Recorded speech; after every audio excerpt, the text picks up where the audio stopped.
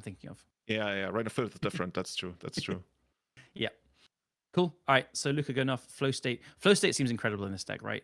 It's just you can cycle Lore and Reveal to get a sorcery in the graveyard, or you can play Ponder or more flow states. And also like so many instants like Force of Wills and the High Tide. It's Okay, and Luca turnabouting himself to untap all of his lands. By the way, turnabout quite the cool card, right? Sometimes you can turnabout your opponent for all their lands, tap down all of their lands, then go into your turn, and then go off if you expect some kind of like non-forceful interaction that they would need mana for. Ooh, and here it comes. Here it comes. Mind's Desire, Storm Count 10. We're gonna be able to shuffle. I guess technically we have to shuffle our deck every single time, especially since we will be able to play instants in between each resolution of the storm effect. So yeah, we're out of mana. Still access I just to like adore at least Mind's 6 Desire. mana over there. Yeah, Mind's Desire is such a cool card. A young Callum was like playing when Scourge came out, and I remember seeing that card and just being absolutely obsessed with it. Just looking at the artwork, like, oh my god, it's so crazy and cool. Okay, Luca's actually shortcutting here.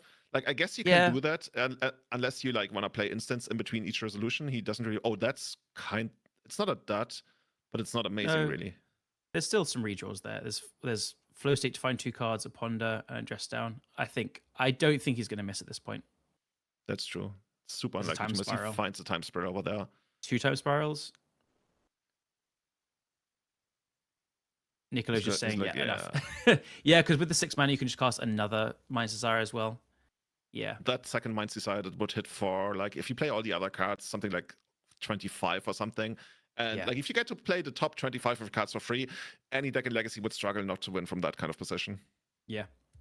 Yeah, it looks really powerful. I think the flow states helped out a lot there, right? Just finding the setup. There was a flow state earlier to find the setup, and then secondly, after casting the Mind's Desire, finding more time spirals. You know what's sweet? Nicola also has the one of Arms Chant. That can happen quite a bit. Yeah. Other than that, on the sideboard, what are we trying to bring in here? I see a lot of cards that don't really do anything here. Would you bring in the Pithing Needle on like Flooded Strand? That's too cute, right? That's not good. Yeah, I think so. I think, there's not a ton. The Consigned to Memories don't really do much. It can kind of counter a Mind's Desire, but I don't know if you'd bring it in for that. It depends how many cards you've got to take out, which there may be enough. I kind of like the Surgical Extraction if you have enough cards to take out as well. But the only slam dunks really are the Lavinia, which is fantastic against High Tide because it's going to stop the time spirals and the Mind's Desire unless Luca has 6 lands in play. And the 2 Force Negations, obviously, because you need more counter magic to fight over all the non-creature spells. I think the Easy takes out the Source of Plowshares, the 1 Prismatic Ending. So that's 3 cards already. And then maybe Tamiyo's, right? I don't think you're winning with Tamiyo in time before the High Tide deck goes off. So I could see Tamiyo's coming out for like the Consigned to Memories and Surgicals, but they're not good. So it's maybe Tamiyo on the play is enough. Cool. So let's see what's gonna be happening on the other side of the board there. High Tide usually not known for like sideboarding a lot of different cards, but now that they're not playing Cunning Wish anymore, maybe they get access to some more stuff. Let's see what we get. Oh, yeah, by the way, I totally realized there's no Cunning Wish. That used to be such a mainstay of the deck. Ooh, more white cards in the sideboard. Okay. Nice. Voice of Victory. Like, tell me you're bringing this in here. I want to see it in action. I think so. But at the same time, I'm worried that Cephalo Breakfast is just the faster combo deck. Obviously, it didn't happen in that game 1, but I think it is. So I don't feel like I'd bring the Voice of Victory here because I think the pressure is on me now, especially on the draw, to kind of react to what Nicolo's doing. So I personally wouldn't be bringing the Voice of Victories here because I think you can beat the Force of Wills and a few other counters just with the main deck already, is my read to it. So I would be trying to stop Nicolo's combo here. So I'd be looking at the Grafdigger's Cages because they stopped the Dread Return being cast and the Thassa's Oracle come into play. I would probably look at the Consigned to Memories because they stopped the Thassa's Oracle trigger coming into play, and maybe the Fluster Storms. So again, I'm looking to be the reactive player here. You just want to set up, Also, you usually don't want to sideboard too many cards, really, from what I understand. I would love to bring in the Snap to break up the combo, but maybe that's too cute, especially since there's probably not too much you can actually take out there. Yeah. I was thinking the exact same thing. I think it is just a bit too cute. I think it's more for Hate Bears, which again, we don't know Lavinia's there, so maybe you do want something for Lavinia. Again, you just don't know it's there. There is one Sink into Super in the main deck, which you can Merchant Scroll for, which is quite cute. So there is, and also Dress Down can turn off the abilities. So I feel like I'm kind of well set up with 2 Dress Down and a Sink into Super in the deck. Okay. And then I don't even know what I'd cut. Maybe Pact of Negation. I was looking at Pact of Negation. I was like, is it really the kind of card I want to have in this matchup? Because you can really only use it defensively. You can't use it to stop Nicolo's combo. I mean, technically you can, but that would require quite the commitment of resources. Yeah. So that's a card I'm also eyeing for side out there. We will see what Luca thinks about it. Yeah. So I expect the more reactive cards to the Cephalo Breakfast combo deck. You know what I noticed, by the way? We've been, like, over the last 2 days, we've been talking quite a lot about flow state. And I don't really see people complaining about it nearly as much as they used to about expressive iteration. Yeah, no, I agree. Maybe not yet, I get. But is it okay? Like, is there no problem with expressive iteration with flow state right now? It feels okay as a card. I don't know. I think the power level of the format has just come up so much since expressive iteration. That's true. I've also just realized Luca Chisone is a very, very famous judge across Europe. Oh, that's that Luca. Yeah. Dude, I've seen Luca many, many times. Yeah, I've always seen him in the chat shirt. Yeah. Amazing guy. Absolutely. That's very cool. So he amazing figures of the Italian legacy scene. Absolutely. It's very cool to see him playing, actually, because I've only ever seen him in a red judge shirt. You know what Nicolo told me? Like, he's going to keep his beard growing until he wins a tournament. Is that why it's so long? Yeah, exactly. Oh, love it. So there we go. Both players starting out slowly here, trading punters. And, well, is that Brainstorm surveilled into the graveyard? I would think so. And we're getting our... Is it not Undercity Sewers turn 1 and then turn 2 cast Oh, that makes a lot more sense. I didn't know we had a land drop available. Okay, of course, Nicolo going there on the play. And Luca finds the Grafdigger's Cage. So why exactly is Grafdigger... you need a name for that hand. You know that Nicolo did? The one, wait. That one's not resolving yet. I gotta say something. Why do we stop the Grafdigger's Cage? What does it do? Yeah, so the Grafdigger's Cage stops Nicolo's combo. So it basically says cards can't be cast from graveyards, and creatures can't enter play from the graveyard. So it would here. I mean, Nicolo has the combo, so we'll walk through it in a second. So if Luca doesn't have a counterspell, he's just dead here. So the Grafdigger's Cage would have stopped it.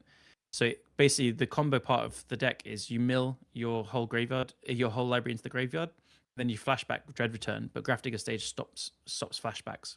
So it would have stopped the combo here. No Necromoeba's coming back, and you can't cast Dread Return, can't use Chemotherapy. So it's, yeah. I think Luca found the force. Oh my god, this hand from Nicolo. Turn 3 kill with double force for the Grafdigger's Cage and the force back. So it's an interesting thing. So Nicolo has had to pitch a Narcomoeba to the Force of Will, but I believe there's 3 in the main deck, so he will still get 2 Narcomoeba triggers come into play. So you can sacrifice the Cephalid Illusionist and then the 2 Narcomoebas. Yeah, he's got 3 Narcomoebas total, so that's exactly how. If he hasn't so very interestingly, if Luca had a Surgical Extraction, he wouldn't be able to flashback the Cabal Therapy here first because he needs the 3 creatures in play to flashback Dread Return. I think the body language of here, the players at the table, is just saying, Luca's just saying, look, let me see your deck, and then I'll concede.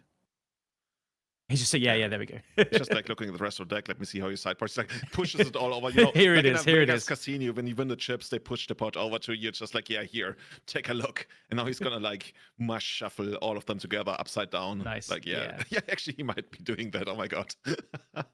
By the way, I love the flavor. Nicolo also, like, not only does he give you bananas, he also plays yellow. Yeah, yellow. Yeah, nice. Yeah. Nice.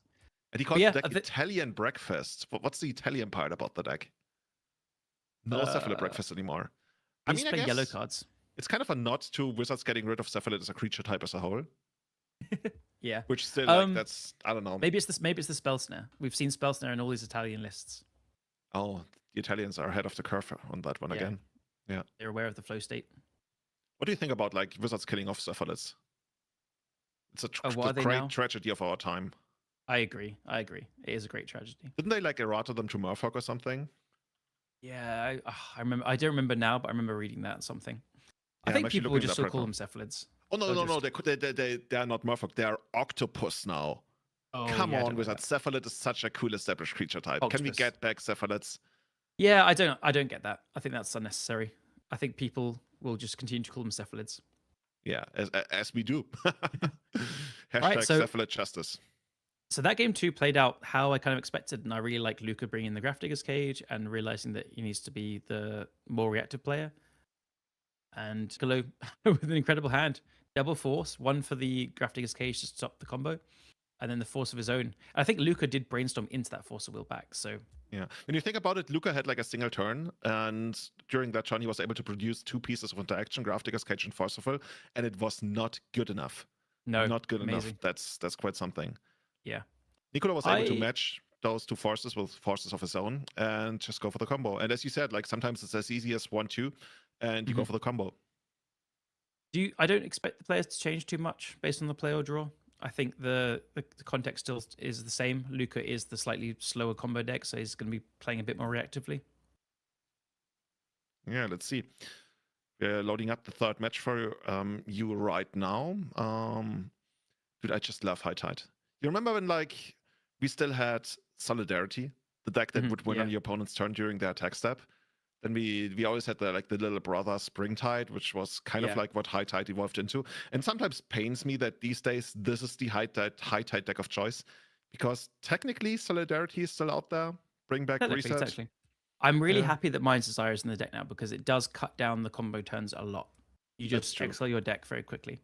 I have a very fun story to tell about Spiral Tide. So obviously you can combo off at like the last moment. So a player at my old local game store would like combo mid-combat because it was the last opportunity to.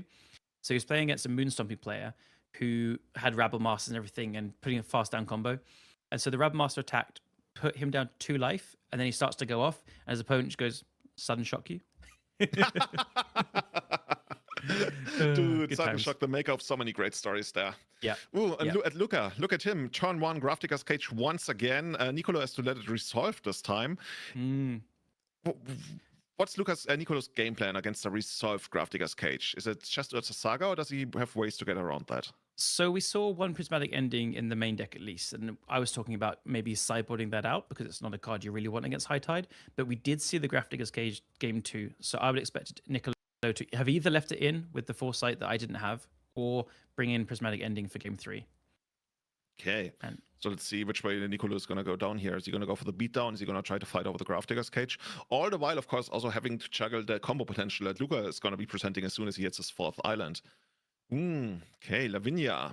That one's going to turn off some Force of Worlds, not High Tides, but... High Tides will always be live, but this is a great combo like anti-combo card. But it does need to, like, Niccolo needs to pressure in addition to this, because Luca can just get to 6 lands in play and then still combo through it. But it does turn off any of the forces.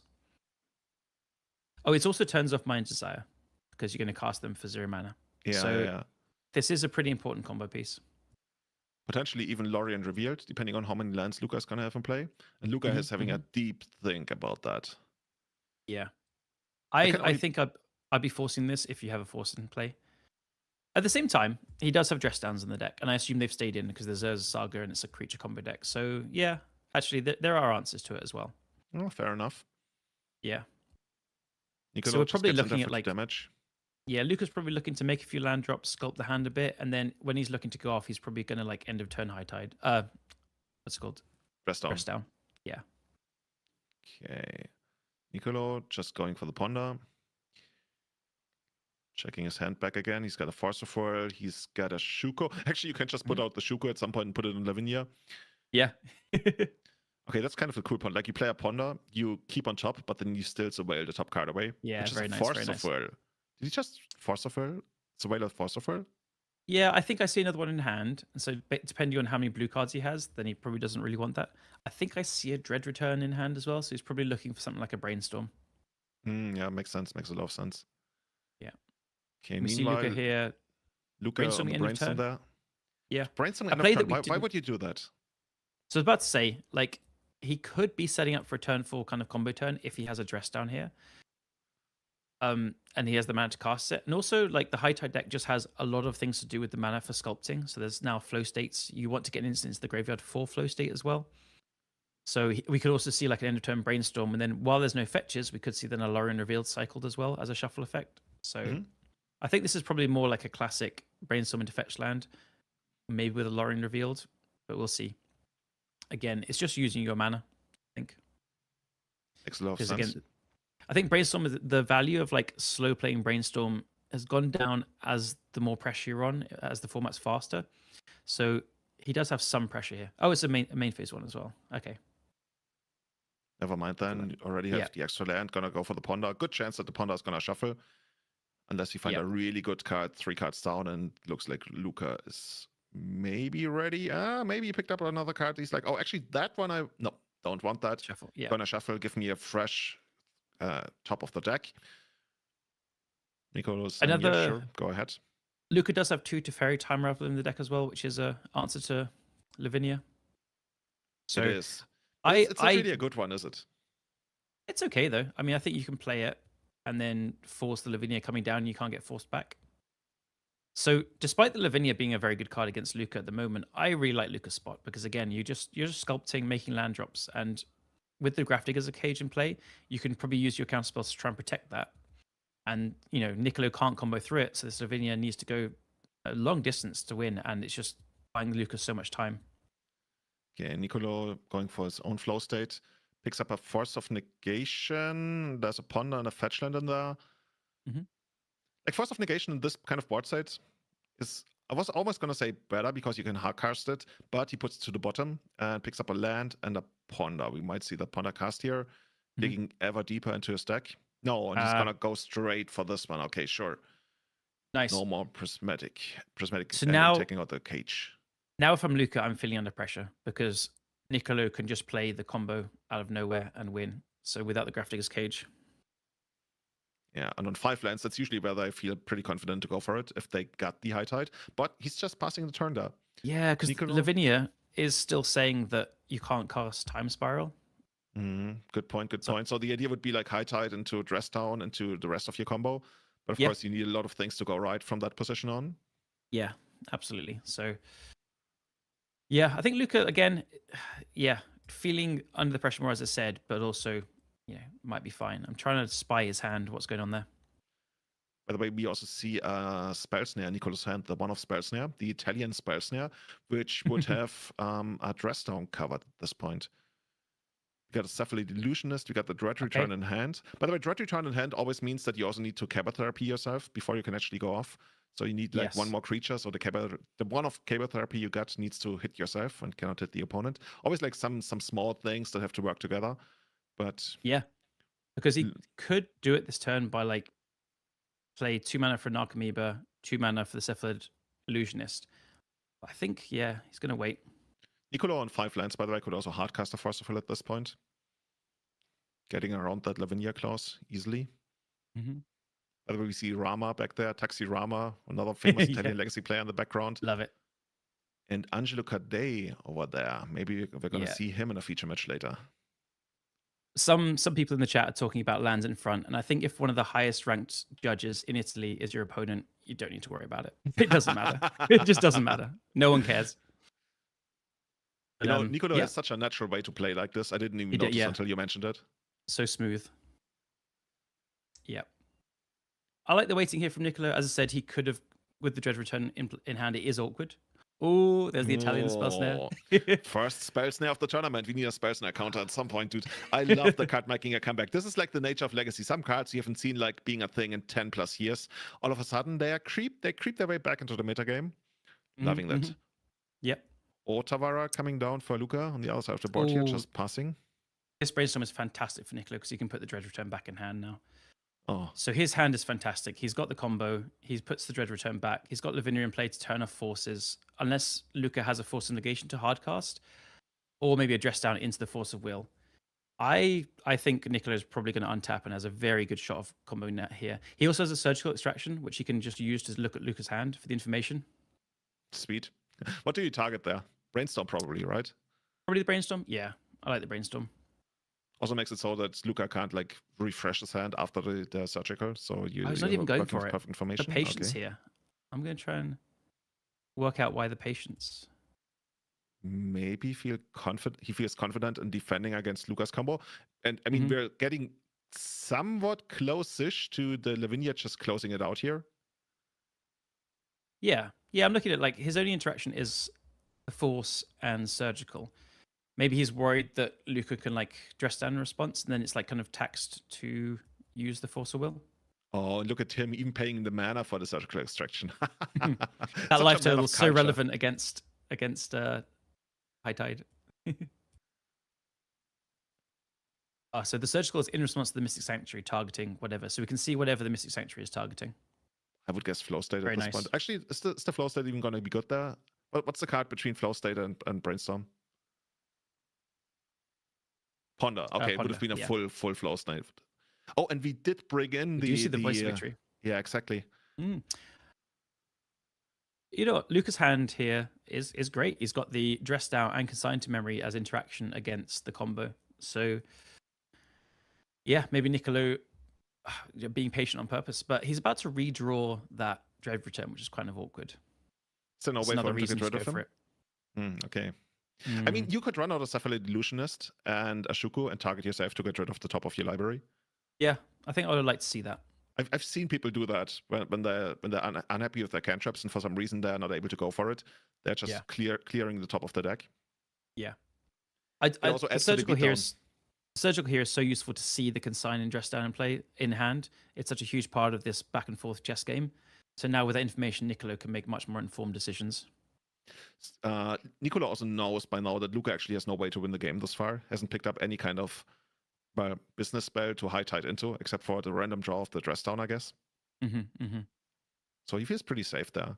Honestly, I wouldn't mind running out the Illusionist just to increase the clock. Because at this point, I'm reasonably committed to the beatdown.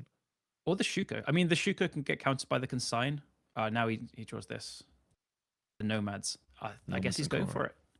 Well, at least he's going for it to like get out some interaction. So now Luca needs to decide, do you Dress Down here? You need to Dress Down before casting the Force because the Lavinia will turn off the Force unless it's hard cast. Tricky. Sequencing, such a big part of playing against the Breakfast deck. Okay, and now we get the full combo on the board. Yeah.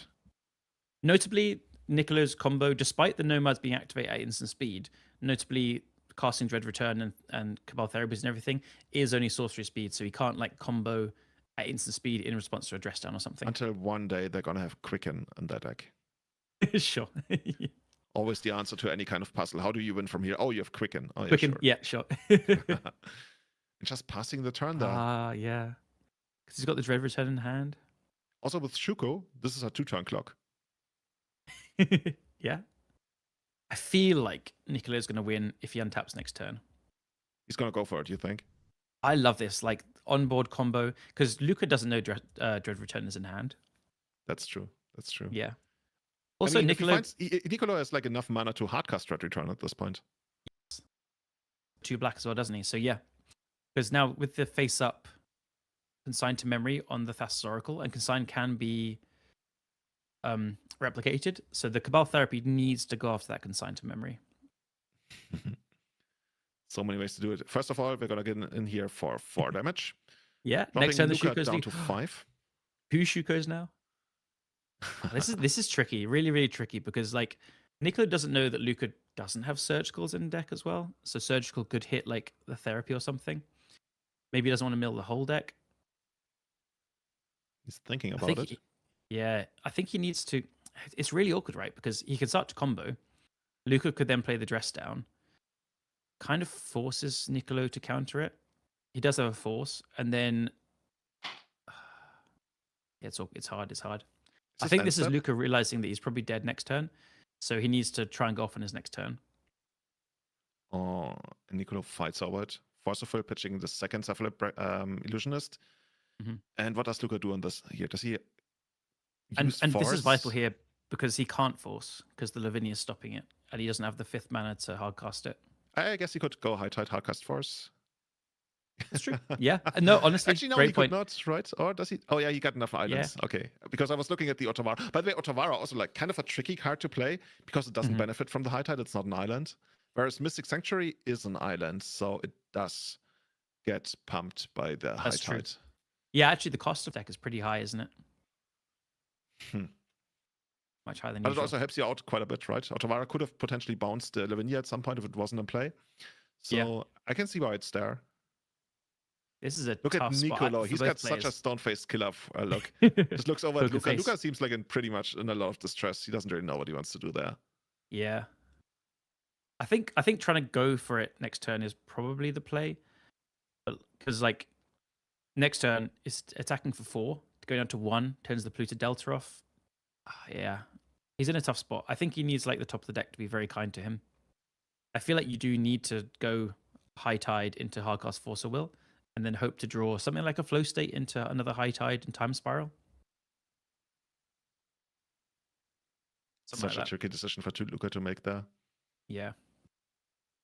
Nicholas staring over the board. Choose your destiny. Where do you want to go with this? Yep. Chat asking if that Del Piva in the background. That is indeed. Mm-hmm. Yeah. It is. You got to Impact Returns with them like 2 years ago, I believe, and Andrea Gucci, right? Yeah. Absolutely great times. So many familiar faces. Impact Returns, awesome tournament. Yeah, check it out. Also the crew behind Impact Returns, also the crew behind Impact Live, bringing you this tournament. Mm-hmm. Top-notch production quality. They've been improving every single year. Like we've been following them for quite a while, and like look at what they're coming up with right now. I love this scene is just like 5 legends of Italian legacy. Oh, very much so. Yeah. So help me out. What would you do? Like, what's your call? If you're on Luca's side, what do you do here? I like going high tide into Force of Will back, Hardcast Force of Will, and hoping to draw like you can go flow state into high tide, and then you have enough mana to time spiral. So you hope that. Oh, sorry, the flow states have been excellent to surgicals. Tricky. I mean, I guess it's just hope that you top deck time spiral then, right?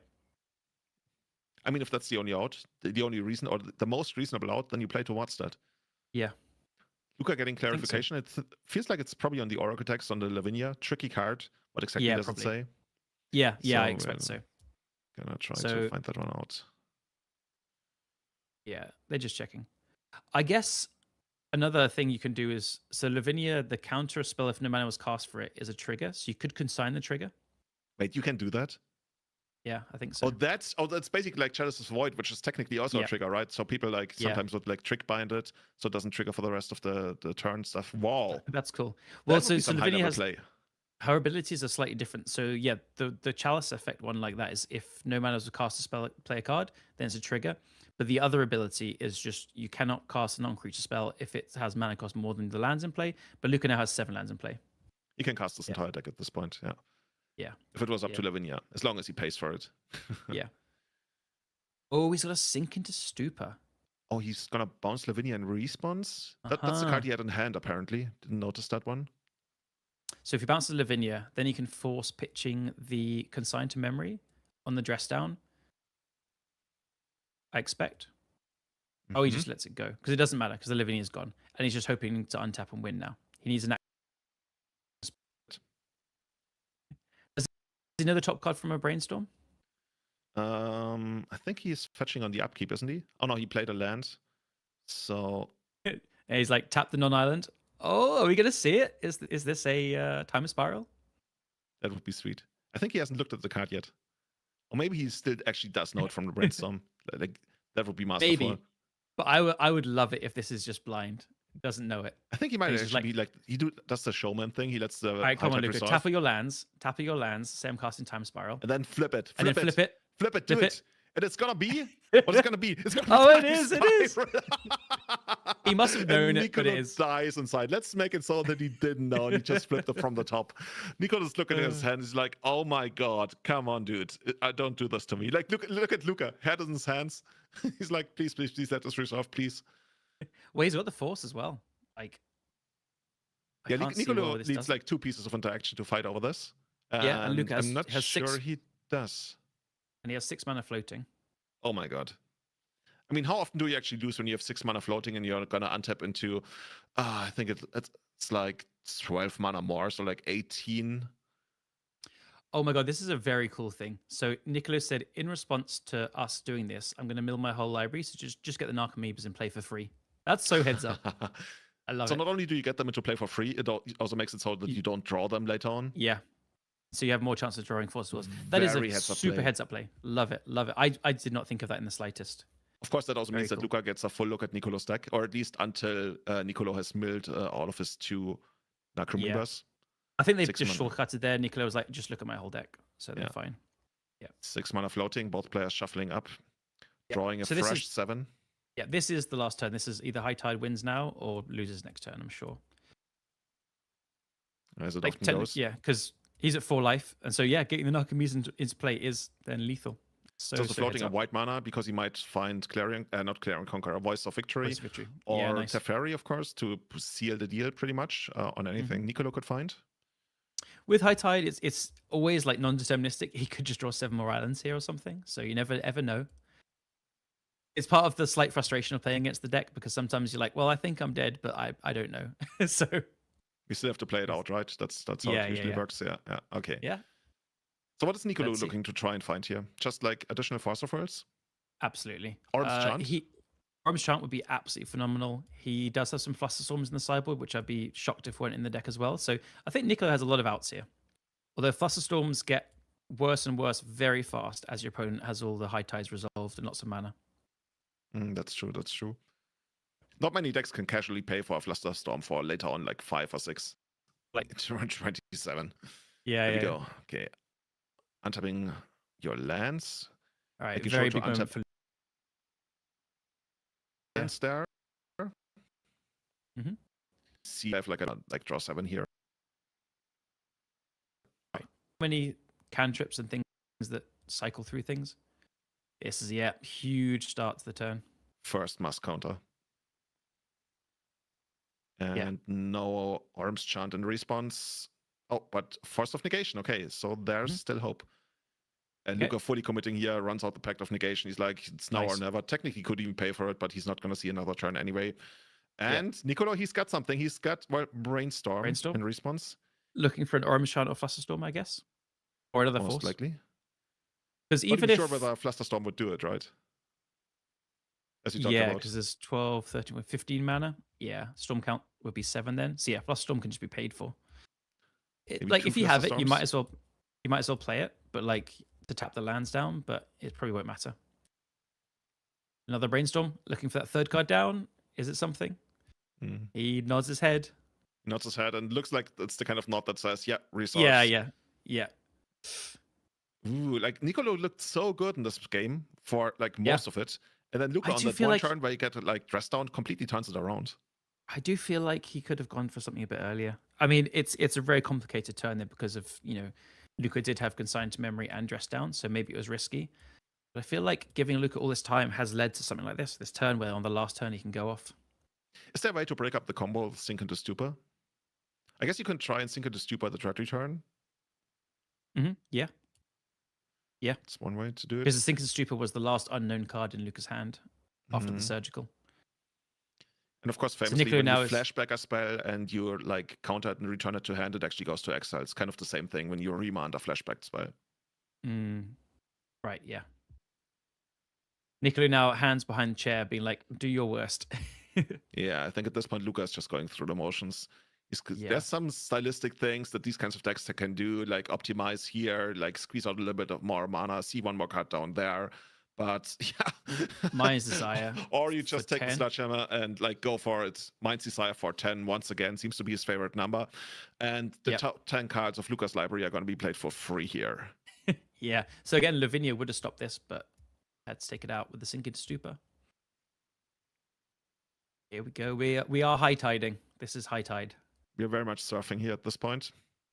You know those big waves off the coast of Portugal? Those 20, 30 meter waves? That's what Luca is doing right now. Yeah. I think that's when you exile the rest of your library to the second Mind's Desire, right? That's how it works, yeah. Yeah. Okay, finds a time spiral in there. That's what we needed.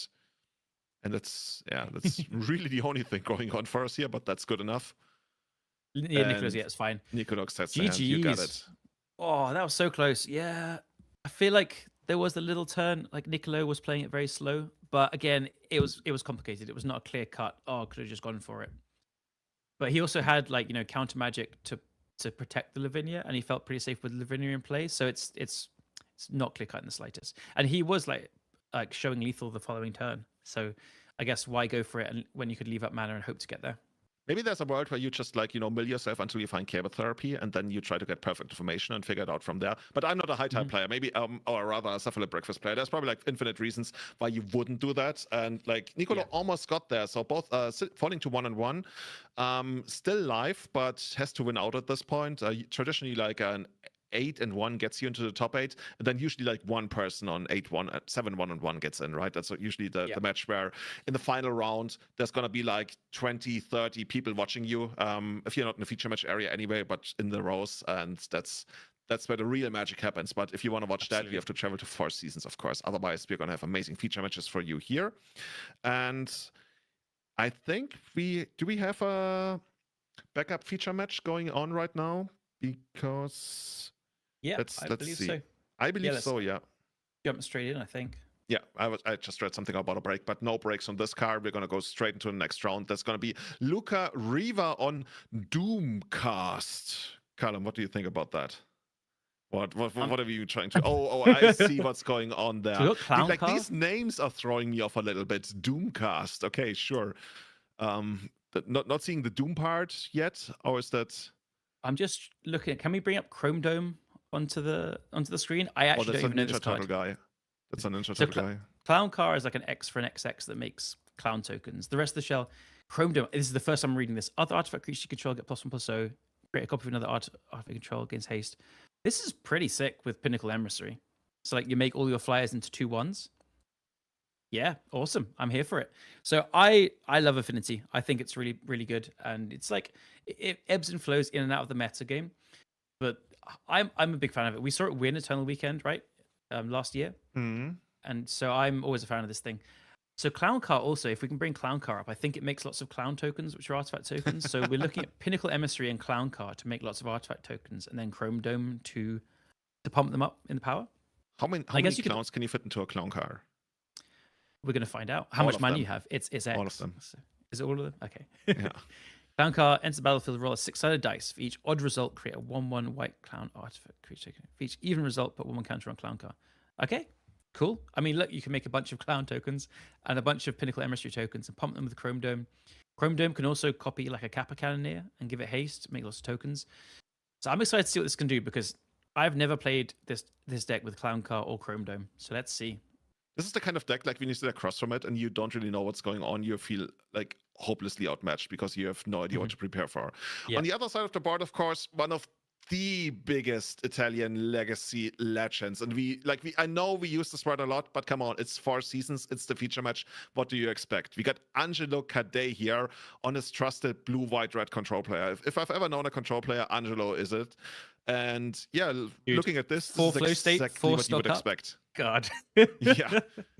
2/4 Erlingas to close out the game. Like he really wants the value. He's like absolutely into it. He's coming here to draw cards and make your life miserable, and he's gonna do it every single turn.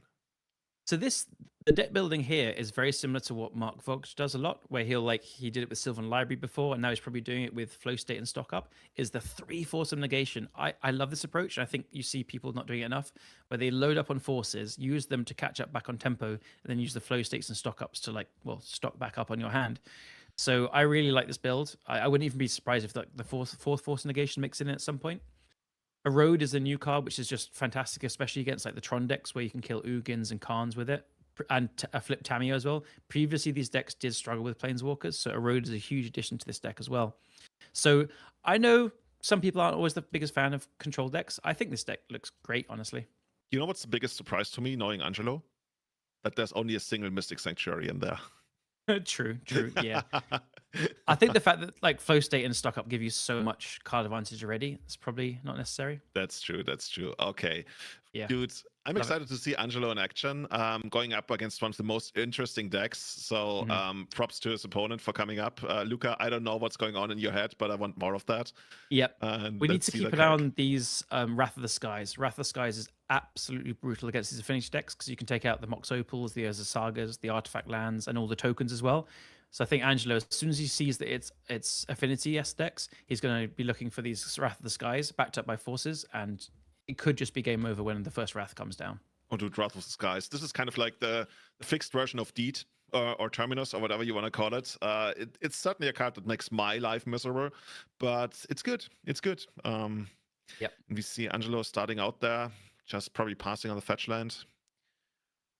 And Luca already put to tough decisions. How do you want to sequence this? It looks like he's got a Sink in the Stupor. We got the other side. He paid 3 life. Yep.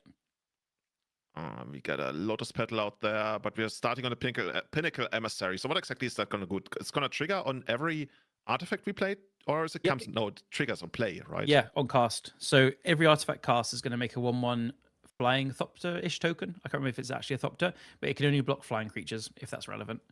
But yeah, honestly, this is a bit of an ideal start because these decks really wants to get a lot of artifacts in play to power out things like Kappa Cannoneer, especially in Krang. So Kappa Cannoneer is one of the absolute best answers to Wrath of the Skies, and we do see one in hand as well. Oh my god, we're going to see a turn 1 Kappa Cannoneer already. This is crazy. Oh my god.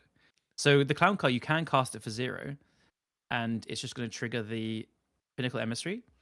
Oh, we're going to see a turn 1 Kappa Cannoneer. This is crazy. I don't know if Control has an answer other than Forcible for that. This is tricky. Yeah. Angelo's like, what is this? Like, I signed up to play Legacy. Now you're like playing Clown Car. Oh, okay, that one's gone. Like, so I always implement the rule. If you drop it from the table, it doesn't count. Like, you don't get to reroll. It's just like... We got a reader, which is fair. Are you trolling me with that card? Clown Car? So I think he must have rolled an even number because you put a counter on the Clown Car. Makes sense. Someone Capricorn is crazy. Angelo would just be like, what the hell? I suppose an answer to it, we see a dress down in hand. You could dress down to remove the ward 4 and then swords it. But this is some intense pressure. Intense pressure. I struggled to be sold on Pinnacle Emissary for a while. Now I see this first turn. I'm like, okay, maybe, maybe it's a thing. Yeah. If we can like accelerate the Kappa Cannoneer out of here because of Improvise, I believe it is. Yeah.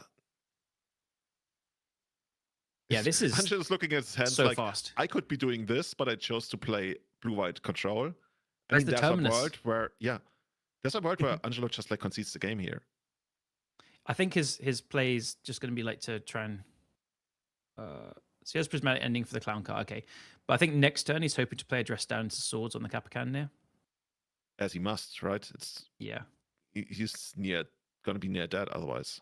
Yeah, I mean, that was turn 1 from Luca. Turn 2, he can just now cast this Pinnacle Emissary. Also, his remaining cards in hand are a Force of Will and an Ancient Tomb. So imagine if he draws now a blue card for the Force of Will. It's just, what a nut draw, really. By the way, you know the flavor text of Clown Car? No, it runs on laughing gas. God, it's terrible. It's so terrible, right? All right, so he draws a Seat of the Synod, which isn't the blue card he wanted, and he, even with the Ancient Tomb, didn't have enough mana to have 5 mana to cast. So, I mean, still, this is attacking for 11. I think Angelo to very dead next turn, and Angelo needs to go dress down into swords, and then he's still facing down all these tokens and the Pinnacle Emissary. Like, this is just such a crazy draw. This is such a crazy deck. Doomcasts. I could see myself playing that going forward. Like, I love these explosive starts that put the opponent under pressure from the very first turn, and then you still have ways to, back it up with some kind of pressure. Yeah. Luca also choosing the perfect t-shirt for a deck like this. Looks like some kind of SpongeBob. Okay, Angelo picks it up, ends the game without casting a single spell. Wow, so impressive. So impressive. Affinity does that a lot, like especially these game 1s, it just vomits out a hand, and it's very hard for many decks that aren't a combo deck to beat, really, because it just puts so much pressure so fast.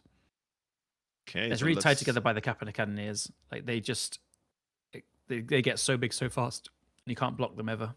They get so big so fast. I used to remember they were so small. Oh my god, Frostbringers. Frostbringer is in the sideboard? Holy moly. I love that you chose the German name, by the way. Yes. So sorry, anyone. Winter Orb in German is Frostbringer because that's such a cool name. Have you ever noticed, like, in the background of Winter Orb, that's actually Maze of Ith? Is it? I'm pretty sure it is. Like, I don't know. Maybe you're wrong. Maybe. Yeah, maybe it has the same pattern on it, so I was thought it was Maze of Ith, but actually I think it is some kind of it's a moon like in front of the polar bear. You know what it actually is? It's somebody throwing a snowball at the polar bear. Yeah, exactly. That's actually how it works. Or maybe the polar bear is like spitting out Hadoukens, like fireballs or frost fireballs. Anyway, yeah, this is the deep level analysis, Callum. So how many of those Frostbringers do we actually want in the main deck? Against Control, you must just slam all 3 in, right? Yeah, sounds good. Four Ancient Tombs, easy ways to get around the drawback with our mana accelerants. The Mox Opals, and also by the time you play Frostbringer, Winter or sorry, turn 2 or 3, you probably have got everything you need into play already. So yeah, love those. I think I would be looking to bring the Force Negations in because of Wrath of the Skies. Like in that game, Sounds you were good. just too fast. But yeah, I am very, very worried about Wrath of the Skies. So I'm looking at the Force Negations for that. You could also play Disruptive Fruits to name Wrath of the Skies, but I think I prefer the Force Negations because there could be other Wraths and things. Can we see the main deck again? Because I'm wondering whether we have enough blue cards to actually pitch to the Force of Negation, or whether we would need to bring in... Okay, so you got 4, 8, 12. Yeah, okay. Since we can pitch the Synchronous Stupors, we got enough. Yeah. Okay, that works So well. I think I'll be looking to cut the Pithing Needle, cut the Soul Guide Lantern, and maybe trim a Lotus Petal. This kind of thing. Makes a lot of sense. Clown Car and Chrome Dome, we need to see in action, but they probably stay, I imagine. I mean, they're part of the deck for a reason. Yeah, I agree. Yeah. But Pinnacle Emissary, of course, probably going to stay. One of the most, as we saw, devastating turn 1 plays that we can make, putting us ahead so far that the control deck can't really catch up. So excited to see what Angelo brought to the table here. Yeah. From Angelo's side, I don't think you even want the Force Negations, really. It's awkward, isn't it? It's very awkward. It's usually like fighting over stuff when it's already too late anyway. Yeah. He's got Consigned to Memories, of course, to stop some stuff like the Clown Cars. Well, he's probably not aware of Chrome Dome at this point. No. Consigned to Memory sounds like it should be a slam dunk against like an Affinity S deck, but I think it's not though, right? Because there's just so few colorless spells in it that you're worried about. But there is 2 Pyroblasts and a Red Elemental Blast. I think they'll come in because they do counter Pinnacle Emissary and the Kappa Cannoneers and Krangs and things. So I'll be looking at all the blasts to come in. Temporary Lockdown is also absolutely phenomenal here. Temporary Lockdown is enchantment for 3 mana, and it ETBs and exiles all things with mana value 2 or less. So it doesn't hit the Pinnacle Emissary or the Kappa Cannoneers, but it can sweep out all the Mox Opals, the tokens, and everything.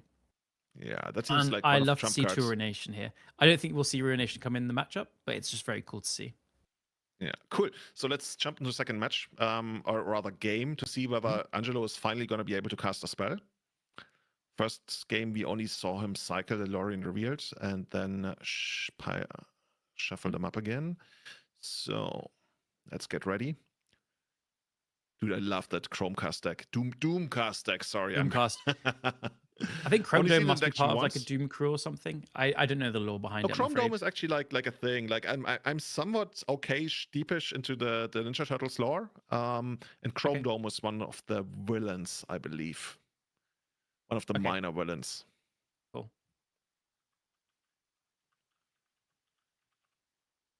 All right, so no Pinnacle Emissary starting off here, which Angelo is probably happy about.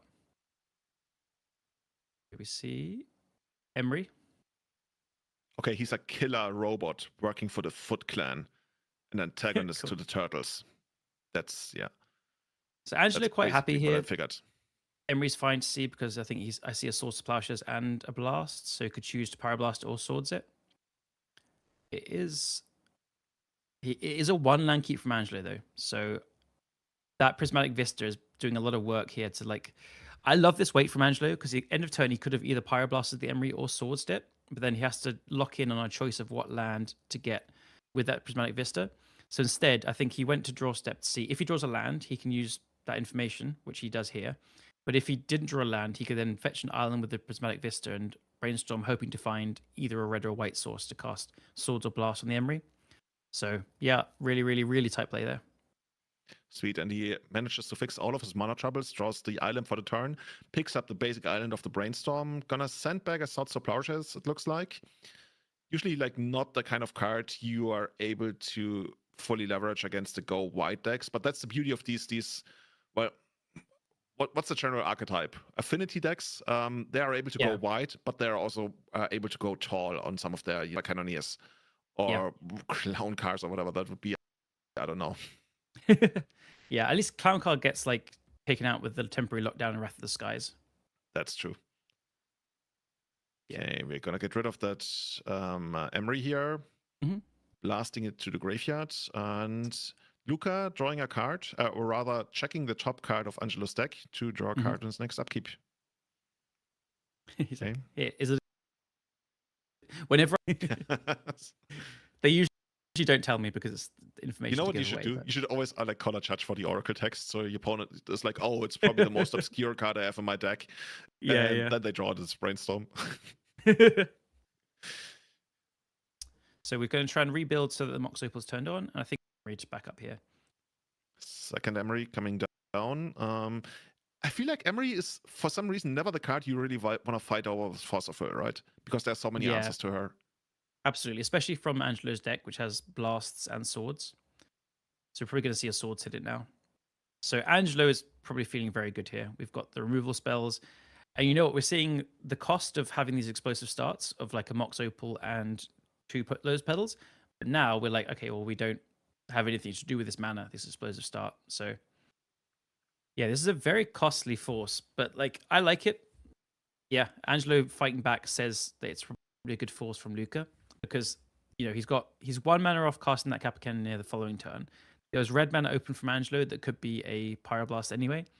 And he just doesn't have anything else going on. So the Emery is just a hope that Angelo didn't have an answer for his force back and Emery can rebuy some baubles over a few turns.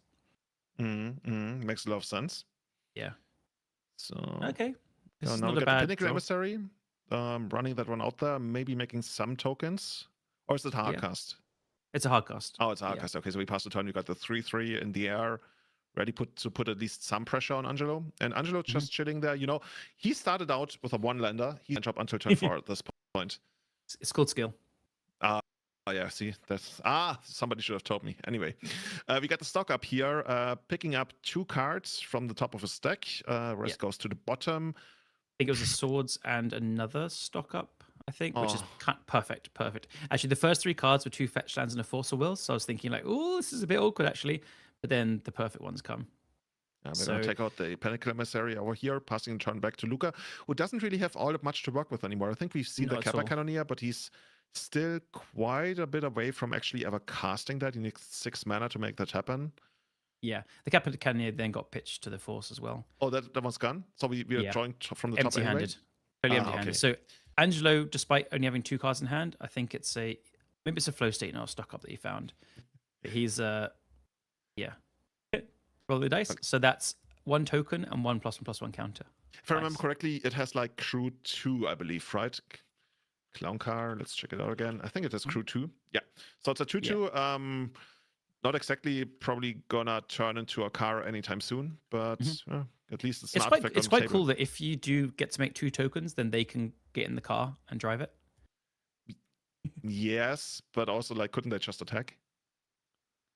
Yeah. That's very true. Yeah. Depends on how big the car is, of course. Yeah. But I think, okay, Angelo now with flow stating as well. I feel like this is kind of like a more flow states will find more stock ups, etc., etc. I mean, that's going to lock up the game, isn't it? Yeah. Lock down the game? Lock down the game, yeah.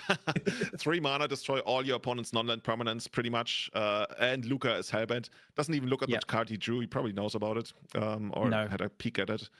And this is exactly where Angelo wants to be. Just like you can find all the things. You know, this is where everybody at home is cheering for Angelo to just find 4th Erlingas to close it out anytime soon, because like Luca's not winning this game anymore. Not at all. There's just no way back in. No. An interesting exclusion from Luca's deck is Patchwork Automaton, which is always so impressive to me. That's what must be the slots playing the Dome Chrome. Is that it? Makes sense. Patchwork Automaton, I think when we watched Eternal Weekend last year, the winning their use of Patchwork Automaton so much played against that deck, and they get the turn 1 Patchwork Automaton. I'm like, yeah, I can deal with it eventually. Yeah. Eventually never comes But then around. More stuff comes down. Yeah, exactly. I love Angelo. Just because stock up and flow state weren't enough, here's a Hardcast Lauren revealed. Easy as that. Yeah, you told me I should try that out someday. God. And then now he's just like all gas in hand. And I love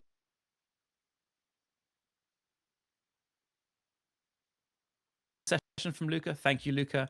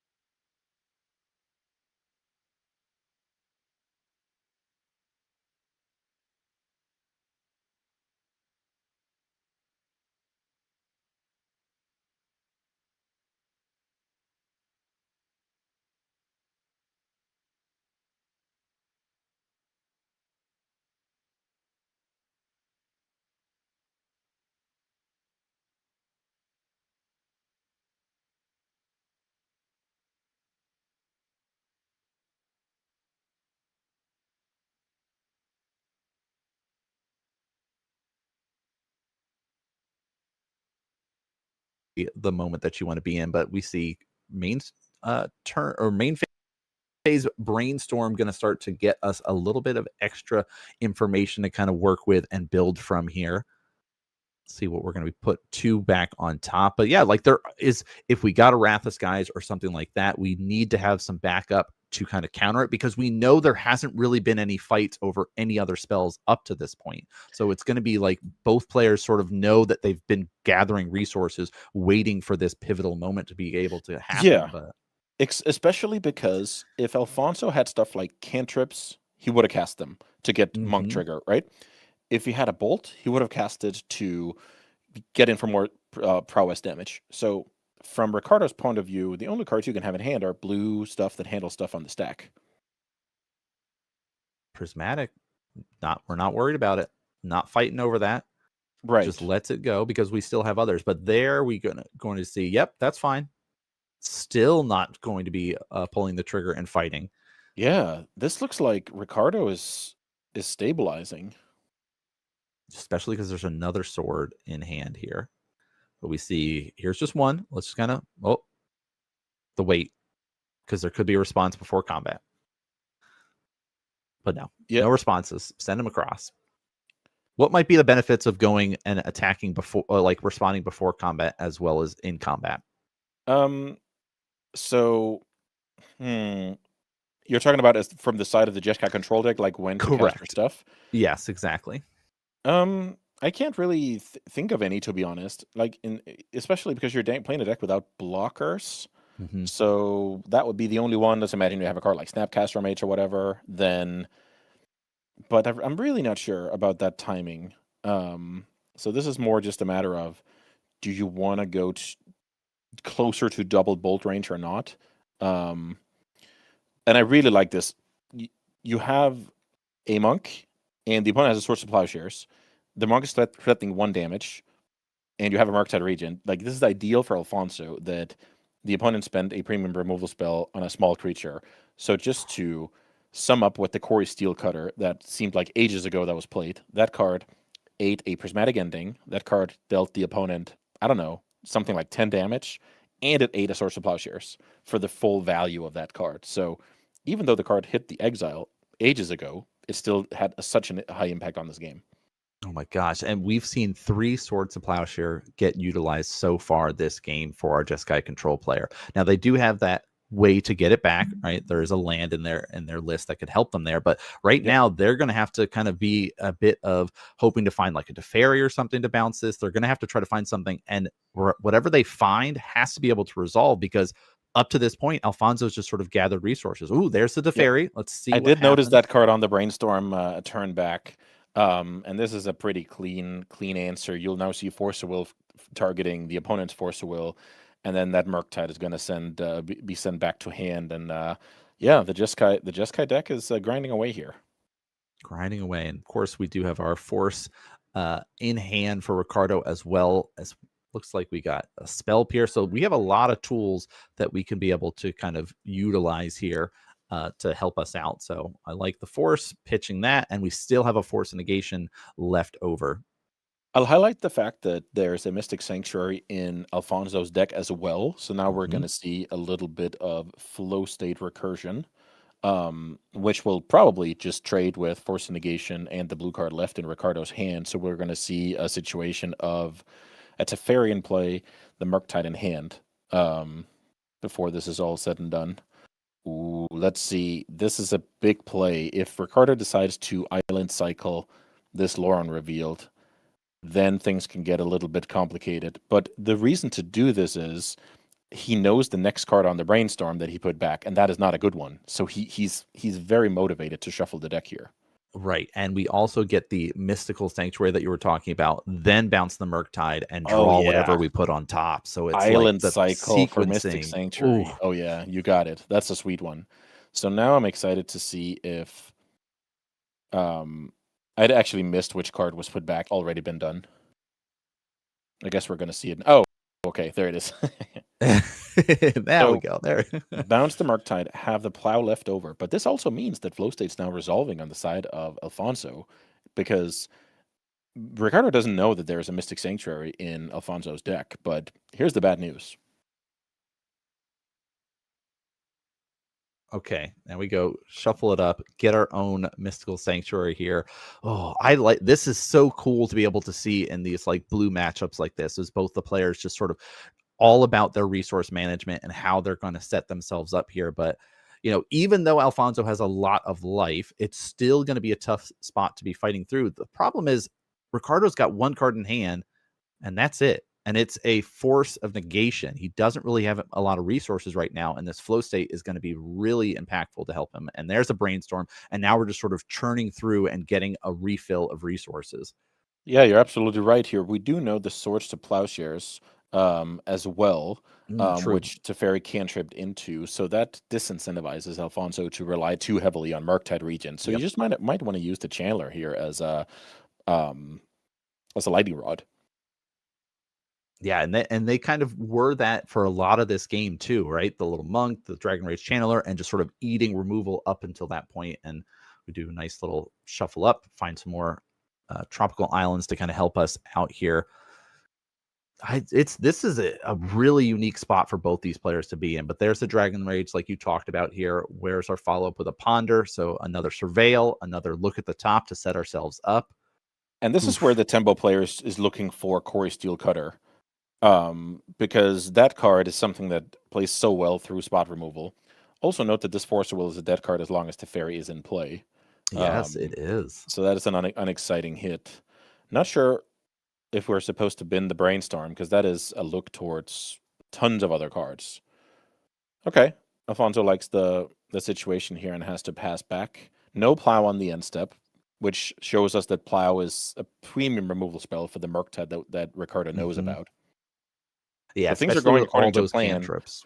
As I talked about earlier, the impact of the Source of Plowshares hitting a seemingly not dangerous monk, when then Murktide Regent could run free. It's kind of the same philosophy here. You want your Jeskai opponent to spend the removal on the lesser important creature and then land the Murktide Regent. Oof. All right. So everything kind of going out and flowing the way it's supposed to. I think that definitely speaks to Alfonso's way of navigating and not overcommitting and not kind of deploying too many threats too early or overloading and being like, well, I'm just going to try to, I see you at 7. If I just deploy my Murktide while having these Dragon Rage, it'll be fine, but kind of navigating it well. There's the swords that we knew about getting eaten by the Dragon Rage, but it could be because we found something else that we're not so worried about this follow-up Murktide. And so we'll have to wait and see what is going to be the response with, we did find the Corey Steel Cutter. Force of Negation hard cast. That's the dream for Ricardo to get to make that exchange. And then also simultaneously, that's the dream to follow up with a flow state here. Just more card advantage. Also note that you can find some sneaky, hasty kills with the equip ability on Core Steel Cutter plus Murktide Regent. So if you have 6 mana, you go cut it, equip it, attack for lethal. I've certainly had some 9 damage out of the blue situations before when I've been playing Izzet strategies. Right, it's that kind of gotcha moment that exists, but Lightning Bolt will clear up Teferi, so that reopens up the counterspell war that could be taking place between both of these blue decks here. Now I'm curious if the Ponder exactly. The Ponder earlier saw Force of Will, so now we're probably going to see a Force of Will onto this Force of Will, and Alfonso will be trying to... Oh, the last card's a Murktide. Okay, I guess it's better to rely on that card then. That you're right. The Murktide that got bounced off the Teferi is now coming back into play. We kind of got to utilize the Force of Will to eat the flow state, which is, we would have liked to have had the flow state resolved because we would have gotten some more resources, but having it kind of allow our Murktide now resolve, knowing that there is very unlikely to have another path, not path. I've got my modern brain on, have our swords in hand there because we've already seen 3 get used this game. Yep. You're absolutely right. And the name of this game is, when you're playing the tempo deck, you want to stretch your opponent's answers. You want them to plow your monk. You want them to plow your channelers. You want to stick your Murktide. It's the same philosophy. You play the flow state first because Murktide's your best spell. The flow state eats a Force of Will, the Murktide gets to live, and the opponent has sweat on his forehead. So I really like how Alfonso has prioritized his threats this game. That shows that he knows exactly what is important and what it takes to close out the game. Ponder shuffle here. Oh, yeah. We're down. We have 6 life right now. This Murktide is lethal. We need to find Fairy or the 4th Plow or one of the copies of the Erodes. Mm-hmm.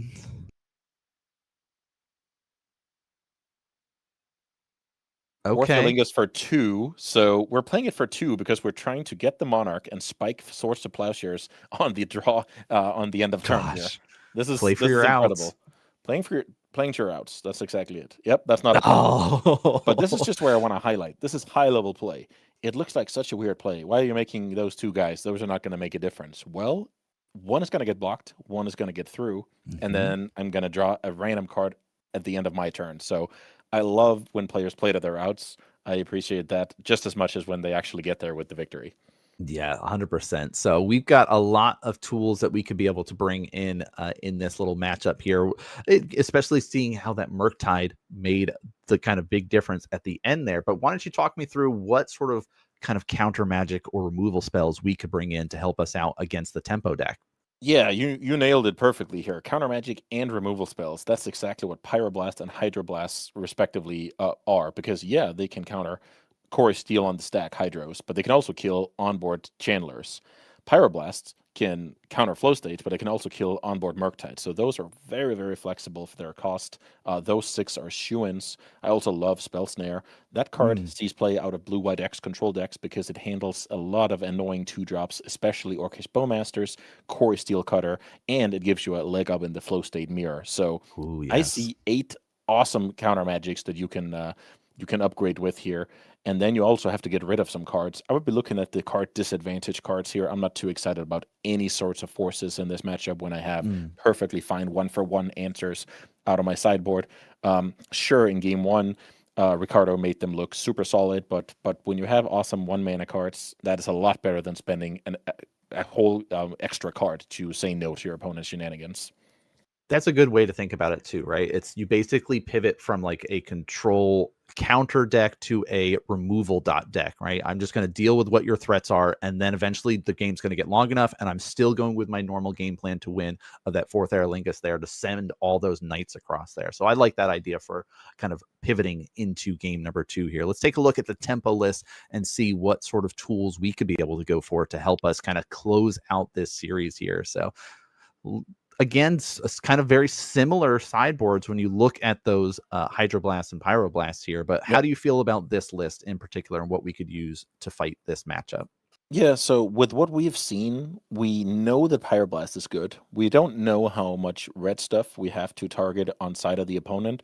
We know that there's probably 4th Aerolingus as a win condition, but generally you don't want to be sitting there with your Hydroblast and wait for turn 12 for it to matter. You will, however, expect that the opponent brings in Pyroblast of their own. So I like a single Hydroblast for stuff situations like this alongside the 3 Pyroblasts. Other than that, it depends on whether you think it's worth it to fight on the stack with Force of Negation against the deck that plays Teferi, Stock Up, and a Flow State. I think it's a little bit too much to ask. But then again, when you look at the deck, you have some red cards that aren't the best. I'm talking about Lightning Bolt and Unholy Heat. So maybe you're just going to see some red removal spells getting traded for counter spells, and then we're going to try and do the same plan. Actually, you can also trim a couple of Wastelands with the way that the opponent's mana base is constructed. That's a cool little trick for tempo players. I remember back in the day when we saw Canadian Threshold versus Miracles, you saw the Canadian Threshold deck sideboard out all 4 Wastelands and just go very high on threat density against a deck with 1 million basic lands. So yeah, let's see if Alfonso has been taking notes in the history class. Ooh, that's always important to think about here. So let's jump into it. Game number 2 of Tempo versus Jeskai Control. Both decks trying to utilize their blue cantripy stuff to kind of get them to the next stage in the game. So we'll see how things go. Of course, big shout out to everybody that's watching at home. It's always great to have so many people that are supporting Legacy and the content that we do over here at the Four Seasons. This is, of course, our spring event, and we see a Ponder getting cast for our Jeskai Control player to set up. So like, you talked about the Core Steel Cutter being like that pivotal thing, but how scary is it to see a Dragon Rage on turn 1? It is pretty scary, but when you look at copies of Prismatic Ending, 4 copies of Swords to Plowshares, 3 copies of Hydroblast. So all in all, I'm not too worried about it. But the cool thing is, once that card is in play and is left unanswered, then the land spell ratio is just going to flow so nicely out of Alfonso. It's so unlikely that he'll get mana screwed. It's so unlikely that he'll get flooded. And that over time, when you're playing a slow strategy like Control, can add up. So it's a card that I don't want to see stick around, but I can usually handle it. Right. And especially with seeing how much removal the Jeskai control list has, there are lots of ways to kind of answer it here. But Ponder, of course, didn't bin anything off the Dragon Rage. So we're just doing a little bit of a setup here, getting ourselves prepared. Another Ponder on both sides. And I couldn't help but notice that Ricardo's hand also had a copy of Volcanic Island. It's a little bit scary when you play your Prismatic Vista, tons of basic land deck, and you're natural drawing a couple of duels, because then all of a sudden Wasteland is a good draw for the opponent. Now, if those Wastelands are hanging out in Alfonso's sideboard, of course they're not going to matter, but it is a little bit scary to draw a couple of duels against the tempo deck. It's true. And we did see that little bit, didn't have too much of an impact, but stripping away a red source early or stripping away a white source early where you might need that double white or might get your fourth Aerlingus or something like that, that you're like, oh, now I'm kind of in this weird, awkward spot where my duels aren't lining up the way that they're supposed to when they are. But we're going to see as this Dragon Rage Chandler still sitting as a 1/1 right now. But it's kind of going to be a really interesting moment is like, do we have a Corey Steelcutter here? Oh, we have a copy of Unlicensed Hearse. So Unlicensed Hearse, you can argue, is a decent tool for any flow state matchup, because if you manage your opponent's graveyard, your opponent's flow states are never going to be on. So it looks a little bit unimpressive, but I actually like it a decent amount, especially because you had so many red cards in your main deck, the removal spells, that weren't going to be huge difference makers. Very nice to see that little bit. And also, by having the Unlicensed Hearse get countered here, that adds an artifact to our graveyard, making sure that Dragon Rage Chandler has a little bit more threat density with it as being a 3/3. Yeah, right. You now. play the Hearse first main phase, you get a spell pierced. Well, that's Delirium for you. Oh, a road coming out. All right, we've got at least a way to answer. Now, this is very similar to that idea of being able to find the basics and stuff off. Yep. No search here because there's already an island in play. And let's imagine you had a Brainstorm. You can do a cool play of cast Brainstorm and then get a free shuffle effect off of the Erode. But Alfonso says there's no need for that.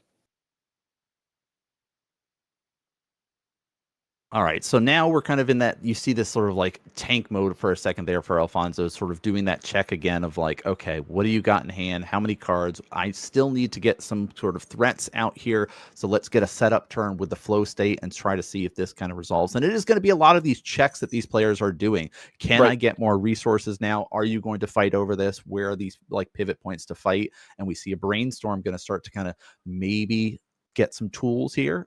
Yeah, looks and like we know that Ricardo's deck has plenty of answers here. It has Spell Pierce, it has Spell Snare, and it has Pyroblast. So plenty of reasons to fire this Brainstorm. Did I get a sneak peek of a Spell Snare here? That would be great. Was that the first card before a couple of lands were drawn? If this resolves, I'm just going to assume no. Yeah, I guess not, but... Yeah, but like you talked about, Spell Snare being an amazing card because it can target the flow state, because it can target the Corey Steelcutter. So there's a lot of avenues to fight. And maybe you're like saying, I'll wait for the next, I'll wait for the Corey Steelcutter, the payout one from your flow state. And that's fine for you to kind of get those extra things. But that seems like an interesting line to take if that is the case there. But then it becomes essentially what Alfonso did in game one, saying you can resolve all the flow states and stock ups you want. I'll force when the chips are down. And that strategy is always interesting because you can argue both ways. I personally like to fight the card advantage spells, and these players, or at least Alfonso, has shown that you can get the job done in another way. Yeah, I mean, both these players showing great skill so far today because they're both sitting at 5-0 right now in this 9-round tournament that we've got today. So no question. Oh, Prismatic Vista. I mean, okay. I was like, do we got the white source that we need to help us out here? So I like this a lot. We're seeing X for 1. So let me talk to you about that decision. We're basically saying, I think it's more likely you have Daze than you have a Lightning Bolt. And this will handle the card either way. So the speculation that I had regarding Hydroblast is now confirmed that at least a single copy sees, oh wow, and then another blast the other direction, equally impactful here. Let's see what the Sanctuary brings back. Flow State, I would imagine. Makes sense. Oh, that was a great back and forth between both players there of trying to kind of resolve these big, impactful spells. And it was like, nope, we're not going to let this happen. Cool. They're both putting a stopper on it. And now they go back to the drawing board of like, okay, where are the tools that I can go to do the next sort of battle over resolving something? But there's only 2 copies of Fourth Aerlingus in this Jeskai control list. I mean, there is the Mystic Sanctuary and stuff like that to bring it back, but then there's the path to bring it back once you have it kind of in rotation here. Who's stock up here? Yeah, land drop before stock up here makes sense. Some people play cheeky Spell Pierce out of Delver decks and is it tempo decks. And, you know, getting double dazed here would also feel a little bit silly. So I like the land drop before stock up here. All right, so what tools are we going to be trying to look for here as the Jeskai control player to kind of get to this next stage of the game? Right, so this is all about not dying. So already the fact that we are on turn 6 of the game and we have barely taken any damage, that is huge. Now it's just about finding the best answer cards combined with more draw spells. So more stock up, more flow state, Pyroblast, Swords to Plowshares, because we just want to grind this game into the dust and then inevitably find a Fourth Eolingus and take it down. That's the strategy here. You're basically trying to not die, because by doing that, we're automatically getting to a game state where our deck will take over. Yeah, delay tactics is all the kind of the name of the game here for Jeskai control. So Alfonso going to be still trying to deploy a threat. Like the idea of this tempo deck is you've got some sort of low to the ground creature here, like Dragon Rage Chainer. Core Steel Cutter is like the best one that we could try to get for and try to go. But nope, we're going to try a flow state number 1. That's going to be met with that little bit of remove or counter spell there with that red elemental. And then we got a second one to follow it up. This one will resolve though here. Second flow state resolves, and that tells us the coast is clear. And we are probably battling some white cards in the opponent's hand. There's only been a single Prismatic Ending and a single Erode cast this game, so Swords to Plowshares is a card that Alfonso is thinking about a lot. Another copy of Hydroblast is also possible here. But yeah, Core Steel Cutter is the card that he's trying to dig for. All right, so resource gathering continuing up here as these players are just sort of making sure that they have the tools that they need to kind of get to this next part here. But fetching gonna be trying to go for, I was gonna say, the Mystic Sanctuary time. Let's go grab a really powerful tool, put it on top. Is it Fourth Aerlingus time, or are we gonna go for like card advantage here? Oh, it looks like the first one of your options here, as we see one of the Spanish geniuses here using his break to peak this match. David in the picture to the right there, one of the unsung heroes of the Four Seasons Productions, one half of the Impact Live crew. Which is a great crew helping us out all weekend long, doing all of the on-site content that you guys get to see. And they're making life very, very easy for us. Let me put it that way. Oh, yes. All right. What do we got for the Fourth Aerlingus? Let's dig, brainstorm. Yeah, this is an attempt to try and find Force Will, or I guess double days in a pinch. Fourth Eolingus X2 would be quite annoying. Oh, we get the Force of Negation here, and now that's exiled, so we don't have to deal with that. Basically, just took Ricardo's turn and said, you don't get to do anything, right? You basically are tapping out for that, and now nothing here. We are going to be cycling some Bobble shenanigans here. We would have loved to have had that for our Core Steel Cutter, but being able to get more resources back after having to kind of use 2 spells to get rid of the Fourth Aerlingus is really important right now. Yeah, and surveilling here before getting the delayed trigger of the Bobble is good. At this point, your absolute best draw is Flow State. Pass and draw the card here. That's how it works. And let's see. We still see the Jeskai player holding, I think it was Swords to Plowshares and Spell Snare. So I believe so. He's ready for a lot of stuff to come. Also, for those of you who like to live on the edge, you can join Ricardo here. He has exactly 1 card left in his deck that can win the game. Mystic Sanctuary is already used, and 1 Fourth Eolingus is in the exile. So just a single copy of Fourth Eolingus left. Oof, tough. But it definitely is a possibility, and that's going to be his kind of pathway to victory here in this matchup. Now, you might be looking at it and like life totals are still pretty even for things. We have a lot of resources, but you know, these moments of like, oh, I'm just sort of holding removal, and you're still progressing your state by doing these brainstormings and setting yourself up for a little bit further along in this game, which is very tough to be in that position of especially if a Corey Steelcutter comes out, but we know that's going to be very unlikely with that spell snare backup that we've got in hand. So it's a lot about covering the angles, and that comes from just having format knowledge. So you cannot put a card like Spell Snare in your sideboard without having immense format knowledge. So that's just a testament to, my strategy is somewhat weak to cards like Rorke's Bowmasters, Corey Steelcutter. Flow state matchups are very, very common. This is now a card that we will pull from. I mean, I don't think I've played Spell Snare maybe in a decade or so, but I really like it right now. So format knowledge, experience, all of those things put together. And then the final product is a beautiful Jeskai control list.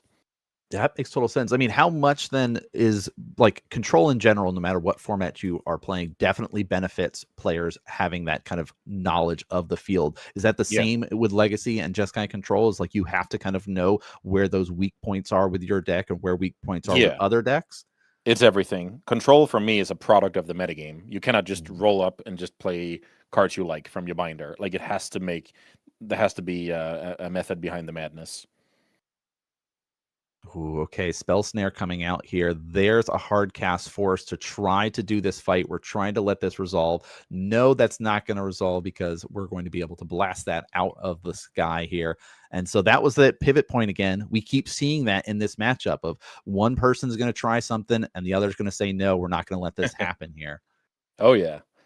And it just might be relevant here that Ricardo only has one card left in the deck, and that has to resolve. And those 2/2 human knights have to get there.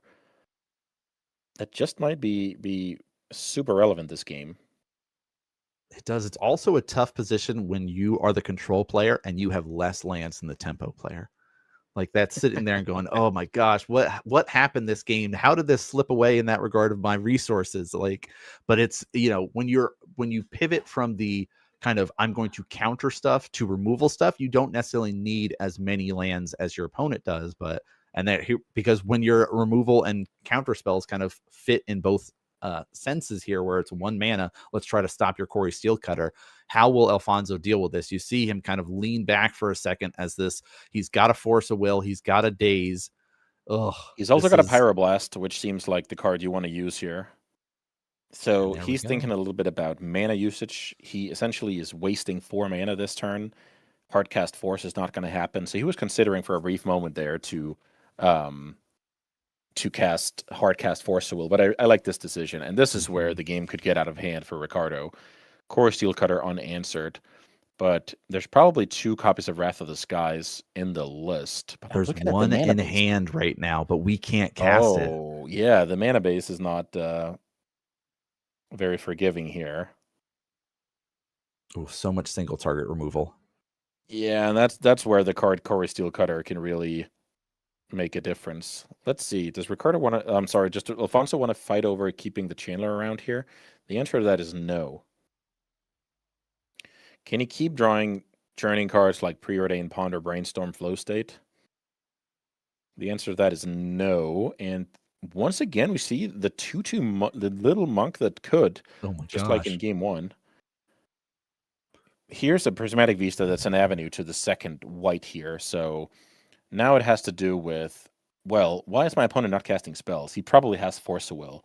Can I do anything about that? Should I hold on here? But really don't think you can. I think you have to cast this card and get it over with.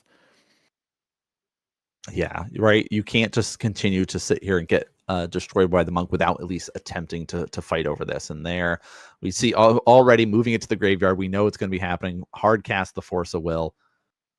And the monk gets to stick around. The Corey Steelcutter gets to stick around here. So that means no Pyroblast in my opponent's hand because they would have countered me back. No Force of Will blue card. They would have countered me back. No Hydroblast because they would have killed my Corey Steelcutter. So we can basically narrow our opponent's hand down to a ton of white removal spells that they're unexcited to be holding. Oh gosh, that's super important to kind of notice. There is when these kind of moments happen, how my opponent responds. Right, if they did not fight over this, that means that they're missing out on very specific. I'm sorry to cut you off resources. here, Nan, but we're actually going to see the one-shot Murktide here that I alluded to the other game. This is exactly 9 damage from the Murktide and 1 damage from the Monk. Oh my gosh, this is going to be crazy here. Now, we do have a lot of single target, but we can't cast any of it. Exactly. We're out of white here, and we didn't have a pyro because we would have fired it already. And here's the 9+1. Oh, big damage. That's the thing, too. It's like the Corey Steel Cutter is definitely one of those moments where you're not expecting it to be able to equip and do it. It's just that secondary line of text. You get so used to just being able to make monks off it. And just like the swarm go wide thing. You're like, oh, wait, no, it's an equipment. I can actually utilize this and just go for that big beat and just kind of clean things up there. So really, really cool to be able to see the tempo deck take down the control list. Both decks really powerful. Both were sitting at 5-0. So, of course, Tempo does move on with a 6-0 record in this 9-round tournament. The Jeskai Control does still have a chance to make top 8, sitting at that 5-1 right now. But what did you think about the match overall? Yeah, that was just a treat, right? We saw the uphill battle playing against basic land control with your Tempo deck. You did everything you could. You sequenced. You made things awkward for the opponent. You pounced a little bit on the opponent's bad mana situation, and then in the end, you even got to make the trick when the math lined up perfectly. The 9+1 = 10, and bam, you're 6-0. Oof, very, very nice to see. Now, the blue deck adventures continues along because guess what? We have another Jeskai Control versus the Corey Steel Cutter adventure. So what basically looking very similar to what we just saw here, the double copy of 4th Aerolingus in the main board. We've got the smattering of removal spells that are here, but we've got a little bit of other adventures here with the dress down. Yeah, a couple of dress downs are in the mix here. I think the spell piercers are missing from the other list, but other than that, same philosophy, rock solid mana base, white cards to delay the game, counter spells, and then flow state and stock up to outdraw the opponent, then finish in style with 4th Aerolingus. So we're going to see another set of trying to delay, and then capitalize on the inevitability. Awesome. So it's going to be really cool. We're going to get kind of a nice little twist for that Jeskai list compared to the other one. But we also have a little bit of a twist on this Corey Steel Cutter here because we've got a Storm Chaser's talent. We've got some boomerang action going on here. What do you think about this version of the Corey Steel Cutter list? It looks like Franco, who's, by the way, the reigning Vintage Eternal Weekend champion, decided that the prowess package of Storm Chaser's talent, Boomerang Basics, and Corey Steel Cutter is the way to build Izzet these days. Of course, fueled by flow state, you want to keep the engine running. The cool synergy here is Boomerang Basics onto your own Storm Chaser's talent. Gives you more prowess, gives you a card, gives you a new Otter token. And it also frequently bounces dangerous stuff like Baragoyf and Murktide Regent on the other side of the table, so the flexibility is pretty good, I would say. And then again, more or less same formula as the last deck we featured, except we see now here 0 copies of Murktide Regent, and we have the 1-drops instead. So let's see if speed or power is the way to go when it comes to Izzet Tempo. Oh, that's a great way to describe it. So we're going to be diving in. This, of course, Corey Steel Cutter deck does have that kind of go wide potential here, utilizing these monks, using a lot of these otters to kind of help it be able to prowess its way to victory here. But will the delay tactics of control be enough? So we've got both of these decks also sitting at 5-0. So something about the Italian scene having some really powerful control players here as we get to see them getting themselves shuffled up for this. No doubt. Angelo Cadet, a player that I've had many battles with online, he goes under the name of a Wiki. And he knows a thing or two about playing blue spells. So I remember our battles very, very well. And it's no surprise to see these two names in particular in round 6 with a flawless record. But at the end of this, only one of them up to one of them, I guess, will have a flawless record. So, these guys are off to a great start, and we are almost 2/3 into our action today here with 9 rounds total. 9 rounds total. It's going to be great. We, of course, had a great start to the day. If you guys tuned in earlier, we had Julian and Callum all sitting there rocking out the coverage for the earlier rounds. So make sure you guys check out any of those VODs and stuff in case you missed them. But, you've got Andreas and myself, Nan, here bringing you guys the rest of the coverage today, which we're going to have a nice little mix of decks. I know we have this round in particular that's all blue all the time, which, you know, that's kind of part of Legacy. Sometimes you get locked in when you're fighting against different decks. We got to see a little bit of the meta breakdown earlier, and there are a lot of different types of decks that are here. But as we get these really skilled pilots that are having great draws, great navigation, we get to start to see kind of these 5-0 lists start to progress up and go, okay, now we're starting to see a different bit of meta start to become more apparent at the top tables here. And then again, I would have said the same thing yesterday, but then I took a glance at the top 8 and I would have been, I would have needed to eat my words when it comes to that. So I think Legacy right now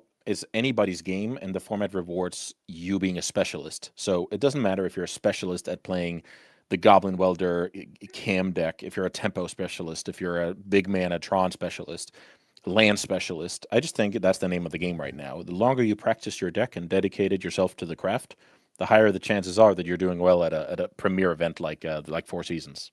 Yeah, that's a great way to talk about it. Like Legacy in particular, you know, rewards those players that have that experience. But in this match right now, we see the start off with the Storm Taster's talent, and then on the other side for our control player going, I need access to blue, and the only way that I can do it is with the Mystic Sanctuary. Doesn't feel good. I don't know about you. No, but I will say there is a chance that the control players simply didn't have a play turn 1, so it's better to play a tap land than play your untapped blue source.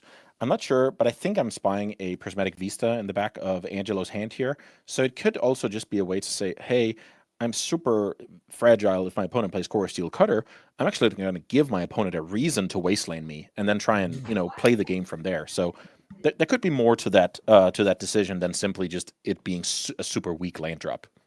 No, that's a great way to think about it too. It's like there are those big moments and lines where these players have kind of thought through and try to get them to the best position for the next turn and the turn after that. And how can we get to those points in time? It could very well be an investment into the future rather than a super weak play that leaves you vulnerable to Wasteland. I will say, when you have a cantrip there and you can crack in for 2 and follow up with Wasteland, you're not going to go wrong with that from the sign of Franco. All right. So here we did see the Prismatic Vista, and the timing on the plow here I can talk a little bit about. Why would you Sorcery Plowshare this on sorcery speed? Well, if you're going to get dazed, now is the time, because that would put the opponent back to 0 lands. The prowess will not be live on the opponent's turn, and that's just surgical timing, as I would expect from a player of Angelo's caliber. Oh, great way to kind of navigate through that. And there is the follow-up, though, saying, okay, you've dealt with one prowess creature. What if I make even more with this story kill cutter here, as well as the bauble to follow it up? And look at that sweet monk token there. That I like that. Oh, yeah. I'm a little bit confused here, because I think I saw a Force Will in Angelo's hand. Does that mean no blue card, or does that mean that we can just follow up with Prismatic Ending? Ooh, that's true. Let's see where this turn takes us here, because I think you were right about that Force of Will. So I like this sort of land go. But it doesn't look like we're ready to kind of fight over the Corey Steel Cutter, which means that this is potentially a spot for us to be able to start to go wide and start to create even more monks. This third land drop, this could spell trouble for Angelo, because this usually means that there's a 2-drop, which is another Core Steel coming, and a 1-mana spell. Let's see if that's actually the case. Yeah, second cutter. And then the reason to fetch first is you don't want to give your opponent a window where they can get rid of a cutter in play. You need to keep priority so you actually get your bonus right away. Yep, and there's a bolt. So let's really try to put this pressure here, and that will generate even more monks. And now we're just switching which sweet token that we've got. Core Steel Cutter, I can say, is turning into a real key card of Legacy. Just if you asked me 2 weeks ago, I would say, well, I think Legacy has too many unfair matchups, that is, where the card doesn't really make a difference, like, you know, the Sneak and Shows of the world, the Tron decks. But the reality is just that if your opponent is playing anything that is just reminiscent of a fair strategy, that card can take over the game. Wow, that's a great way to think about it. Also, like the idea of when you're playing in these big events, if you're going, yeah, I am playing a more aggressive deck, a faster deck, I get a little bit more downtime in between each match to kind of help keep my mental, you know, self ready to go, my sharpness all up, all my ability to navigate my lines are there. So like that does play a factor in these big like 9-round tournaments. Oh yeah, I remember we talked a little bit about that yesterday. You basically have to, you only have so much battery, and now you have to ration with it over the course of a long day of Magic, right? So it's very good to be, let's say, realistic when you're picking your deck, because you don't want to run out of steam after round 5 in a 9-round tournament. Yeah. All right. So here's a Wrath of the Skies exactly. X1 being put on the stack, which means it will not clear the core steel cutters, but it will get rid of the monks. Which I think is a really nice way to get rid of the monks. We're getting rid of the Storm Chasers talent if we're doing it for 1, because getting that to level up can be a bit of a problem, because we can start returning something from our graveyard that way. So like, especially when we're so low, just having a lightning bolt come back could be really bad for us next turn. So yep. And also, I want to highlight a little bit about Franco's version here. He plays the basic mountain, which is something that player is dividing a lot of players. But I think it makes sense in a world where there's so much heat on the Tron deck with cards like Ghost Quarter, White Orchid Phantom, Assassin's Trophy out of some decks. And then just having that extra basic land is pretty cool for your durability when it comes to Wasteland Loam Locks and the stuff I already mentioned. All right. We got 2 lands and a Dragon Rage Chandler here, but we're just trying to kind of spam our spells here and see if we can finish our opponent off. So I think this should be lethal if you equip the Chandler, because now you get 2 monks and you equip the Chandler and attack for 7 or something along those lines. There's the equip. We're seeing it every single round. It looks like with Corey Steel Cutter. Yeah, it's exactly 6. Yeah, that's a good number. There we go. Oh, and look, he said he even showed that look, I had counter magic backup. Yeah, I was interested in that decision at the time, I will say, because my experience is that if that card is in play, you're in trouble as a control deck. If that card is not in play, I like my chances. All right, so Tempo being able to lead out against the control here in this round 6, as both these players are 5-0. So there was removal. We got to see a little bit, but it really did feel like that Storm Chaser's talent of this, like, I'm putting so much pressure on you faster, did make a difference in that matchup. So I'm really curious to see what tools our Jeskai control player can bring in to kind of help them here. We're going to see a similar run out to last time, except there's also 2 copies of Temporary Lockdown. I know you like to play a little bit of Modern yourself. Maybe this card has been, I don't know, is that still a playable card in Modern? I did see it in some Pioneer decks at some point. It's like in very specific control decks, you'll be able to see it in the sideboard as well there. But So Temporary Lockdown is a card that kills everything in the version that Franco is bringing. It kills the Core Steel Cutter, the monks that it brought with them. It kills Storm Chaser's Talent, and it kills Dragon Rage Chandler, and even the Otter tokens. So that card is huge, and I don't think the blue-red deck will have many, if any, ways to bring it back. Once again, we'll be cutting some 2-for-1 counter spells to round out our 60 for sideboarded games. All right, let's have a look at what Franco will be bringing to the table here. I would imagine the Pyroblast are a shoo-in. The Hydroblast we can bring in small numbers, again, with the anticipation of the opponent having some number of red cards. And then it's a matter of philosophy, whether you like the negations or not. You might not have room for them when you look at the deck, because I only think you can really be cutting into the lightning bolts and maybe a couple of wastelands here. Everything else seems great. You can also make the assumption that Angelo is going to be playing around days, so you can maybe trim on those to, cut some corners. But yeah, that's what I'm going to expect here in another Classico here of tempo versus control. Ooh, very cool, very cool. So yeah, very similar sideboarding stuff that we're seeing like we did in the last match, but slight tweaks and changes based off of the flavors that both these players are bringing. Like, I like the Boomerang basics here, especially against that Temporary Lockdown, now that since we can be able to bounce that. Oh, good point. I actually didn't think there was any answers for it. So yeah, you can argue that is a decent interaction. I can tell you Temporary Lockdown is not a card that's going to be on Franco's radar. No. I have almost never seen it in Legacy before today. But if you're going to have it in your deck regardless, because you're a Storm Chaser's Talent deck, yeah, why not try and get some of your stuff back? Do note that tokens will not get returned. Gone forever. All right, so we're getting things going here with this next match. Continuing on, it will be our blue-white control player starting off, they did mulligan. Actually, both players mulliganing down there, so that does tend to happen. You got to kind of expect that, but Ponder is going to be the turn one, so only turn one for our Corey Steelcutter player here, as they are going to be setting up whether they care about more lands. We got a Wasteland in that pile. We also have access to a Force of Negation, so decent set of cards to kind of start with, to be honest here, because of you could attack the land base, especially in the cases where a deck is caring about, oh, I need access to white mana for my removal, but I also need access to, enough red mana for my big payout, especially bringing in more red counter spells, but they shuffle it away. So what does that kind of tell us about what we're seeing out of Franco's hand? It tells us a little bit that Wasteland is a hit or miss card, and since Franco already had his land number 2, he wasn't interested in taking that gamble. So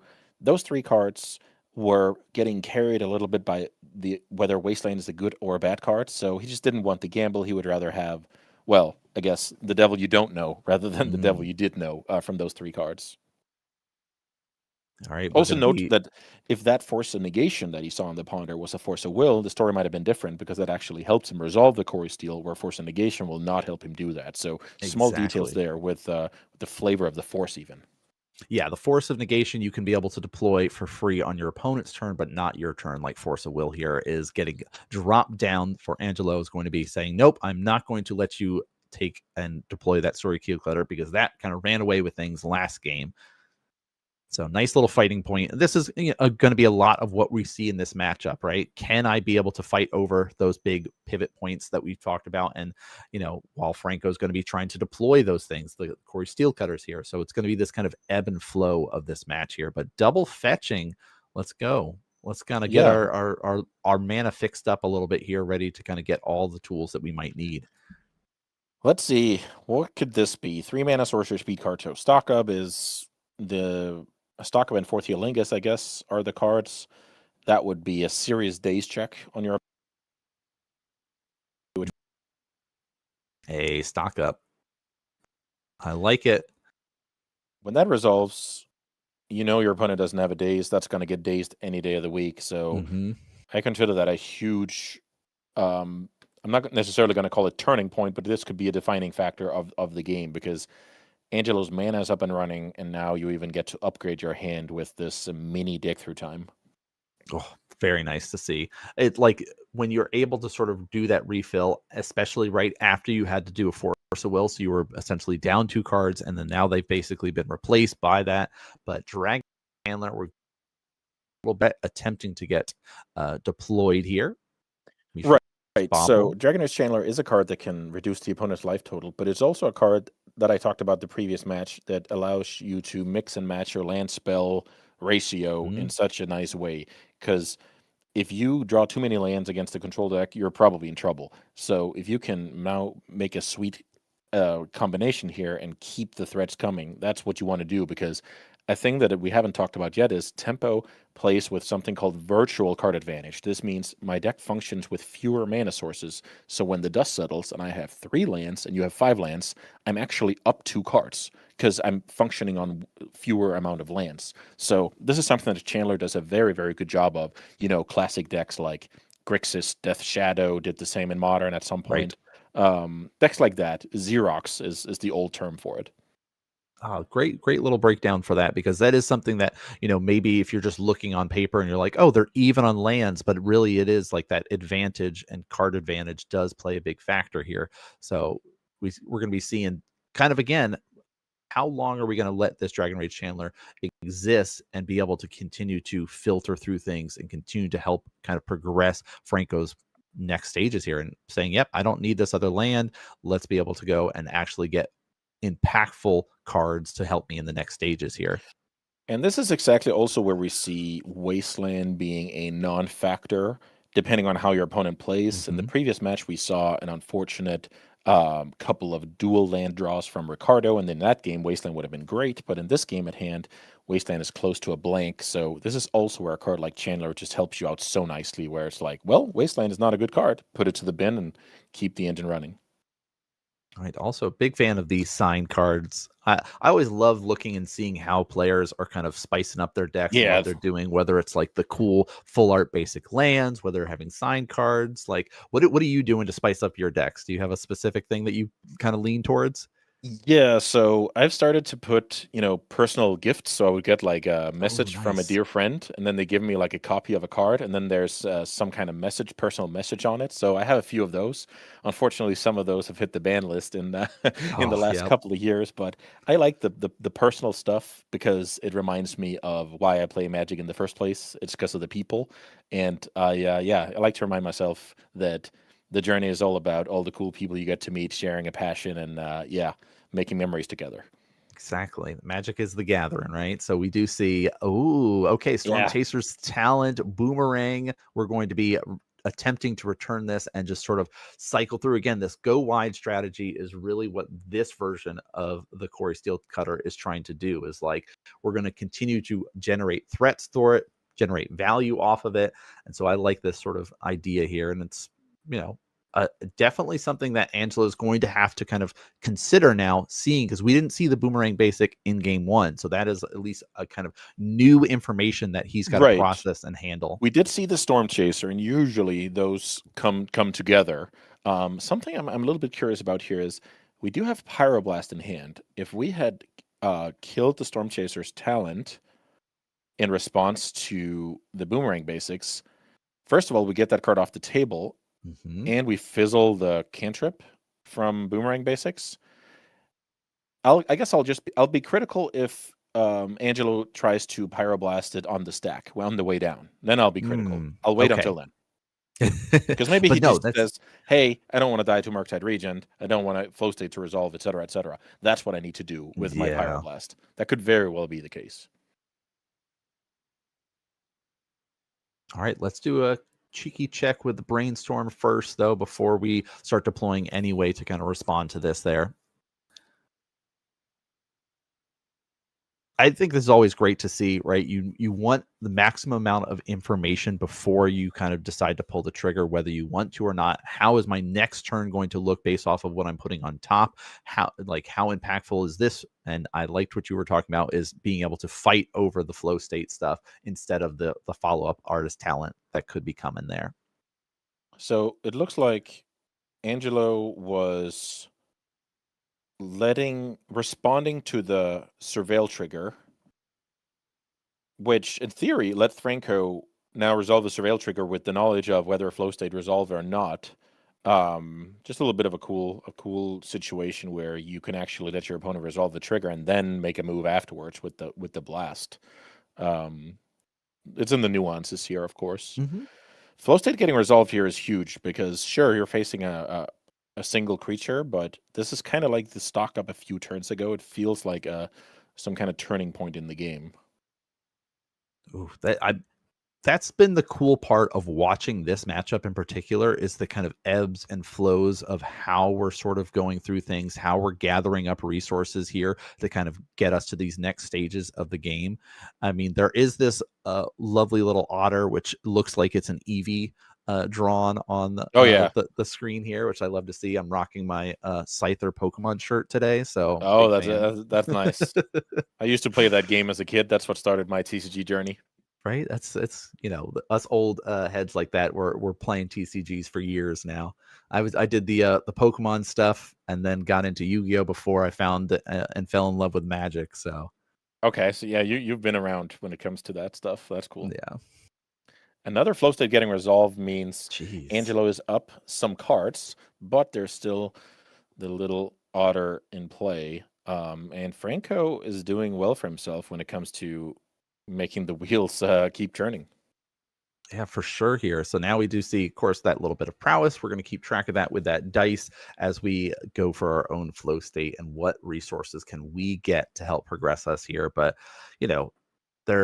I believe I saw a temporary lockdown for Angelo. So he's kind of has a kind of fail safe if things start to get out of hand later on. Right now, there's no need to deploy it.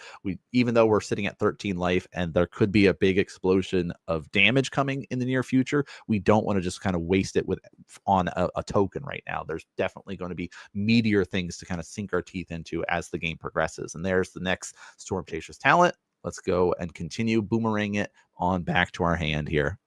And this is secretly a sweet play because you now have the Storm Chaser's talent back in hand. So let's say the opponent actually has a sweeper, you save that in the process. So I wouldn't call this necessarily intentional. It's just, okay, we had the land drop to go, so we still. I like that. Gosh, this is a lot of stuff. That is a lot of stuff. 5-powered otter here, and yeah, a very, very strong temporary lockdown. I wonder. This is, of course, pretty technical. If we're supposed to fetch here because we only have 1 plains left in our deck, are we supposed to then thin our deck here from the 1 plains because we don't want to draw it on the draw step? Maybe that's taking it too far, but it's sometimes cool to nerd into whether that is going to happen regardless. So we might as well do it ahead of time. Yeah, that's really important to think about. There is kind of the way that you might have to kind of progress to those next stages here, and how that's going to work out, and kind of the lines that you might need to take to kind of get you to that next stage here. But Brainstorm going to be utilized, so we'll see what we can be able to find. Right. So if you have a Brainstorm, it's basically better to wait, because then if you draw the plains, you can always put it back and then fetch it. So there's no punishment there if you have a Brainstorm in rotation. That makes total sense. So now this is going to be important if this match is to go to a 3rd game, because now Franco is going to learn about temporary lockdown, which was previously a little bit of a hidden trick up Angelo's sleeve. Okay, cool. I like this. So send these away. Not going to have them around. Tokens, of course, fizzled out of existence, but at least the Dragon Rage could come back later. Unlikely at this point in time, because we have kind of put this pressure on.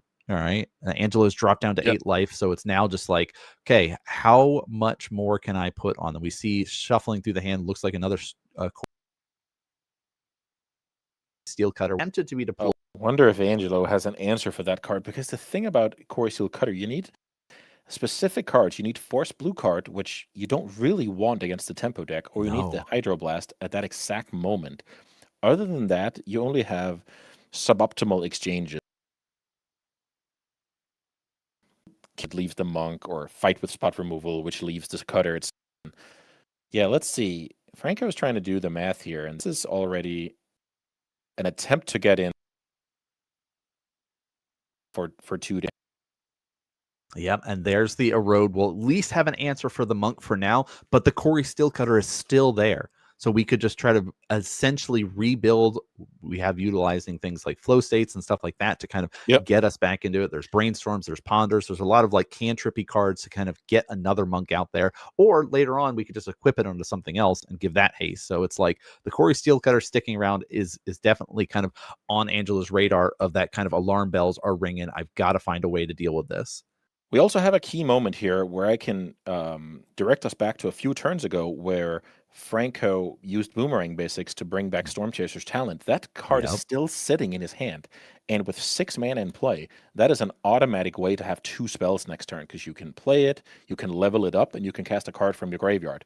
And this is where the hunter becomes the hunted, or vice versa, because you're actually out-grinding the Jeskai control deck at that point.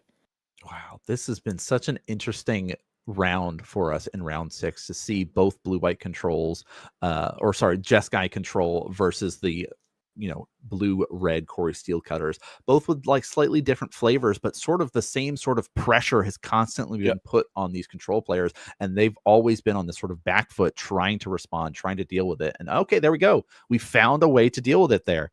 And a 4th Aerlingus there. So Hydroblast will kill and destroy that Corey Steel Cutter. And now we're going to try to put some pressure back on the other side and see if we can become the Monarch and get some damage, get some more cards off of this. That's the good news. Then the bad news is, I know about Franco's hand. Franco's hand is Storm Chaser's Talent, and Core Steel Cutter. So if you play Cutter out, then you play Storm Chaser's Talent. That's the first couple of damage. So I think if you draw any spell, you have lethal on the next turn. All right, there we go. There's the damage. Now we're prioritizing to become the Monarch, get to draw a card on the end step there. And there's the Core Steel Cutter. We knew it. Says, hey, here's what I've got. I've got the Artist Talent that you already knew about. Oh, and the thing is, I don't think it is actually over, because the Pyroblast in hand is just one more damage.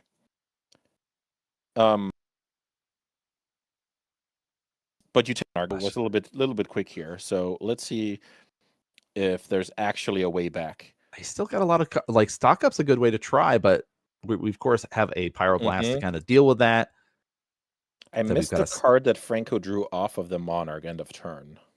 Okay, there we go. Oh man, yeah, that was flow state. That was a beating. So we've actually seen now twice in a row the tempo deck go over the Jeskai control deck, thanks to flow state and thanks to Core Steel Cutter. This is, it's kind of backbreaking for us control lovers that the tempo decks have those tools available, because that was the draw to our deck. And this could be a sign of things to come here. Flow state and Core Steel Cutter are here to take names. Oh gosh, spell snares stocks are going up, it seems like, especially after that match there. But so we are going to be getting ready for our next round very soon, and we've got some cool decks to be able to check out. So we've got some Dimir action coming up here, what looks like Dimir Tempo. We also have access to a green-white lands again. We've got, looks like Manguchi rocking out Tron today, and then another Core Steel Cutter. But we're going to take a quick, short 5-minute break. So refill your waters, use the bathroom, and come back for some more Legacy action with us as we get prepped and ready for that next round for y'all.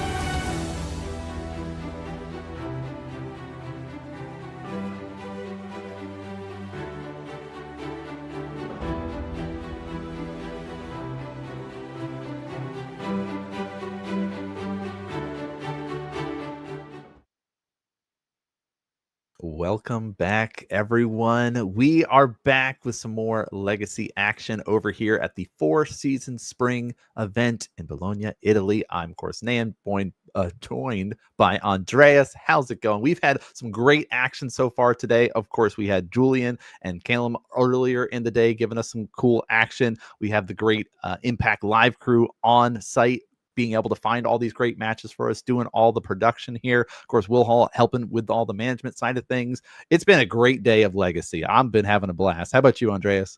Yeah, we got to enjoy the later stages of yesterday's tournament, and now we get to do the same again for the Legacy main event down there in Four Seasons. And yeah, high-level Magic, different kinds of decks, winning in many different ways, players playing on top of their game, showcasing their skills, and just at the end of the day, with the awesome production crew and the players' skill level, just make our jobs pretty darn easy. So yeah, I'm loving life here, and I can't wait to see what we have in store for this one as well. Oh my gosh. And we've got some really cool decks to be able to showcase off for this one. We've talked about the Dimir tempo list before, but why don't you kind of break us down? How is this different than some of the other tempo lists that are running around? Yeah, so this is way more of a mid-range deck. This is a deck that chooses card quality over synergy. So you'll have good standalone cards like Tamiyo, generic disruption like Thoughtseize, and you're trying to cast your cantrips and your flow states, of course. But this deck with no Nethergoyfs and basically only 3 Murktide Regents to actually deal 20 damage to the opponent, this will play out closer to a control deck than a classic tempo deck. So high card quality, but at the end of the day, this is a mid-range deck, and I'm pretty excited to see how it fares against its opponent here, because that could be very, very tricky from the side of the Dimir deck.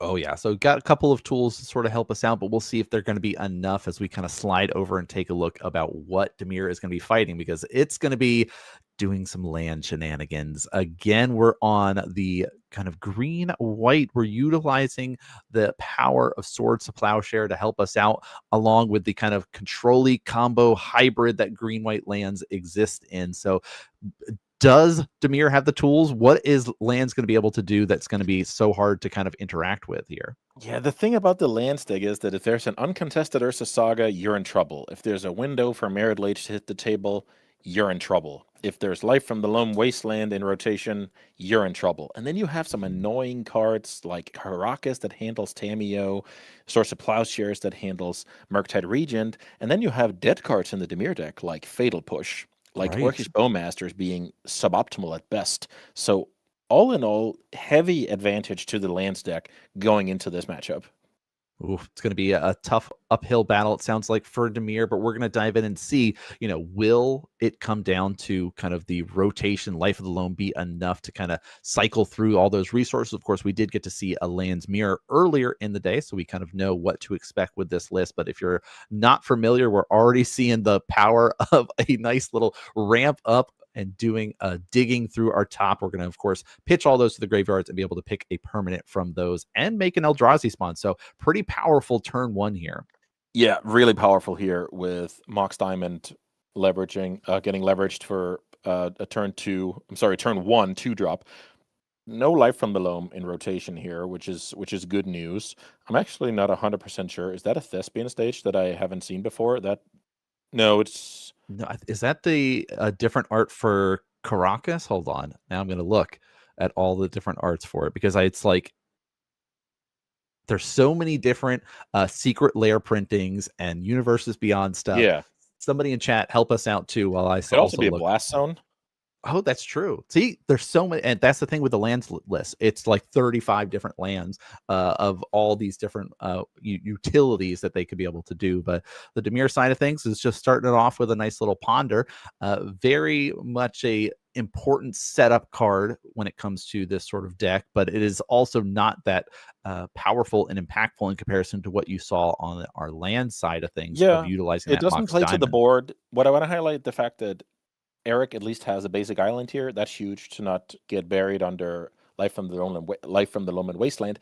Now, a counterpoint to that is that the Malevolent Rumble saw a copy of Ghost Quarter, so I've certainly been in spots before where I have my swamp, I have my island. How on earth is the lands deck going to beat me? Next turn I can, ninjutsu in my Kaito, and then the Ghost Quarter arrives. So, let's see. Yeah, I'm not sure what that land is. Oh, maybe it's Horizon Canopy, actually. Oh, maybe.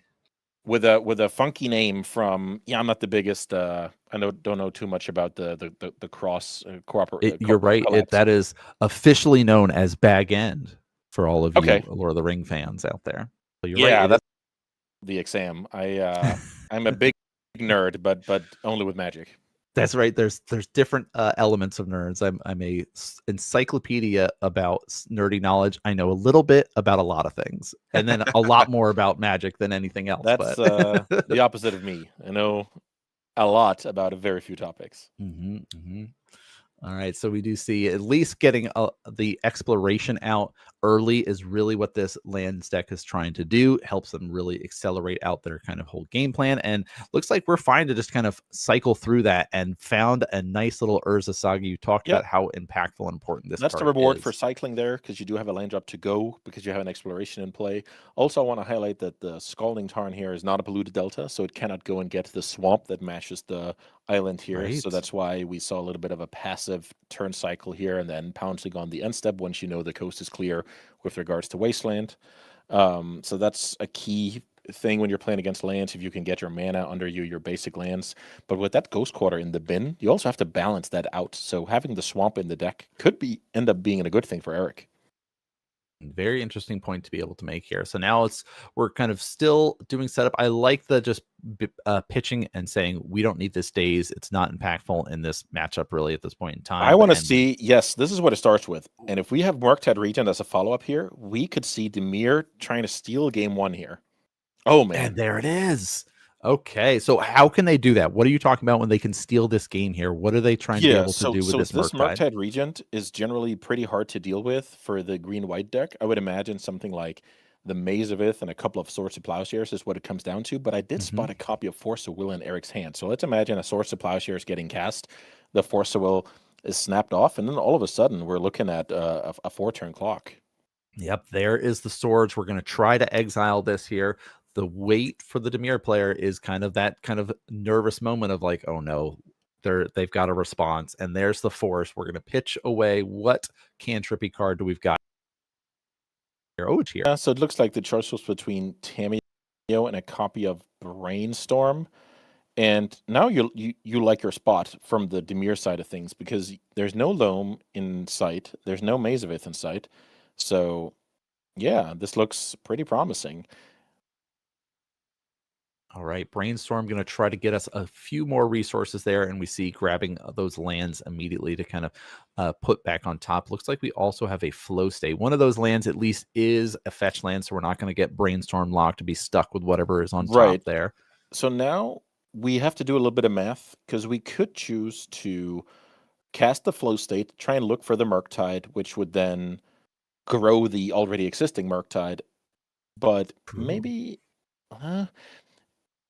it's unclear what Eric's plan is with the Flow State, because I don't think it's that realistic to get a sorcery in the mix. You basically have to draw Thoughtseizes or Ponder right here. But if there's another play, okay, this makes a ton of sense. If you can, and this Bowmaster actually makes it into a 2-turn clock from now instead of a 3-turn clock. So that is better than we expected, or I expected when I was talking about the matchup beforehand. So Eric is making the most of the tools he has available. That's a very, very important lesson in Magic, and I guess life in general, that you can only control what you can control. So playing your hand out smart and working with what you got is exactly what you need to do. Very nice. Now we are seeing the Flow State get deployed here. So at this point, we clearly see Eric is in the driver's seat. He's guiding how this game is going. He's got the threats on board and is putting the pressure here. So what can our lands player do from this point? You talked about utilizing the Swords of Plowshare. Is that going to be that is probably the main thing? Okay. That is probably the card, because Swords of Plowshares will kill the Murktide and can slow things down, but that's not going to be the case.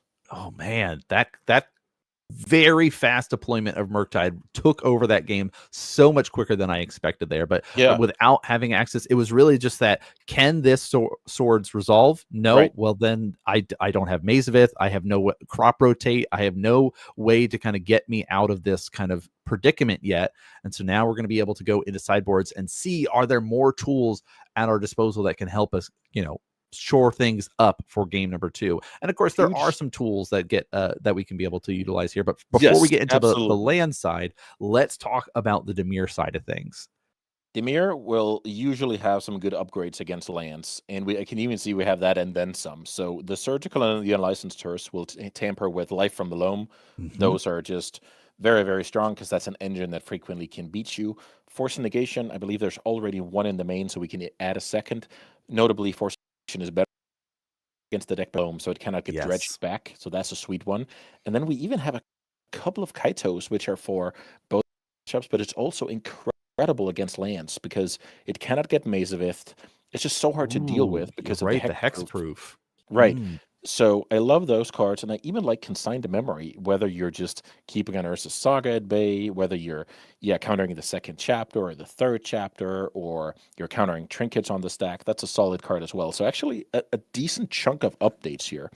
And the cool thing is we have cards like Fatal Push in the main deck that really don't do a whole lot, if anything. Killing a construct is not necessarily too exciting. We also have Snuff Out that can go, and then I'm interested to see what Eric does with regards to the Bowmasters, because Bowmaster is not very strong, but it does enable Kaito. So there's something there where I'm interested to see what the Master is going to elect.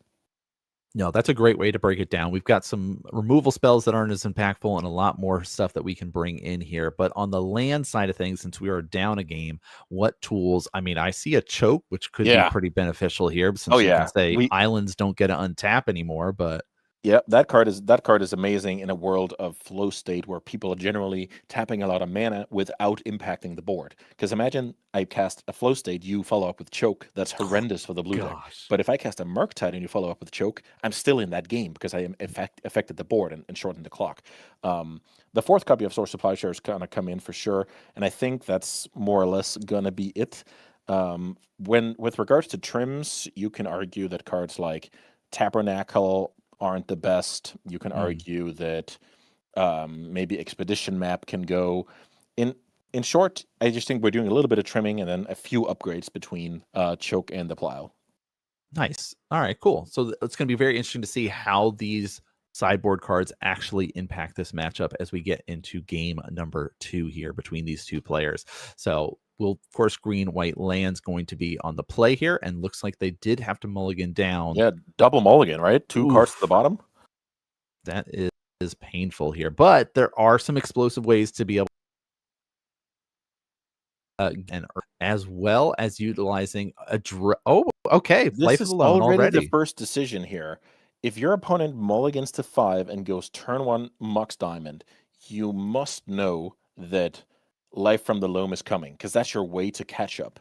This is where I would have loved to see Eric force a will the Mox Diamond, because the Life from the Loam will keep on coming. Big problem. However, on the other hand, that force will was a force negation. I would just say, yeah, come at me, buddy. I'll force negate the Loam, because that will exile it for good. But oh man, and that's look at the brainstorm what that found. The top card there. It found a copy of force negation. So setup really painful here to have to kind of manage, because you're like, okay, cool, I at least get a dredge, I at least get to try to do it again here, and then it's going to be basically put a big hard stopper on whatever that next progression is. And I is, didn't get surgical. I'm gonna now go to my draw step, apply my replacement effect, dredge the Loam. No, you're not. You're gonna draw. Ooh. Is that because you already had a land, so you can Urza Saga? I guess that's the one. Okay. So we're chilling here on the Loam. I don't mind it. A very good read here from Jose Maria. Because I think 9 out of 10 players would have gone straight to dredging the Loam and then getting blown out by forcing. Talk to me about the constructs out now on the battlefield as we kind of progress this next stage of the game. The thing is, these constructs have only gotten better post sideboard, because my opponent's fatal pushes are now in the sideboard. So game 1, they will probably just die to spot removal that would otherwise be dead. But sideboarded game actually take over the game. Oh, that's great. Like if you're sitting there in the lands position, having already mulligan going, okay, now I've got even more tools. I'm basically creating a new line to be able to try to kind of navigate my way through this game. Our attempt with our Urza Saga, floating a mana, and this, of course, elicit a response from Eric, as he's going to be fetching up here to kind of get himself a little bit more surveillance, get some more information here on kind of maybe his next set of lines going forward. So he's going to surveil first and then make a decision whether to consign to memory the search ability here.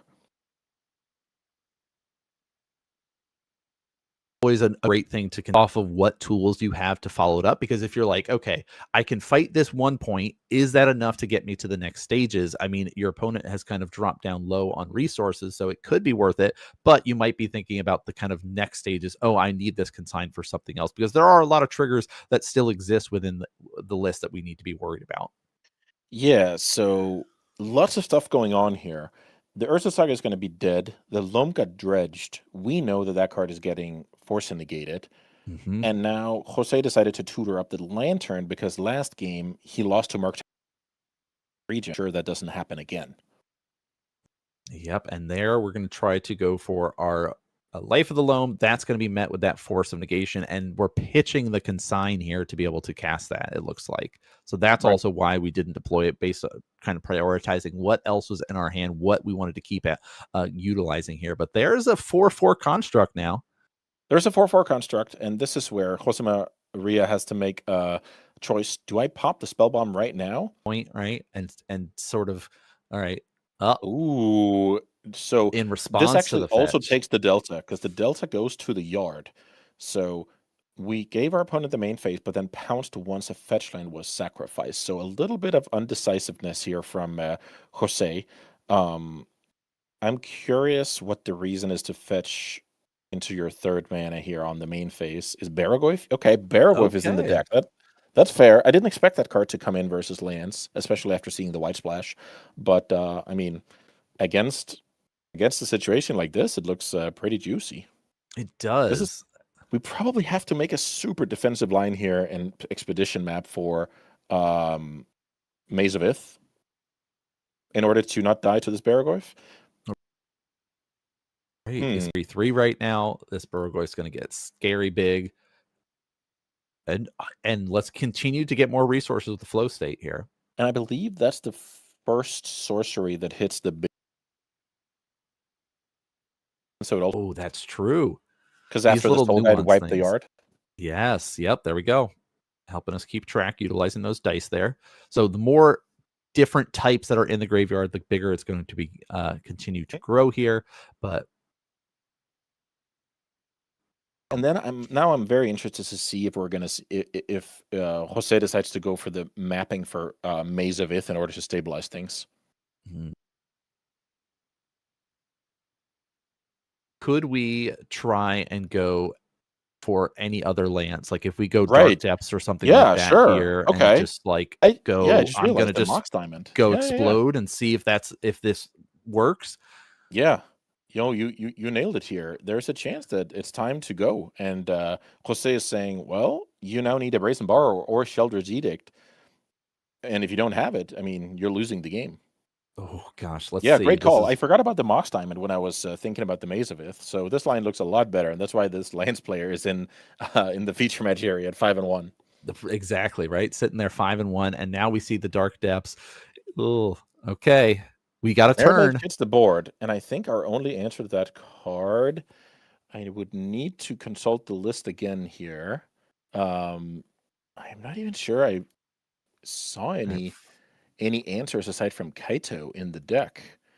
No Brazen. I don't think so. You're right. There's no Brazen Borrowers. I don't see any Sheldred's Edict either. Wow.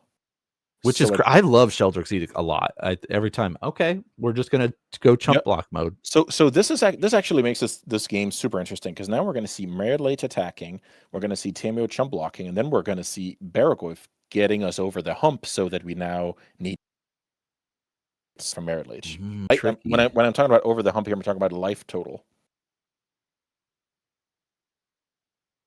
Okay.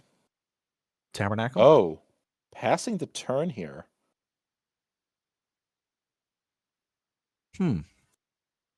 Not forcing the chump block. So this looks like a line that is expecting to draw Swords to Plowshares at some point to kill the Tamio and attack in one big swoop. Let's see if that plan comes to fruition.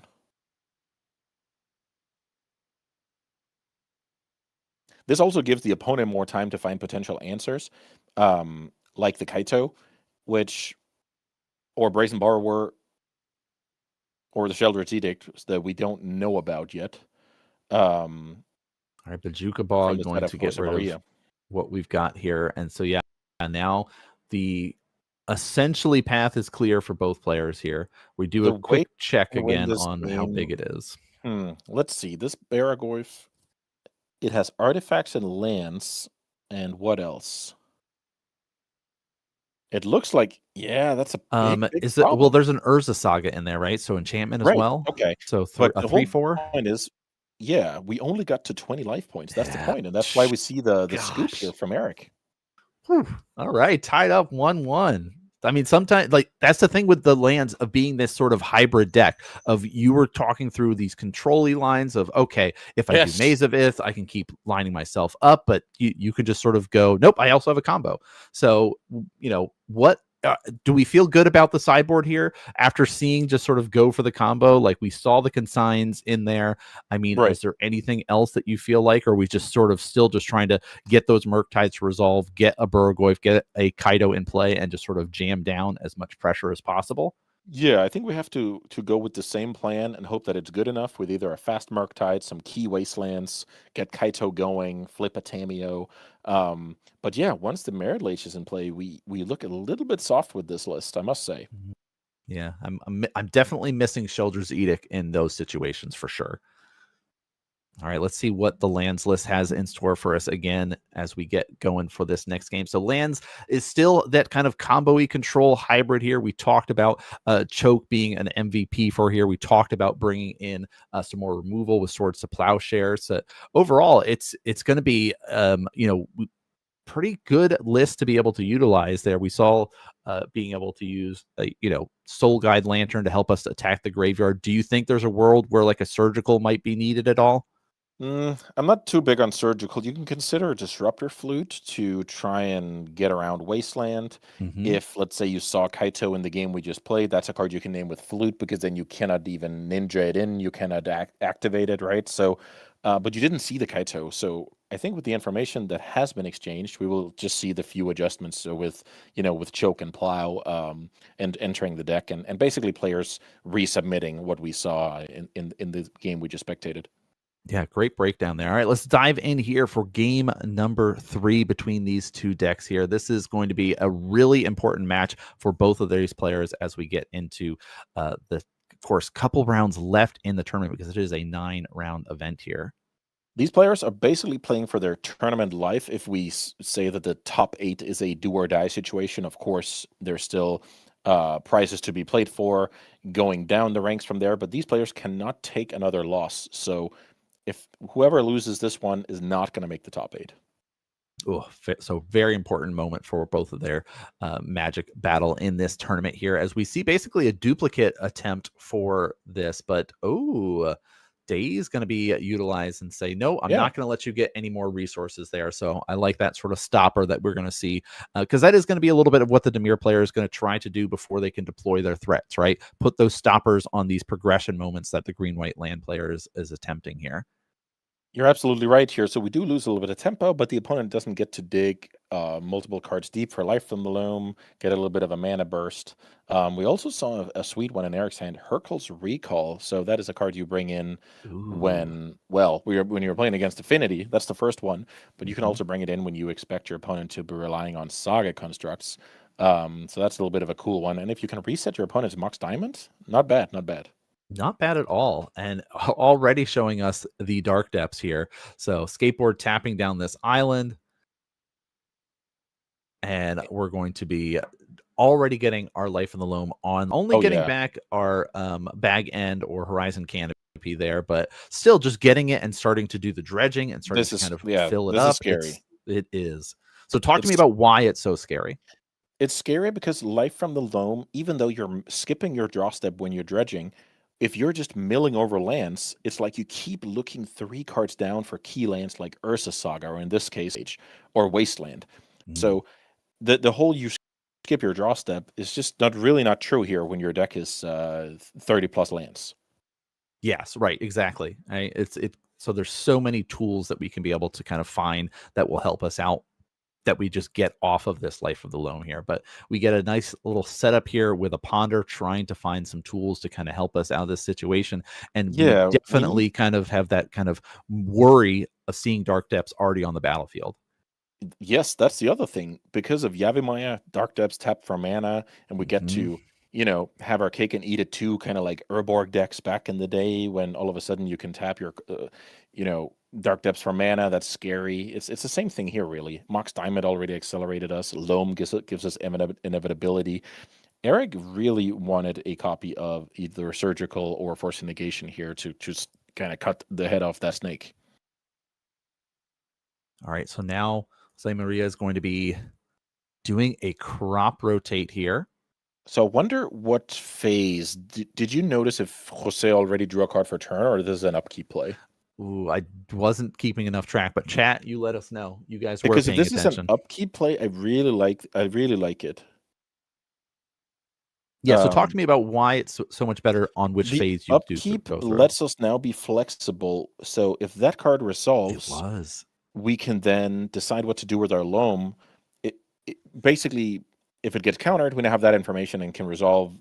We can choose between the replacement effect smarter, essentially, and we can just get it back here. So I just like asking tough questions and then making my fork in the road decision later based on the outcome of that attempt.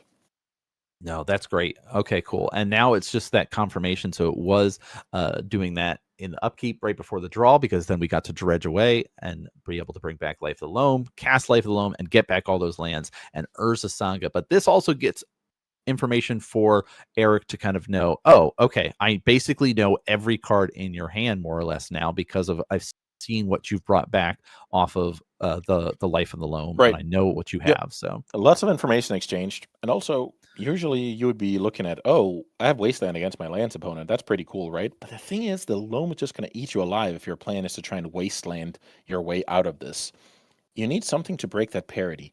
I talked about Force Negation, which exiles the Life from the Loam. I talked about Surgical. We also saw the Unlicensed Hearse getting sideboarded in.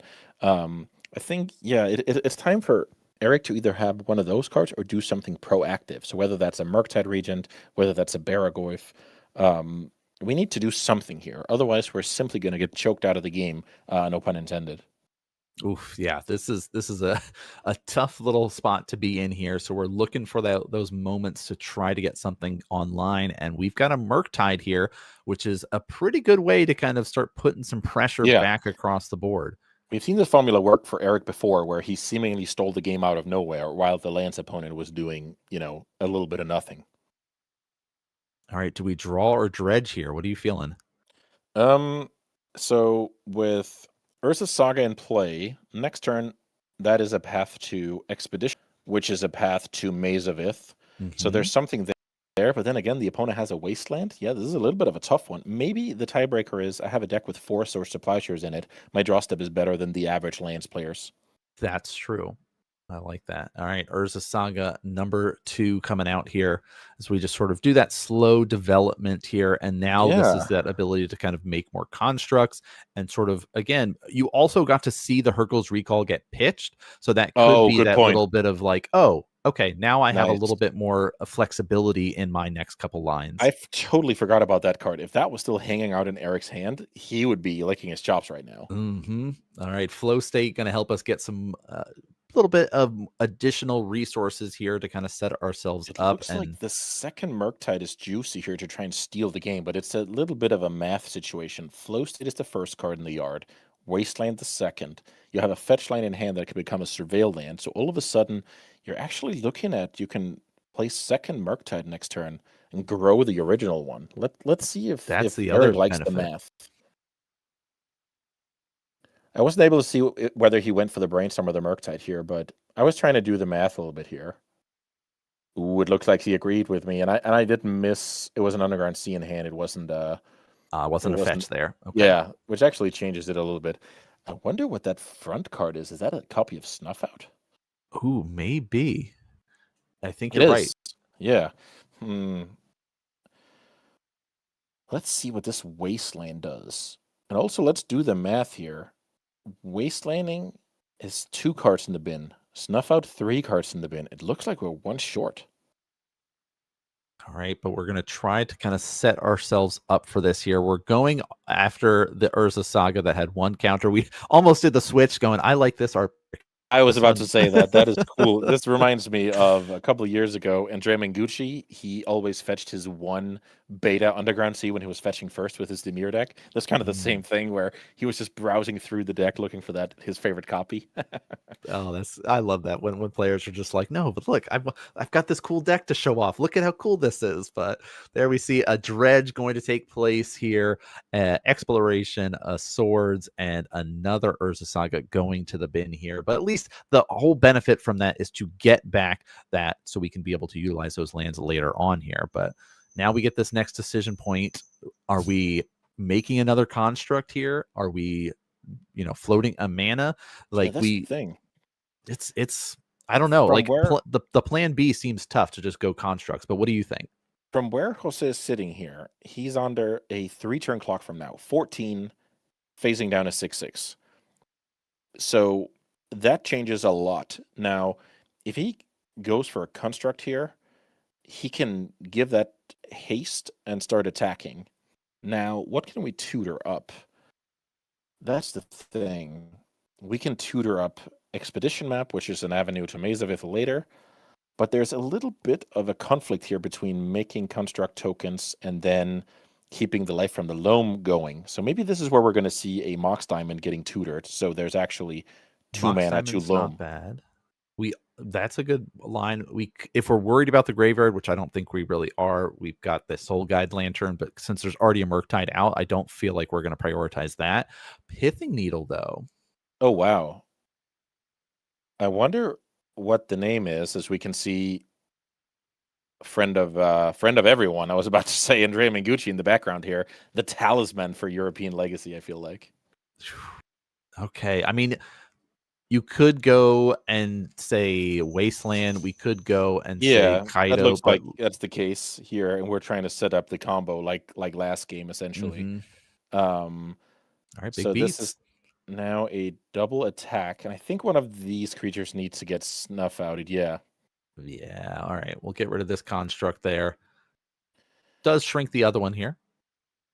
Right, so that is now a 4/4, and we took 4 off of snuff out. Can we draw a card that puts a card into the bin? I think this is where Eric's math was a little bit off by taking the Murktide, because you needed to draw a land of sorts here. Wasteland, fetch land, normal land, in order for that plan to work. I guess this is going to be a close one. Right. I wonder if there's a Thespian stage in rotation over on Jose's side of the table, because if there is, this is a hasted Merit Lage thanks to the skateboard. You're right. So let's see. Dredge. We're going to cast Life of the Loam here and grab back all Saga. 3 Urza Saga. So I think this game will come down to Eric's next draw step. If that is a land, he can cast Murktide Regent, grow the existing one by 2, and get over for the last 8 points of damage. Oh my gosh, this is coming down to the wire for these players here.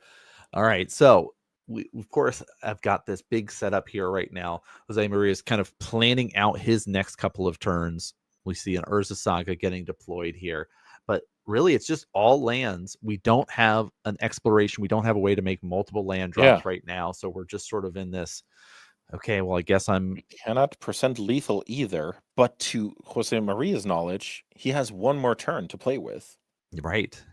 And that's enough to get over the finish line. So I think this comes down to Eric's next draw step. If that is just a land, the game looks to end. Oh, this is exciting stuff to see in round number 7 here at our 4-season spring event. Very close. We talked about it. This is basically both of these players' tournament life on the line, because that X and 1 is getting you into that top 8 moment there. So here it is, the most important draw step. That card seemed not good enough. Well, I guess I'll wait for the confirmation. It looked like a Paragoyf to me. All right, just send in the 6. Yep, you were right. Paragoyf coming out, and just the pass. So Baragorth does complicate combat quite a bit. It does. It does, because of the lifelink stuff does make things a little bit weird for here. I mean, we basically have to try to find like a crop rotate off of here. Like we just got to try to fly over it, right? Yeah, if we can put together our combo here with Dark Depths plus Thespian Stage, we're golden. If not, this looks super tricky, and it looks like Murktide Region is gonna take it down. Okay, so we've got a couple live draws. What else could Jose Maria do? Nothing except extend the hand. Didn't have the crop rotate. Wow. Okay, Murktide. Sometimes the big dragon is enough to kind of get through things and say, you know what? That's cool that you've got this giant 2020 that's indestructible. I'm just going to be able to fly in with my dragon before you're able to assemble your combo there. But we did sort of see a little bit of the kind of spinning the wheels. It felt like there at the end of just kind of got stuck with the loops of, Urza sagas, but not really able to progress much past there. But Andreas, what do you think about that match overall? That was a very sweet display of, despite being behind on paper, you got to do what you got to do in the games. Play with a sense of urgency, present that Murktide, cross your fingers it's going to work, force that plow, hope they have a couple of bad dredges, and then before you know it, you've taken down one of your toughest matchups in probably one of the most important games of their 2026 here. I think so. Now, we do have another match to be able to showcase, and this one's going to be a really fun one because we've got Manguchi on Tron here, and we've talked about this, the difference with how powerful this list is, with just how much mana it can make. So why don't you kind of walk us through what is this deck looking to do here? Right, so this deck broke out a month or two ago by winning a Magic Online showcase. People thought it was a little bit of a meme, putting Tron lands, like aside from Urza's Tower in your legacy deck, a couple of mines, couple of power plants, but it actually turns out to be super powerful. You're trying to make a lot of mana either by using your lands plus Candelabra or Grim plus untap effects like Manifold Key. And then when it comes to your payoff, these cards are no strangers to anybody who's been playing Legacy for the last couple of years. We have the One Ring to buy time and outgrind the opponent. We have Karn with a huge wish board, Karn board, I guess, including Microsynth Lattice and Snaring Bridge. Then we have Kozilek's Command, an amazing card when it comes to being a mana sink, and then Ugin that is trying to clear the way with a bunch of triggers, and that card is just very good against counter magic in general. Trinisphere, usually a symmetrical card, but not in this list. If you're up on mana, you're making life very, very hard for the opponent. This will do a nice stack/defense grid impression when it comes to shutting off counter magic and preventing the opponent's fun at the table, I guess. Yeah, very powerful, generates lots of mana and generates a lot of cards.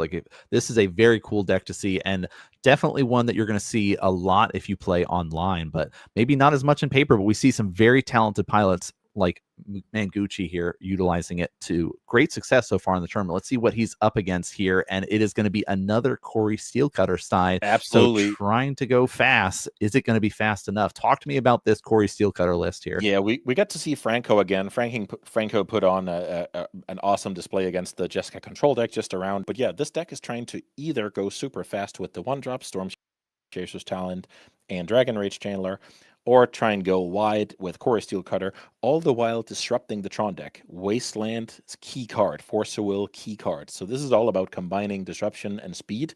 If you only have one of them, I don't think it's going to be good enough. But if you can put 2 check marks on that piece of paper when it comes to disruption and clock, I like the Izzet deck's chances.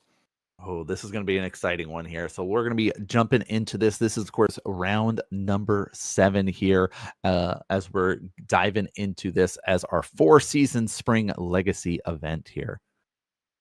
Let's jump in and see what game number 1 has in store for us now. Oh, yeah, Andrea Manguchi, no stranger to playing in the deep rounds of a legacy tournament, and his opponent certainly isn't either. As I alluded to earlier, Franco is the reigning vintage Eternal Weekend champion. So 2 absolute giants of the game, and they're very familiar with each other as well. I'm sure they know each other's decks, maybe not exact lists, but at least decks as well. I'm excited to see what a player of Manguchi's caliber can do when it comes to the Tron deck. Obviously, he's doing a good job. He's 6-0. Let's not fool anyone. That's exactly it. It's like both these players sitting here 6-0 in the event, which is great to be able to see. Already we got our Soul Land coming out, tapping for 2, and Pithing Needle. Ooh. The Delta getting cracked in response. Sometimes you see the Soul bluff here saying, yeah, sure, buddy, I dare you to name the Delta. Yeah, and that's right? kind of saying, hey, I have a couple of Wastelands in hand. But Franco likes his mana here. Yeah, so very, very smart. So what do you grab? Like, what are you going to name then? Like, going in blind, do you just name it like another fetch land here? Do we like think I'm of naming something? Wasteland any day of the week, because Perfect. if that card is not a live card, aside from casting stuff on my side of the opponent, I like what's going on. That means I have my mana, and when I have my mana, I can take over the game with superior card quality. So these Petrified Hamlet, Pithing Needle effects are super important for the Tron deck. Yeah, exactly. It's almost like this safety net of going, I just don't have to worry about this right now, and I can progress my game plan. But we got to see Franco over here be able to deploy his first Corey Steel Cutter. Mishra's Bauble means the Monk was able to push for damage here. So now it's on Manguchi's side to try to continue to develop his board here. And we've already got a way to make a bunch of mana here. We've got a Voltaic Key out. We've got a Grim Monolith, but not a good necessarily payout to go with it here. Right. So once you establish Key plus Monolith, your mana is pretty set. But the fact that that is an Ancient Tomb down there, that really adds up against a deck that's pecking you with small critters, and it has Lightning Bolt to finish. So the critical resource this game is not going to be mana, it's going to be life points. Yeah, great little point to kind of consider here, but we immediately just generated 5 mana, and the One Ring is a great way to kind of help at least blanket some damage for a turn. But you talked about that life issue, and every time that we're going to tap it, that means that on our upkeep, we're going to start lose damage or lose life equal to the amount of counters on it here. Here we're going to see a copy of Disruptor Flute getting cast. I'm actually not sure what Andreas should be naming here. You can consider naming Force of Will. You can consider, because Daze, once this card resolves, the opponent doesn't have Daze. So maybe Force of Will is the card you don't want your opponent to, let's say, ponder into on the following turn. So make that a 3-drop. That could clear the way. That's going to be my guess. No, that's a great line, especially when you're going to start getting so much mana and so many cards that you can basically decide, do I need more mana? Do I need to draw cards? And then how are you going to start to deploy those? If a force shows up, it can stop you from being able to utilize your Karn, being able to utilize like Eye of Ugin, some of these big payouts that the deck one is more looking turn for. of taking Ancient Tomb damage, taking combat damage. Ring will, deal damage. Let's see if Andrea agrees. I'm not quite able to make that one out. I'm not either, but chat, use your eagle eyes and let us know. I believe he wrote down both the Pithing Needle and the dampening, or the Disruptor Flute there. Right. Okay, I guess we'll see. Ponder the first spell of the turn. Let's see if there's a second. Also look at that Wasteland. Like that natural drawn Pithing Needle that you play a single copy in your deck for Ursa Saga purposes. That was so good here.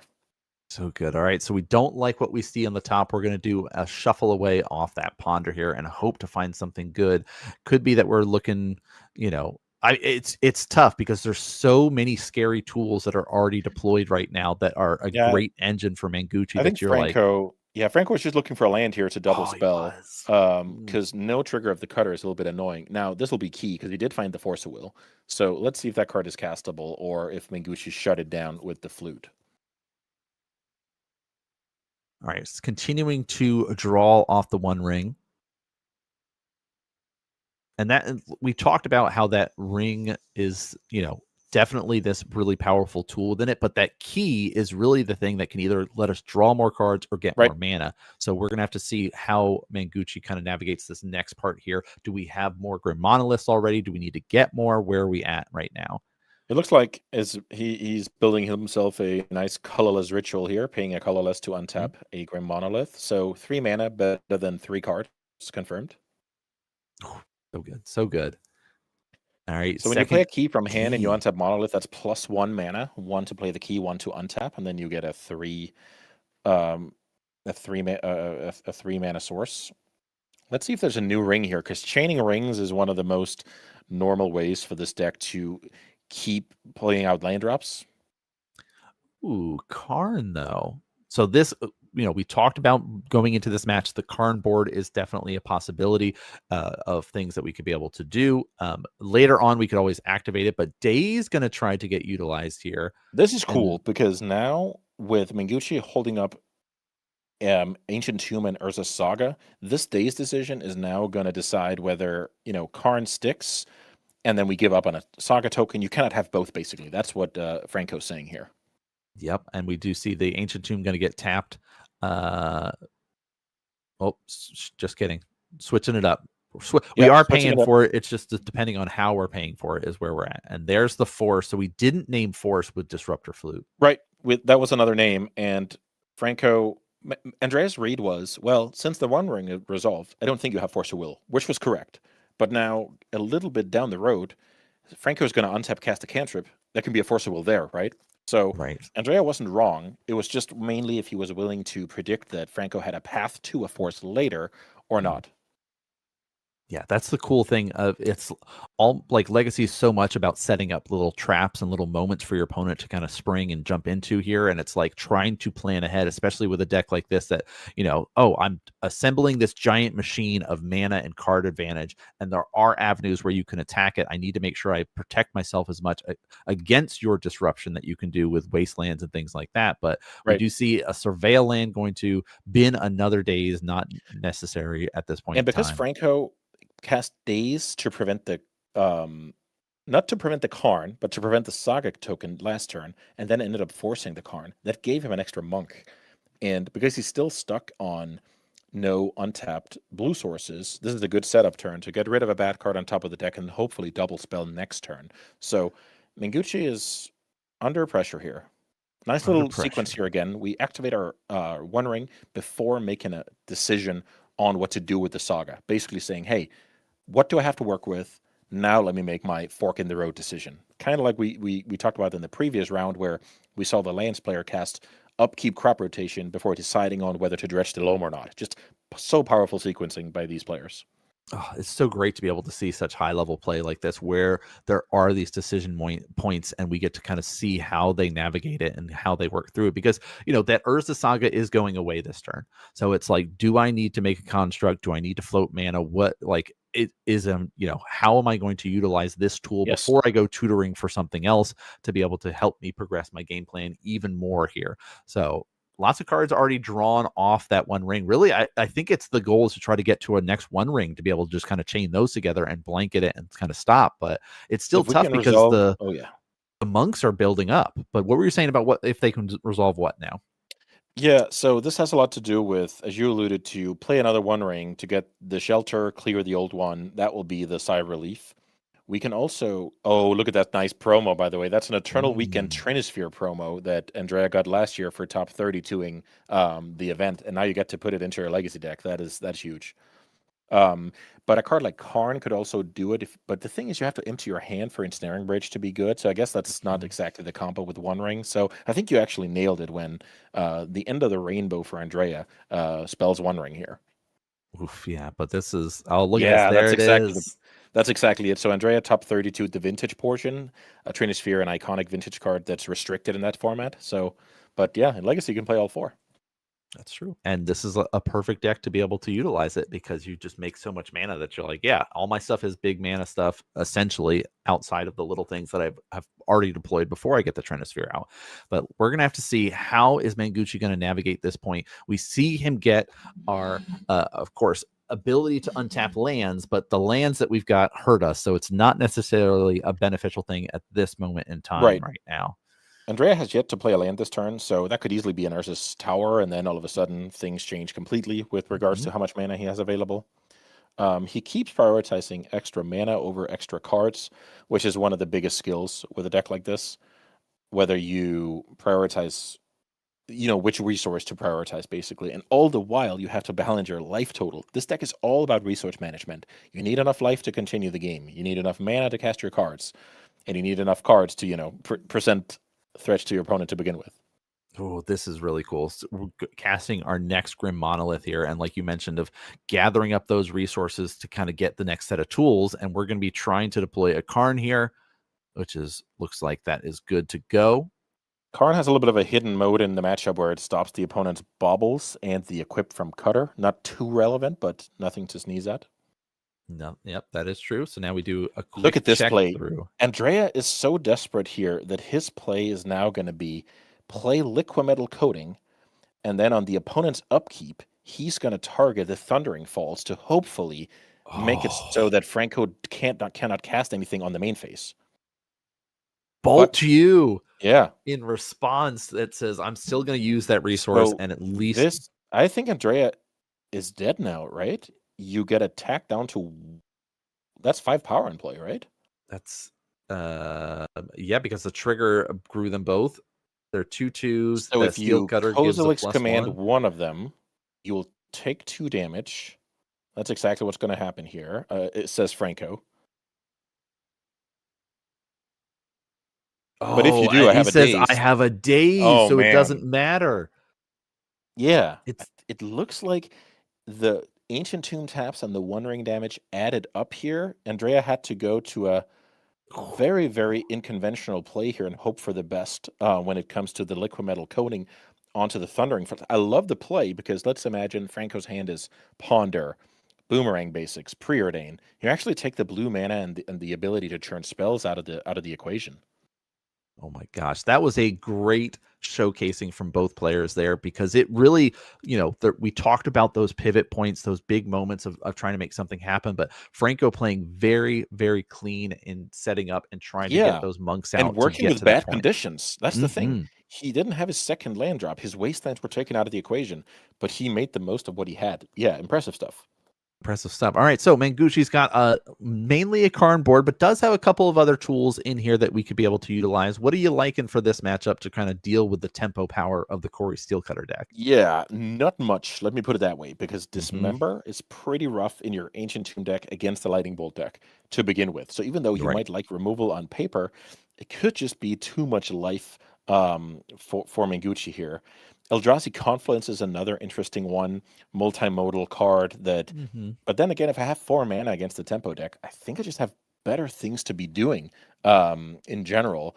And the thing is, you're usually making a lot of sideboard when your Disruptor Flute isn't very good in a particular matchup, but it's actually quite solid here because not only can you name Wasteland and make it be like extra needles, you can also name counterspells like Consign to Memory, Force of Will. I'm still curious what was the name with that flute in the first game. I feel like that was a key moment. But yeah, small adjustments because you have built your deck to be good in its own right, kind of like the Sneak and Show deck we featured earlier, where my main deck is built to beat any opponent. It's up to you to adjust to me. That's a great way to describe it. It's up to my opponent to interact and change how they play, and I'm kind of prepared for it because I know this is kind of almost like the boogeyman right now of Legacy, in the sense of this is a very scary deck to deal with, and it can generate so much card advantage and so much mana that it's really hard to deal with off things like the One Ring and Grim Monolith and stuff like that. So Franco's got a couple of tools though in the sideboard here. Has come prepared with a couple of Consign to Memory, a couple of negations. Those are fairly standard. But then my favorite sideboard card in Legacy at the moment, Price of Progress. Franco will hopefully try and punish the Manguchi here and have him pay the Price of Progress. 2 damage for each non-basic land they control. That could be 8 damage. That could be 10 damage.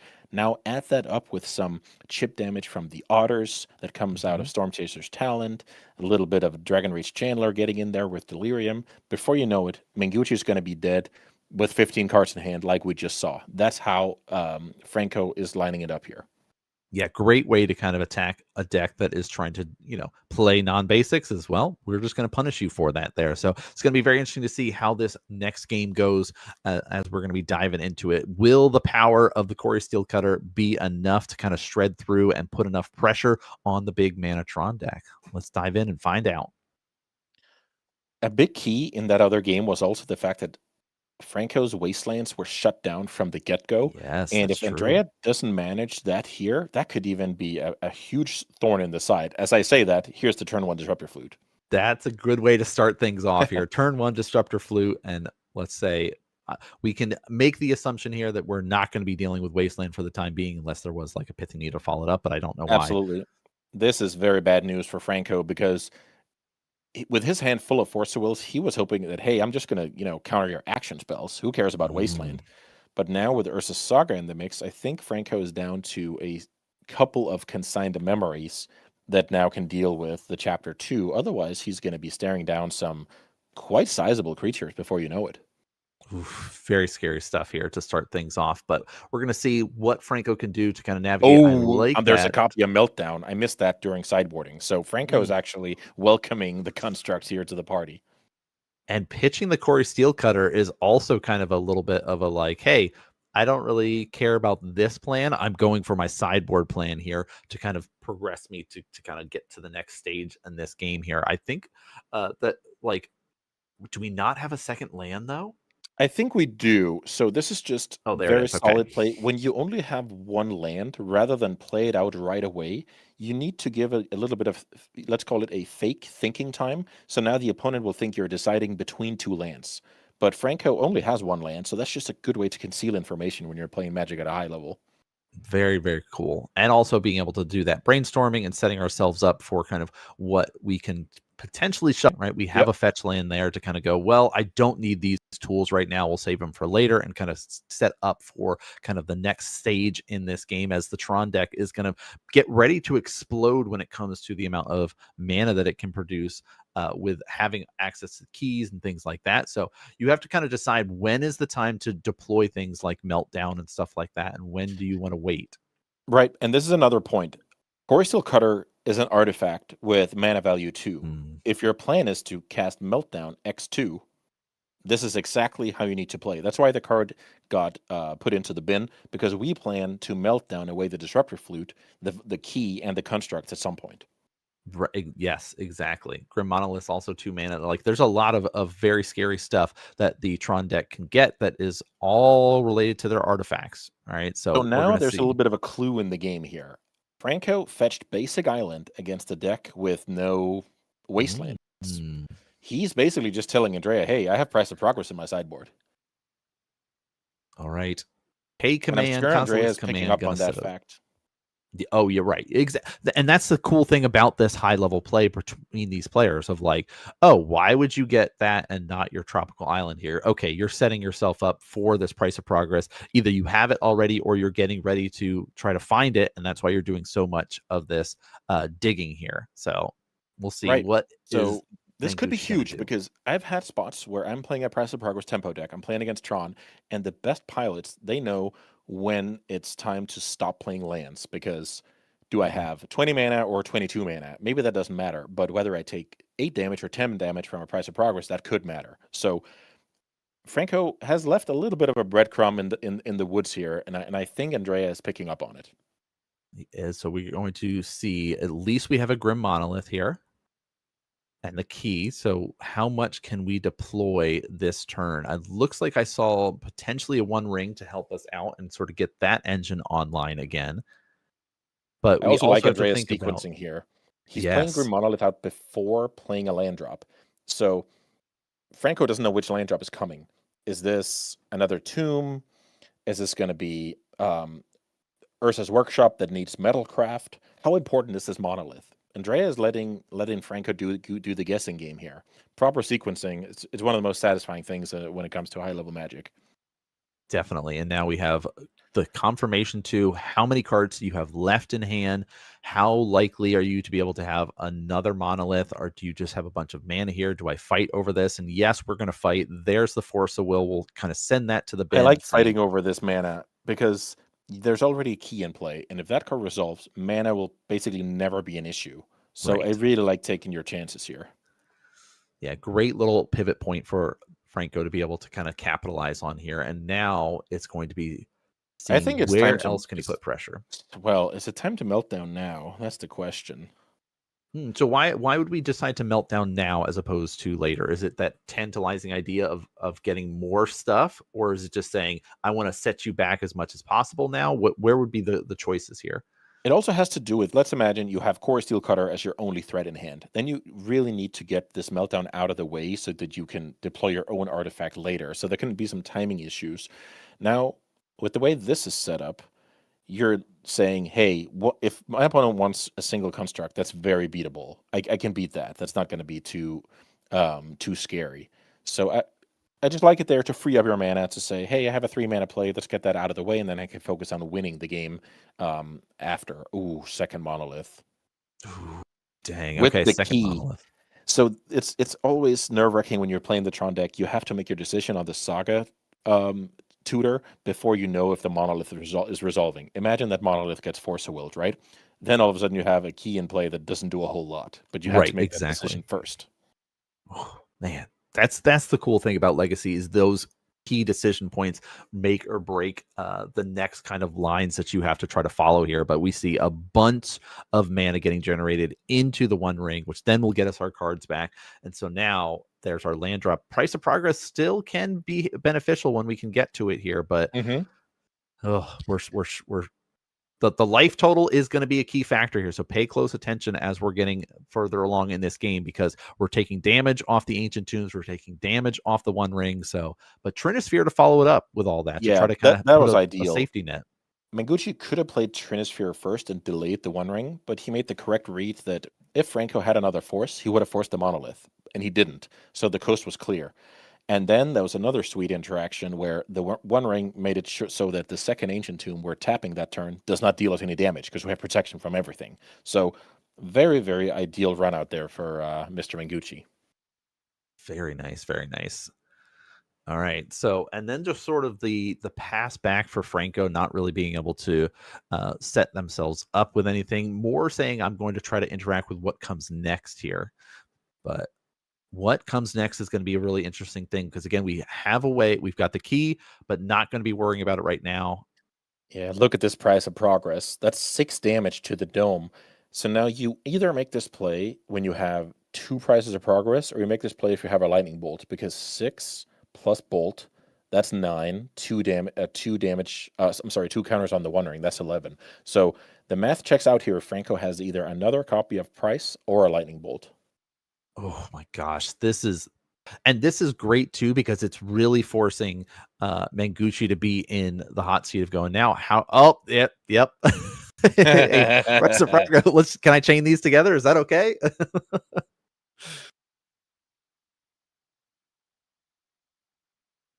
There's the handshake there. Oh man, what a game. Price of Progress, putting in work. I think that, you spoke about this, Andreas, about how much it matters for players to be able to kind of come prepared with their sideboard, not only to know what their weaknesses are, but also what to expect with the meta itself there. Oh, yeah. Now, this was beautiful, right? I got to highlight my favorite sidebar card in Legacy, and then we got to see how it single-handedly, that's all that Franco did this game, I think, like aggression-wise. Otherwise, he Force of Will, Dispel, Meltdown, and then cast 2 Prices of Progress, and that's all she wrote. Like, that's beautiful stuff. Usually you need help from, your channelers or your delvers or your otter tokens or your monks. But here, that was just, price into price. Thanks for tapping your Ancient Tombs and playing with the One Ring, I guess. Sometimes it's enough. It worked out pretty well. But I hope you guys have been enjoying all of our action that we've been doing all day long for the 4-season Spring Legacy event. We've got some amazing games about to come up. So let's kind of do a little hint, let you know, because we've got some of our powerhouses from yesterday coming up soon, because we've got our birthing taxes list. If you did not see this yesterday, you're in for a treat. It's the kind of death and taxes utilizing birthing ritual versus a blue-black tempo list. That's going to be super exciting. We also have Eldrazi versus our cat deck, doing some Boros Energy cat shenanigans. Is our Eldrazi the winner from yesterday too? I'm not sure about the actual player, but yeah, those were the 2 decks that we featured in the finals, the green-white Taxes deck and the Eldrazi deck. So yeah, some cool storylines to round out the show. We're enjoying ourselves. Let's go out with a bang. We are. So we'll see you guys in about 5-minute break. So stay tuned, get some drinks, get some water, and come back for some more epic Legacy action here.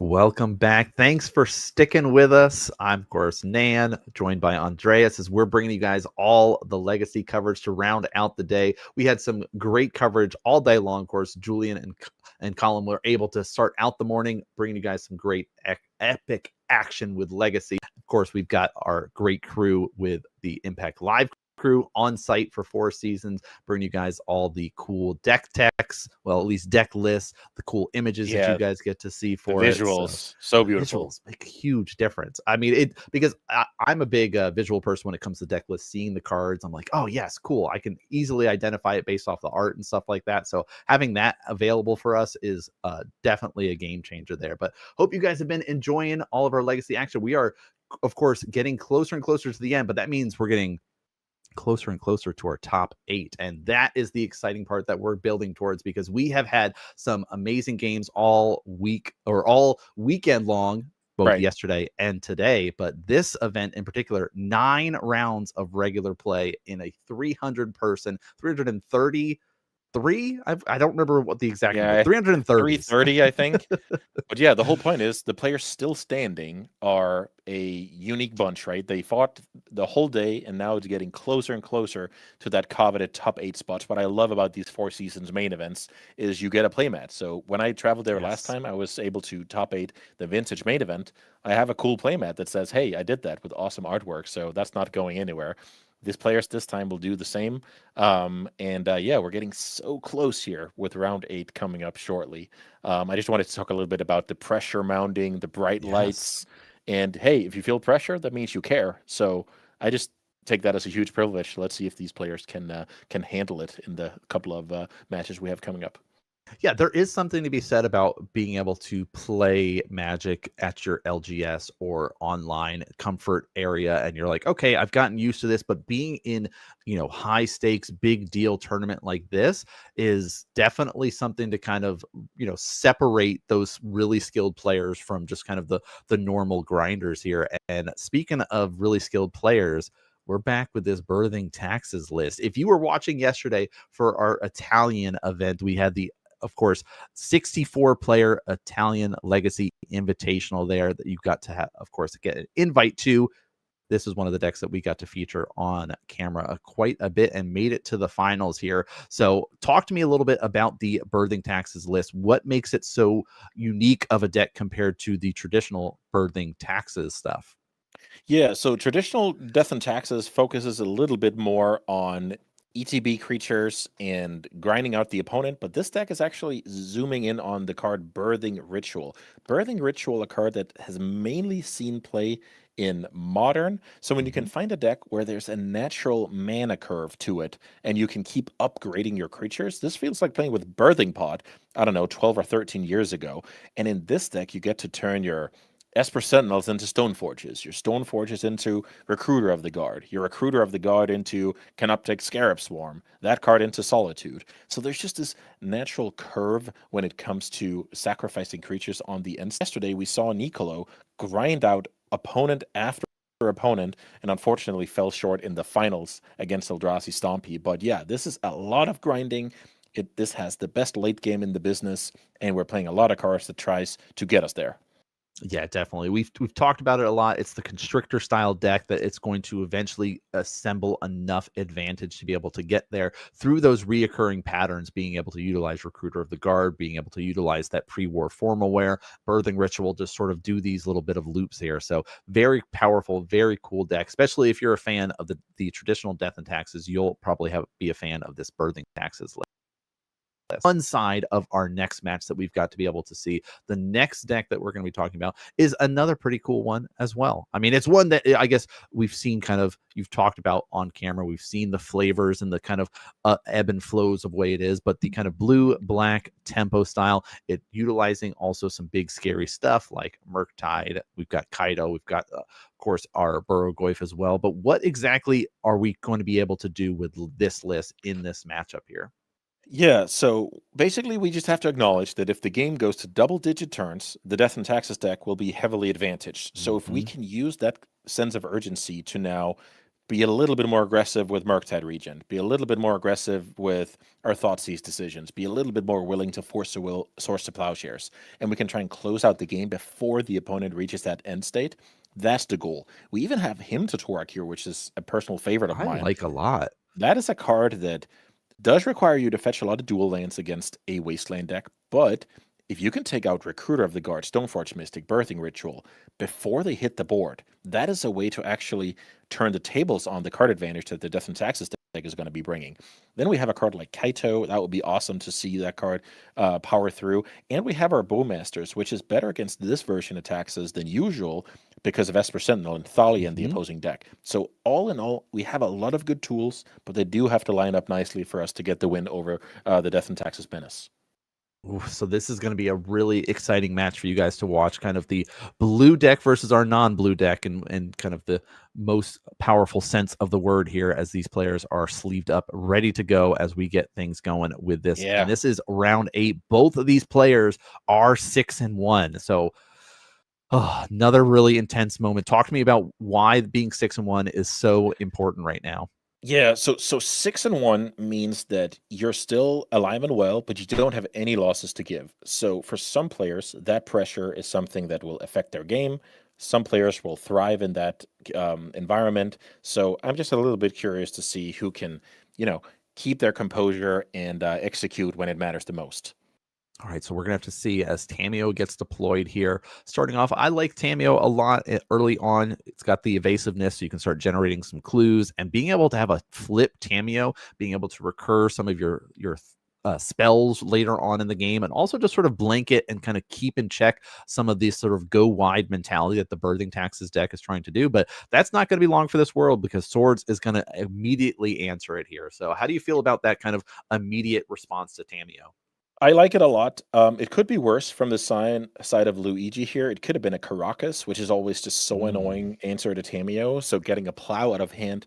If I'm Luigi, I'm thinking, well, that Plow is a card that's not going to target my Murktide or my Baragoyf later. So if I have the long lights on, this is totally fine.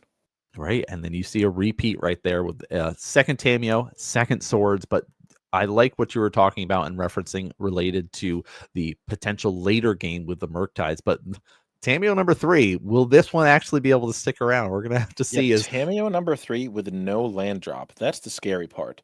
And this is where if Nicolo has the chance, we will see a Wasteland in a heartbeat. We also saw Luigi could have fought over one of the Swords of Plowshares, but didn't. So I think he has a pretty good idea that Tamiyo is just a distraction. That's not how I actually win this game. Yeah, great way to talk about it. It's not the actual way to win the game. It's just kind of a means to get to the next stage of this game here. So let's see. Even soaking up Swords of Plowshares or Solitude that then clears the way for a future card. Just like we discussed when we saw the Quarry Steel Cutter versions trying to beat the Jeskai control deck, it was trying to line up the opponent's answers awkwardly to your threats. That was the name of the game. I want you to plow the Monk. I want you to plow the Chandler so that my Murktide can get the job done. Similar strategy here from the underdog that on paper is the blue-black tempo deck. Yeah, so we had a big tank moment right here as the kind of debate about force of will, but being on one land, I think, made that a little bit easier of a choice going, yeah. I need a way to kind of cast my spells, and then we see the Solitude response here, but Thoughtseize is going to follow it up, said, which would you like, this one or this one? It's the same card, Stoneforge Mystic, one will go to the graveyard, the other one's there, but let's kind of cast one and find a tool. What are we going to grab? Yeah, we're going to grab the Formalware here, I would imagine, because you should expect your opponent to have the first copy of either Snuff Out or Fatal Push in this spot, and you just drew your third land, so things are a little bit more easy. I think I got a peek of Luigi's second copy of Thoughtseize, which is going to be incredible here to clear the Formalware. Oh, that would be huge. Yep, there we go. Stripping that away. And so now it's kind of left with, all right, what other tools do I have to kind of help me out here? The Stoneforge isn't that scary right now by herself. She can become scarier later now that there are no more artifacts, equipments that we can cheat into play. That's the big power that the deck gets access to, is being able to start recurring and cheating things and doing things like that. But, a Birthing Ritual would be really powerful here off the top. But how can we make the body of Stoneforge Mystic relevant? And Birthing Ritual is the answer to that question. Because usually, if you're stripped of the equipment, who cares about a 1/2? But we now live in a world where there's a powerful green enchantment and a full playset of it in Nicolo's deck. Ooh, let's see. Send a message, come across for 1, and a Vial. Okay. It's not a turn 1 Vial, but Vial is still a really powerful card as the game progresses. And since we're in this we've traded a lot of resources right now, just getting this out to help us be a little bit more efficient with our mana later on can be beneficial, but not as powerful of a live draw as we were hoping for. No, So from Luigi's side of the table, I think you're reasonably excited that the opponent drew that card. That could have been way worse. Anything from Recruiter to Stoneforge to Birthing Ritual. There's a million cards here that would be annoying to face. So we take that Vial any day of the week. But you do make a point here that once the game progresses, that card will be relevant because we're a Yorion deck, right? So this is all... We have now grinded the game into the dust. If this is a copy of Baragoyf, there's a big chance Luigi can steal this game. Gosh, there it is.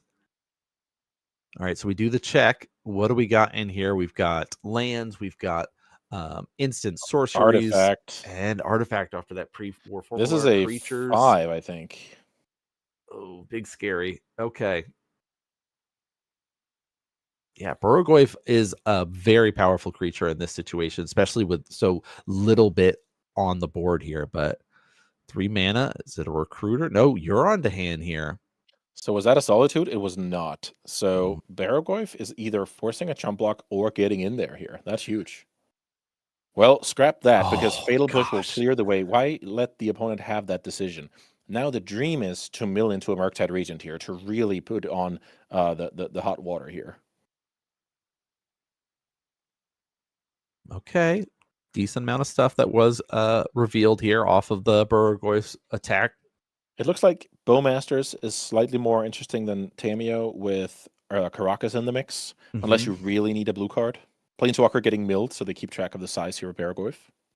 Oh, that's true. Does jump up to the 6/7. I like the nice little Tarma dice that we get to see here to help us kind of keep track at home. Oh, yeah. So if we cannot draw a Plow or a Skyclave to stem the bleeding, this is going to be a tough one for Nicolo. Yeah, this is we're going to just deploy it now. Play out the 4/5. I don't think we have the intention to block here, but we might have the intention to start doing that next turn and then use Caracas as a, let's call it, build your own Mazavith situation. Exactly. So there are these very specific lines that you can do to basically absorb the hit without taking the damage. It's going to kind of bounce it back to your hand here and sort of blanket the Baragoyf, but we can't do that yet. So this is another big bit of damage. This is backbreaking. This is so likely to hit a card that snowballs the game. And there it is. There's the Murktide. Oof. Murktide Regent. There's no answer for Baragoyf, so here, when it rains, it pours. Here's 2 must-deal-with threats. That is really scary. Now, there are still cards that we can draw to help us out. Being at 5 mana, we could get a Solitude here. We could... Oh, gosh. I mean, Skyclave is good onto the Baragoyf. The Recruiter of the Guard, if you get your Vial to 3, can then go and get Solitude. Then you have a chump blocker and an answer to Murktide. That would be awesome. So the Death and Taxes deck has comebacks from here. All right, let's see what this draw has in store for us here. I want to see the Recruiter here. Then I think we're in for a treat of a game. All right, decision line time here. Now, the past doesn't give us any information because of the Vial and stuff like that, but it does kind of... I think it's very unlikely it was Recruiter, because you just gave your opponent another draw step to find Force of Will for the Solitude or Daze for the Solitude. Yeah, and we'll just scoop it there. Wow. Blue-Black Tempo did very similar game plan to what we saw a couple of rounds ago against Lands, where if we're winning the game, it has to do with the opponent bricking a little bit, us having a clutch Force of Will to protect a big creature, and then just snowball that over the finish line. Yeah, that's a great way to describe like that game plan and how they're setting things up of just like, oh, I need to get to this point. This is my path to victory is through this dragon. So as long as this survives, it's good. And all of those early Tamios eating all of those Swords to Plowshare was a really big reason why that happened. Came to fruition, right? That Tamio was simply just a smoke screen, a lightning rod, and then that allowed us to maintain bigger creatures later on. All right. It looked like we saw a little bit of sideboarding out of the Taxes deck, bringing in Disruptor Flute after, or maybe not. Maybe it's just considering it. I was about to say after seeing the Kaito get milled, because usually Kaito is really scary. Unclear for already all the way into the opening hands. Yeah, that's probably. Yeah, so I guess it's like the Disruptor Flute is nice, but is that really where you need to be going? How much of your game plan can you dilute? Because things like the Esper Sentinels and stuff that we often talk about of being weaker in certain matchups are actually pretty powerful in this because of like some of the cantripy stuff that the tempo deck can do here. Right. But it's a double-edged sword though, because it's good against Ponder, Brainstorm, Thoughtseize, Flow State, but it's not very good against Orcish Bowmasters. Nope. So there's a fine line to walk there between when is Bowmasters going to be live anyway, so we might as well have a ton of X1s, and when can we actually minimize the effect of that card. All right, so now we see Luigi going to be setting himself up here. Do we get a turn 1 Tamio again? Are we doing Note that pondering? we're fetching a lot of duels with this list because we play the card Hymn to Torag. So I played this a lot, and I found that Hymn to Torag is awesome when the game is about grinding, but then when you play against faster decks with Wasteland, you can find yourself fetching duels, getting wasted, and that could be a little bit of a trouble here. Okay, let's see if I can speed run some sideboarding let's do philosophy here before we get back into the action. The Taxes deck here, we talked a little bit about.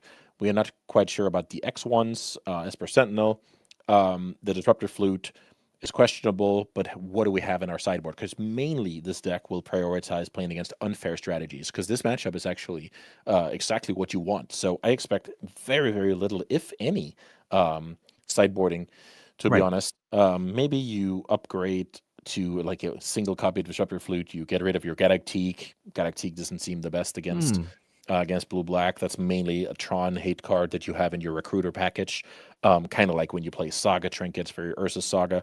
But yeah, very light sideboarding, and we just have to draw a little better, essentially.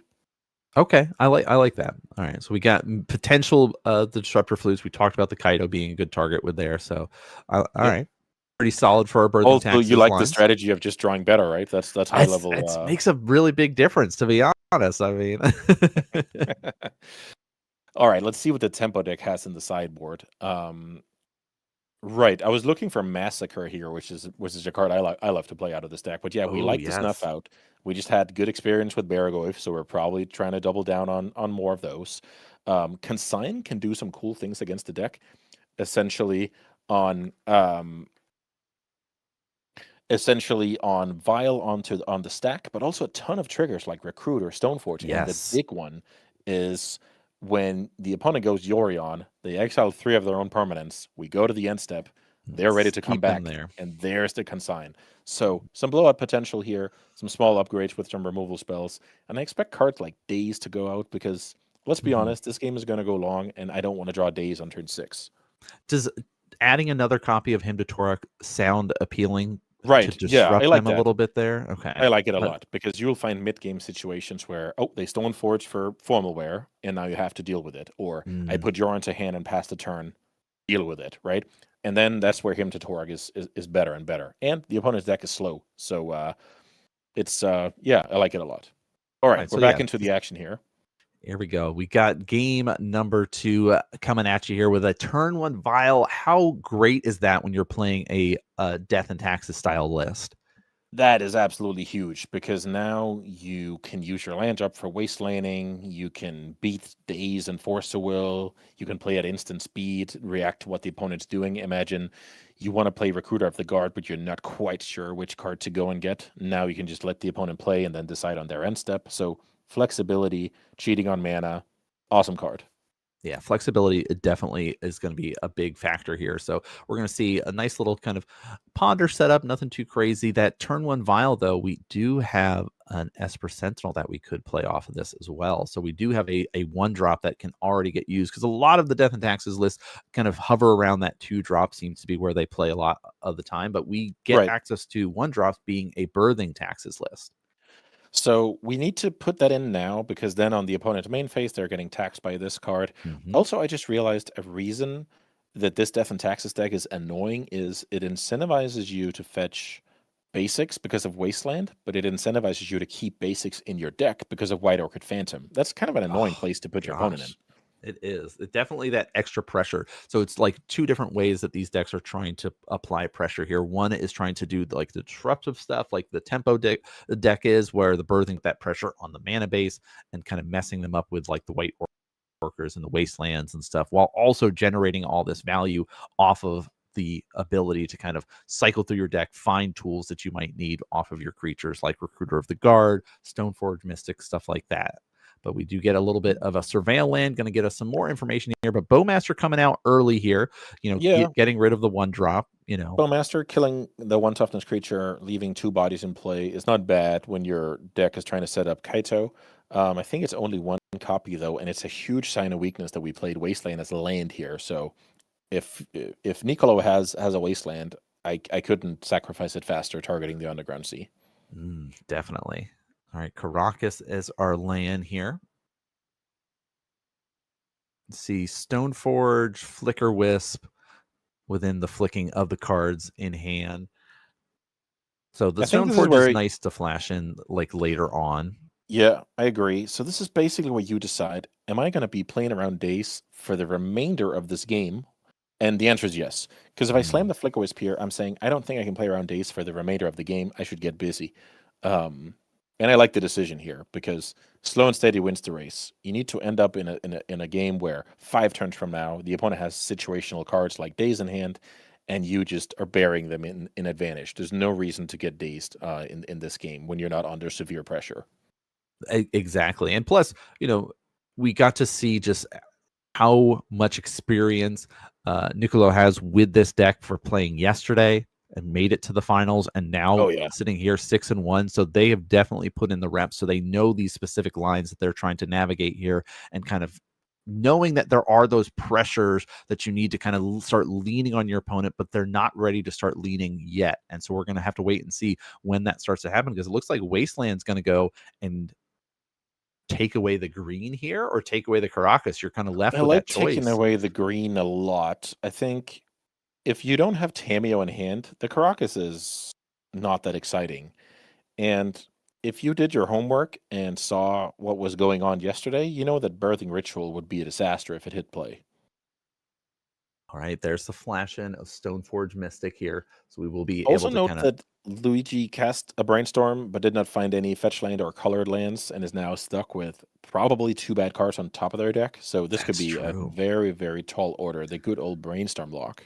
Oh, Brainstorm lock can be so frustrating to have to manage and go, well, I guess for the next 2 draws, I'm stuck with this and have no way to kind of work through it yet. So here's a high-level play, by the way. Nicolo goes for the Meteor Sword on Stoneforge and saying, if you don't have a Snuff Out, I get to now vindicate your only blue source. Luigi says, well, I'm pretty desperate, so I'll try and Wasteland your white source so that maybe, just maybe, you cannot activate your Stoneforge on this turn. Oh, and look at this. We have the Surveil land the tap as our land. Oh, the tap land. So yep, you get to survive another turn. Now the question is, do we have Fatal Push? Oh, we have Thoughtseize. So we can prevent, once again, like last game, we can prevent the bonus of the tutored equipment here. Because I think if Nicolo gets to blow up that Underground Sea, then the game is almost over. All right, there we're going for the push. So I like this as another way to be able to attack the I want to talk a little bit about the timing here. The phase where you need to do this is your own end step because of exactly Flicker Wisp.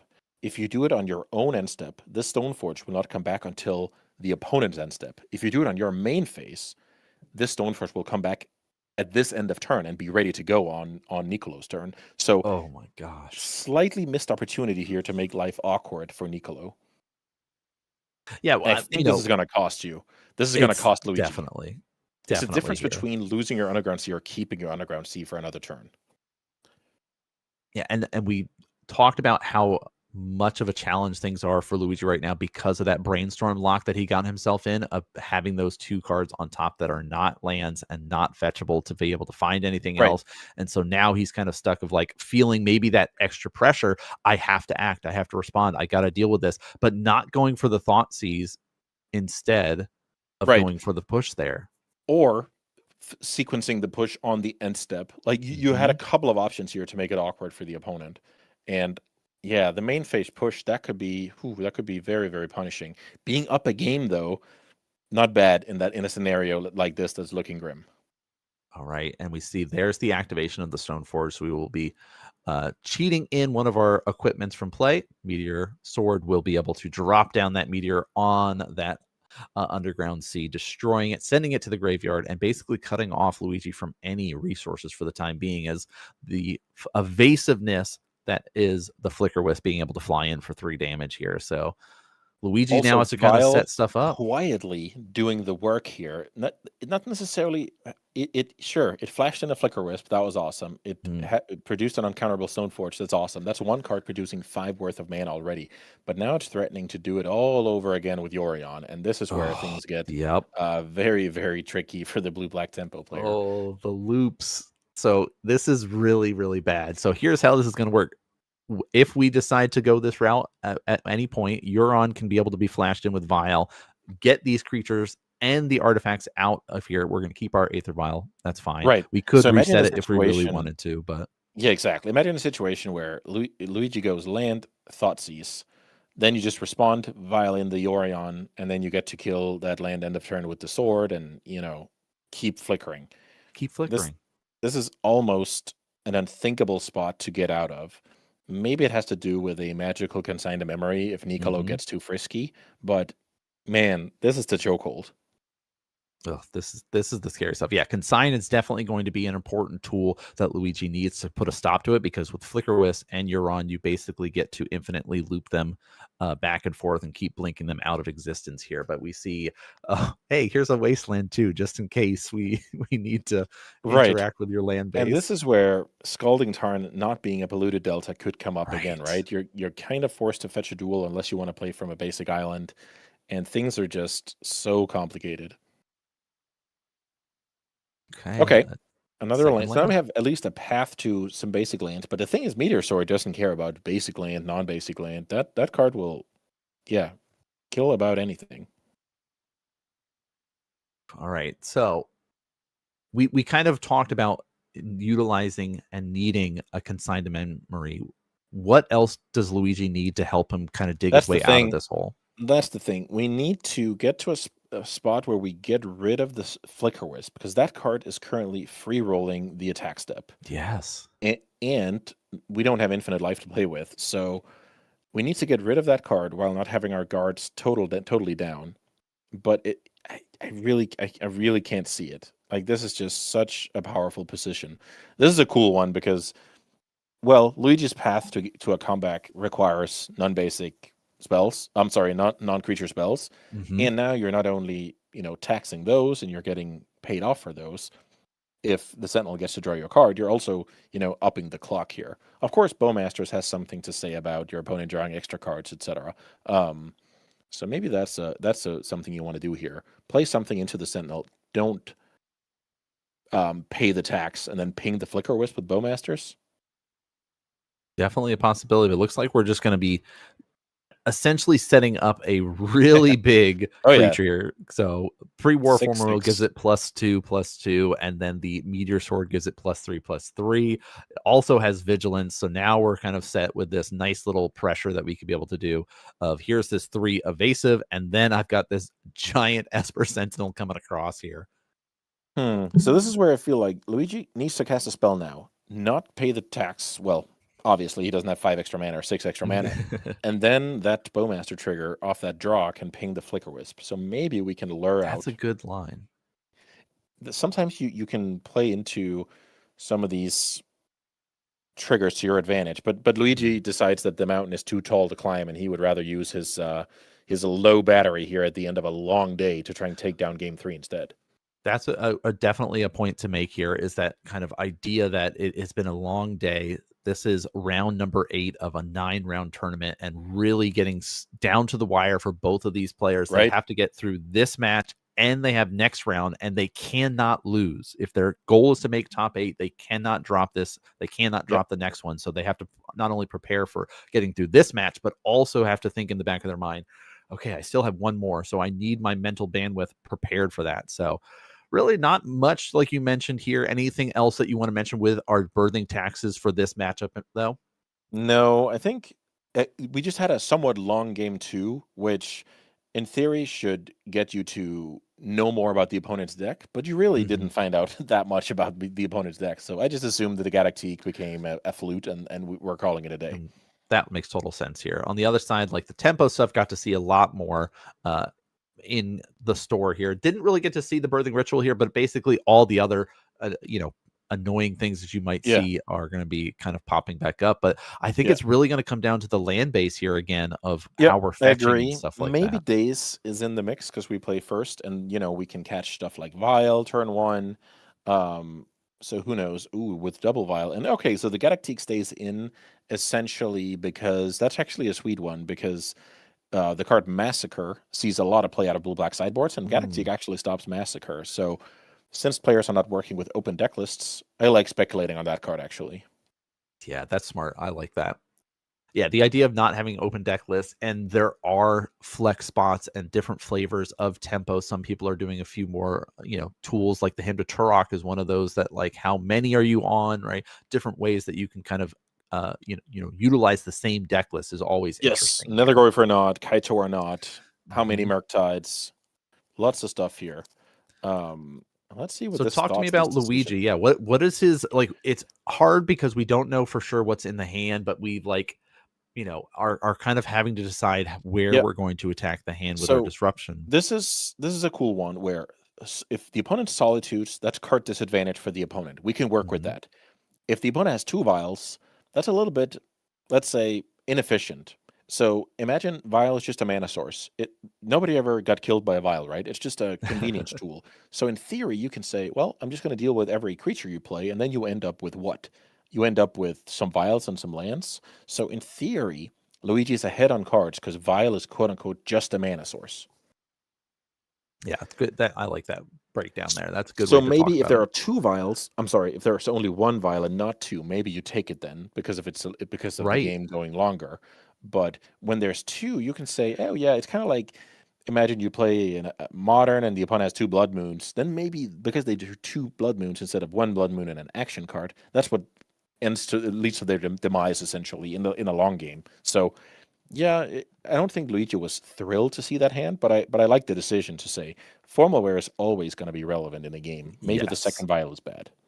Yeah, Formal Wear, because of the ability to bring creatures back from the graveyard, is scary. We want to try to keep that in check. And also having 2 vials, it's not often that we've seen this weekend about having 2 vials, but the ability to kind of set yourself up knowing that, oh, my list runs a lot of 2 drops. So keeping one that just maybe lives on that 2 drop while this one ticks up to 5 can also be really important and really impactful as the game goes on longer, because that's the idea of the birthing taxes list. Let's kind of slowly drag the game out and constrict you. But wow, talk to me about that is a reason to let the opponent have 2 vials. Engineered Explosives gets to kill both. Now note that if that Galactique had found the table before the explosives, then you could not cast the explosives because Galactique is a card that prevents X spells from getting cast. But now it's parked in play, and now we kind of swap seats here. Last game we saw a Desperate Wasteland to prevent a Stoneforge activation. Now we see a Desperate Wasteland to prevent an Engineered Explosives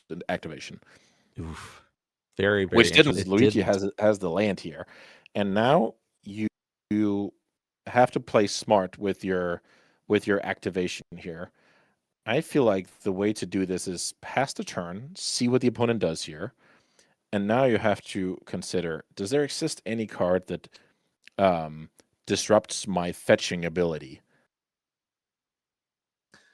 It looks like the answer to that question is no, according to Luigi. So now, before the opponent untaps, it's time to crack the explosives. And here's a key decision. Do I find 2 different basics, or do I find 2 duels? And I think the tiebreaker for finding 2 duels is, aside from you running 3 Hymn to Thorax, is that the opponent has the White Orchid Phantom in the deck. So now that we want to have the basic lanes in the deck rather than in play. That is very important because of the ability to kind of have to tutor them up later off the White Orchid blowing up our lands. We need those kind of ways to come back and not just be blown out and be locked out of the game without being able to cast any spells here. So now it's going to be, we've got a decent position to be in, even though we see the Gaddock Teague is out, but that's not really something that we're necessarily worried about. We can sort of start to progress our plan and start to dig and set stuff up. So what's our next setup here that we're trying to do as Luigi? Yeah, so we have some cards in our deck, especially Hymn to Thorax, that I would really love to fire off while we're under little pressure. If we can clear that Solitude and then start playing Barragoyf or Murktide afterwards, I like it a lot. Also note that Brainstorm is a way to get rid of a Force of Will that is simply not castable under the Gaddock Teague. So you can adjust your hand based on the Hate Bear in play. And then it's all about, do we have a relevant follow-up? Can we cast a Flow State to see some new cards? Can we start stripping the opponent's hand? The Wasteland Pass situation here is good because this prevents the opponent from going end-step Surveil Land. Well, they can still do it, but then they will lose their dual land. They'll lose their land. So sometimes you want to make this play. Also, this is either representing Bowmasters as an actual card in hand, or being a bluff that might disincentivize the Gaddock Teague from keep attacking. So lots of good reasons to play out Wasteland there as your land drop. All right, and there is the Surveil. That's pretty cool play here, because now we're calling the bluff. If we get Wastelanded, the opponent does not have Bowmaster. If the opponent lets the land stay in play, I think my opponent has Bowmasters for the combo. So there's a little bit of eye staring contest here going on between the two competitors. Oh, it's so great to see these high level plays like this where they are doing these like check moments. Hey, do you have these cards? I can get information from the way that you're playing because we're playing at such a high level, and go, yep, that's fine. I got my Surveil. I have a follow-up land. That's fine. We'll both sit here at 2 lands, and I'm going to start chipping away at you, at least with Gaddock Teagues. That's 2 damage. It's keeping your forces in check. Like it's putting in the work, but Push is going to say, no, we're done with that. Yeah, it's been fun for that Gaddock Teague, but no more. So no play from Luigi is a little bit concerning. Let's see. Is there still a Force in there? Because we did Brainstorm 1 away, which I liked a lot, especially how things were looking at the time. Oh, wow. The Taxus player took a single mulligan and got 2 for 1 on the Vile decision. And then from there, hasn't been able to cast any card advantage cards like Stoneforge, like Recruiter. Right. So this game is actually going according to plan from Luigi. I think the only thing that could be better is if he's found a Hymn to Thorax during these couple of turns. That would have been a huge explosive moment there to kind of add a little bit more disruption into this match, but not at the moment here. We see Caracas is our land, but that 3 mana though is really important for getting that next set of things, like being able to deploy a Recruiter of the Guard. But yeah, I think exactly that's the decision. Oh, Yorianto hand. Okay.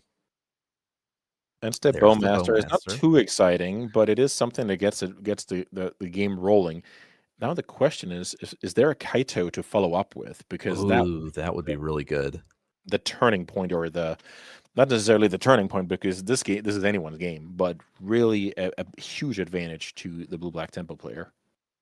Yeah, this game has kind of been flowing back and forth up to this point where both players are sort of just kind of testing the water a little bit. Okay, let me see how you respond to this. Let me try to disrupt you a little bit here, but nothing has really kind of pushed in one person's favor yet. And even this Brainstorm is still just kind of let's gather some resources, gather some information to kind of help us through this next stage of the game. And, what's that, a Sheldred's Edict maybe? But yeah, and I also see a Force of Will. Unclear if there's a blue card to go with it, because Bowmaster is not the most impressive clock. It has to be coupled with more hard-hitting threats. Ooh, Thoughtseize is a good one here. So Skyclave looks to be the pick you want to go for here? Solitudes are redundant, and the Orion is way into the future. Way into the future. Yeah, Skyclave, the only like real thing that you're scared about right now, because again, you talked about like the 2 for wanting to be able to actually be able to deploy the Solitude, and so losing even more resources that we are kind of in desperate need of being able to kind of hold on to at this point in time here. Even taking the turn off last turn to just get Euron into our hand is kind of an indication of where we're at with the birthing taxes list. And so I like the idea of getting rid of the Skyclave, but you know, if the idea is my hand is set up for later and I'm worried about this game going long enough, maybe you can make an argument for something else. But I see that. And this is probably where Luigi says, "Do you know what? At that time, I think I found a blue card for my Force of Will, so I think I have the also I play him to Torg in my deck. So it's better to take care of the card that's impacting the game right now." And we see a Stoneforge, and then there's the wait. You saw the like immediate reach. Can I go searching? And it's like, hold on, let me just double check and think through it. And this is where we see the search. The pre-war formal wear is probably going to enter the equation here, because that card doesn't care about Stoneforge surviving. We've talked about that. And also something we missed here is Luigi's going to draw the same couple of cards that he put Brainstorm last turn. So whether they're good or bad, I guess time will tell. Now we have the blue card. So maybe we stacked our Brainstorm a little bit suboptimally here. Let's see how that plays out. The attack here is pretty clear. You're saying, hey, I have a second Bowmaster. What are you going to do about it, buddy? All right, there's the block. So here we need to go to damage, because if you do it before, your opponent has time to Solitude. So here's a situation where this is a play. Oh, man. This is a play where if Luigi had Kaito, you could have ninjutsu'd in response to this Solitude, because we already went to blocks. So if you actually want to prevent Kaito from being in the mix that turn, you need to Solitude before announcing blocks. Right. So again, that sequencing and lines that you could be able to play are so important. That was a skipping heartbeat moment, because if there's actually Kaito, you can fizzle the Solitude there. That would have been a disaster. Ooh, and I think that's also that dependent upon how many copies of Kaito are in the list, right? Yeah. In this case, we only see 1 copy of it, but if there were 2, that increases the chances of being able to have that situation happen. But attempt to do the pre-war formal will to kind of reset things, and that's where the force is. This is why I think if Luigi had stacked his Brainstorm a little bit better, we could have just forced the Stoneforge to begin with and not had to worry about the 1-2, which was also an avenue to the equipment. The 1-2 body ended up eating a Bowmaster up here, so highly relevant.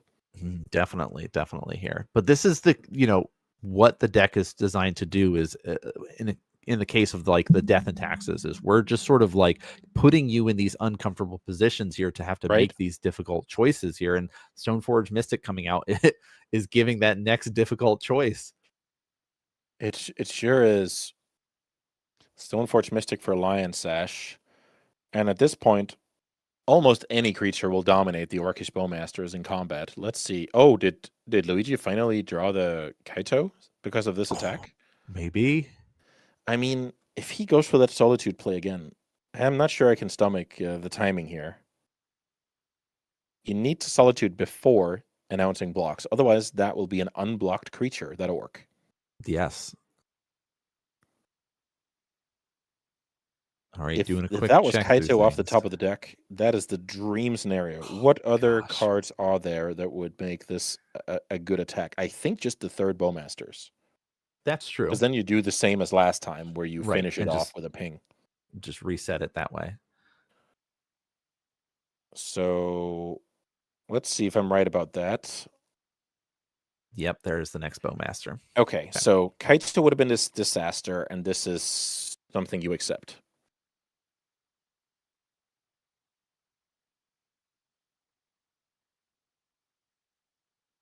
Deploying the Lion Sash here, that helps us at least be able to have a threat out that we can be able to utilize, help us to be able to eat things from the graveyard. That is now a 2/2, stops the Bowmaster, and then we're just taking damage from a Grizzly Bear. So it looks like we're activating now. I like this play a lot. This is because if Luigi draws the next copy of Bowmasters. There's a window when you respond to the activation of the Lion Sash that you can ping it. But if you do it now, you don't give the opponent that draw step. But that gets eaten up by a Fatal Push, clearing the path here as we can try to push for damage. But Brainstorm, again, setting ourselves up. A Brainstorm here is a card that it could backfire casting this Brainstorm, but it could also pay off if you find something like a Flow State or a Murktide Regent. That would be awesome to develop here and use your mana. All right, in the tank a little bit about how to set it up here. As long as we remember to get one of them. Okay, nice. Resolving it a little bit like a ponder when you're empty-handed. I guess that's fine. 3 damage. So the chip damage keep on coming here. I was like, oh yeah, nobody ever died from Bowmaster chip damage in this matchup, but there's actually a case for it. That Thalia is actually super annoying because only the first strike Bowmaster there is pretty good. Okay. Ooh. That certainly works, but the Solitude, it's more just it's going to eat a Solitude and another card, which is super strong. All right, so they're doing the confirmation check to see how big it is, because you also got to see one of the artifacts get eaten, but there are those Aether Vials that died very early on, so of course that Burgoyf will be a little bit bigger based off of that. And there we see pitching another Thalia to get rid of it here. Say your 5/6 is now going to be exiled, sent that away, and I still have the Thalia back that I can be able to block whatever you want, or I can send it into combat and basically almost be unblockable in that way with the first strike stuff. We might see the good old-fashioned play of attack with Thalia, bounce it with Karakas, and replay it for the build your own vigilance creature situation. But Nicolo thinks better of it, would rather have the Karakas up in case of a removal spell and what have you. Smart. I like that. Ponder's going to come, gives us a chance to be able to shuffle away if we don't like it. And yes, that is finally getting some shuffle effects. We've been kind of looking at the same couple of cards off the top for a while here. Yeah. Also, yeah, the pressure is just building in this tournament. This is the penultimate round. This tournament structure is 9 rounds of Swiss, and then it's an automatic top 8 split. So basically, we're going to have 8 winners in this tournament. That's how Four Seasons do their main events. I really like those. We have the top 8 playmats as the trophies, and these players are getting so close. Both players sitting at 6-1. This is the deciding game of the match, and there's one more win away if they manage to emerge victorious here. This is huge. A lot of stakes on the line. This Recruiter of the Guard is going to help lean things a little bit more towards Nicolo's plans to progress here, because he is going to be able to tutor up some sort of tool to help him. You see him kind of hovering over maybe the Flicker Wisp, which would be really good for the evasiveness to kind of push in. Also being able to do another Recruiter of the Guard, but said, nope, let's just chain Recruiter of the Guards and just start to go wide and make as many creatures out as possible, which also helps with our live draws of Birthing Ritual too. It sure does. I'm trying to think about the advantages of going for Recruiter over Flicker Wisp. Because if you go for... This is a very nice double block. I guess not when we go first strike damage to the Orc, bounce our own creature afterwards. So Luigi thinks better of it. Yeah, I like that. I'm thinking about Flicker Wisp, because Flicker Wisp, as you alluded to, gives us a 3/1 flying body. And it also gives us a Recruiter activation because we target the Recruiter with the blink. So let's see what clever plans Nicolo has up his sleeve. I am certainly not going to doubt the Taxes Master. Oh yeah, exactly. He's shown us how good he is with this deck yesterday, making it in the invitational to the finals there of the 64 player. And yeah, we're just, you know what? Chaining Recruiter of the Guards is not a bad plan. 3 mana to get a 1/1. Right? Sure. All right. Orc Army's going to come across. 2 damage is not nothing. At this stage. Okay, we're actually going to do the double block. We're actually going to get into a spot where we are winning the race. My gosh. Well, if you guys are watching at home, make sure you guys are subscribing, following along, whether you're watching on Twitch or YouTube, because this stuff is high level Magic, and the amount of decision makings that these players are going for is not something you're going to want to miss. And also, there's going to be more Four Seasons events coming up too. So your subscriber and your following does let Four Seasons know we want to have more legacy content for you guys to be able to watch. So we got Recruiter of the Guard kicking up, looking for some more tools to help us out here. And this is kind of like Canoptic Scarab Swarm. No, we're thinking about a fourth recruiter. I mean, why not? it worked well last time, right? So what can Luigi do here? Yeah, we're still trying to find Murktide Regent. Mm-hmm. We're still trying to find him to Torok. But yeah, this gets super complicated. Now the life totals are evening out, and Nicolo can eye the finish line here with his Death and Taxes deck. Yeah, send the team across. So we do kind of go through it and like, okay, how many cards do you have in hand? You have 4 cards in hand. That's a lot of scary stuff. Plus Recruiter of the Card can still find something else later on. So we'll trade off this for this. Bowmaster's gone. Recruiter of the Guard's gone. 2 more damage getting through. And there's Recruiter of the Guard number 4. No more in the list, but is now the time for the Flicker Wisp. Yes, there it is. Now the Flicker Wisp comes in. I can't stop thinking about if we found Flicker Wisp the first time. I feel like we would have won the game in the air. But I think Nicolo has been playing around getting him to Torok and didn't want to lose like the Flicker Wisp from his deck entirely. Not sure about it though. Let's see. Here's a Daze on the Esper Sentinel is not paid for. So this tells me, this is a high level play, that Nicolo is playing around Tamiyo plus Brainstorm. You don't want to tap your Caracas to then find yourself staring down a flipped Tamiyo, because you must be thinking to yourself, why is my opponent dazing here? And this is just a high level moment of, hey, they recognize that we're playing Magic at a very, very high level, and that must be the only reason. So whether that's a bluff from Luigi or it's the actual case, hats off to these players. Oh gosh, this is so cool to be able to see at this point in time. Like, we talked about the pressure leading up to this moment. They're both sitting 1-1. Life totals are low, and Luigi's trying to find some sort of way to kind of get himself a big payout threat, a Murktide, kind of something here to kind of go and get him to that next stage. But Nicolo's got this like first strike 2-1 constant poking that has kind of dropped Luigi down lower than he thought he would be at this point. And now he's staring down a Flicker Wisp that could come out and flicker the Recruiter of the Guard, put even like essentially 5 damage coming across next turn too. So it's like he's got to not only navigate this turn here, but also set himself up for winning, right? You got to play to win, not play to not lose. So we're in this tricky spot.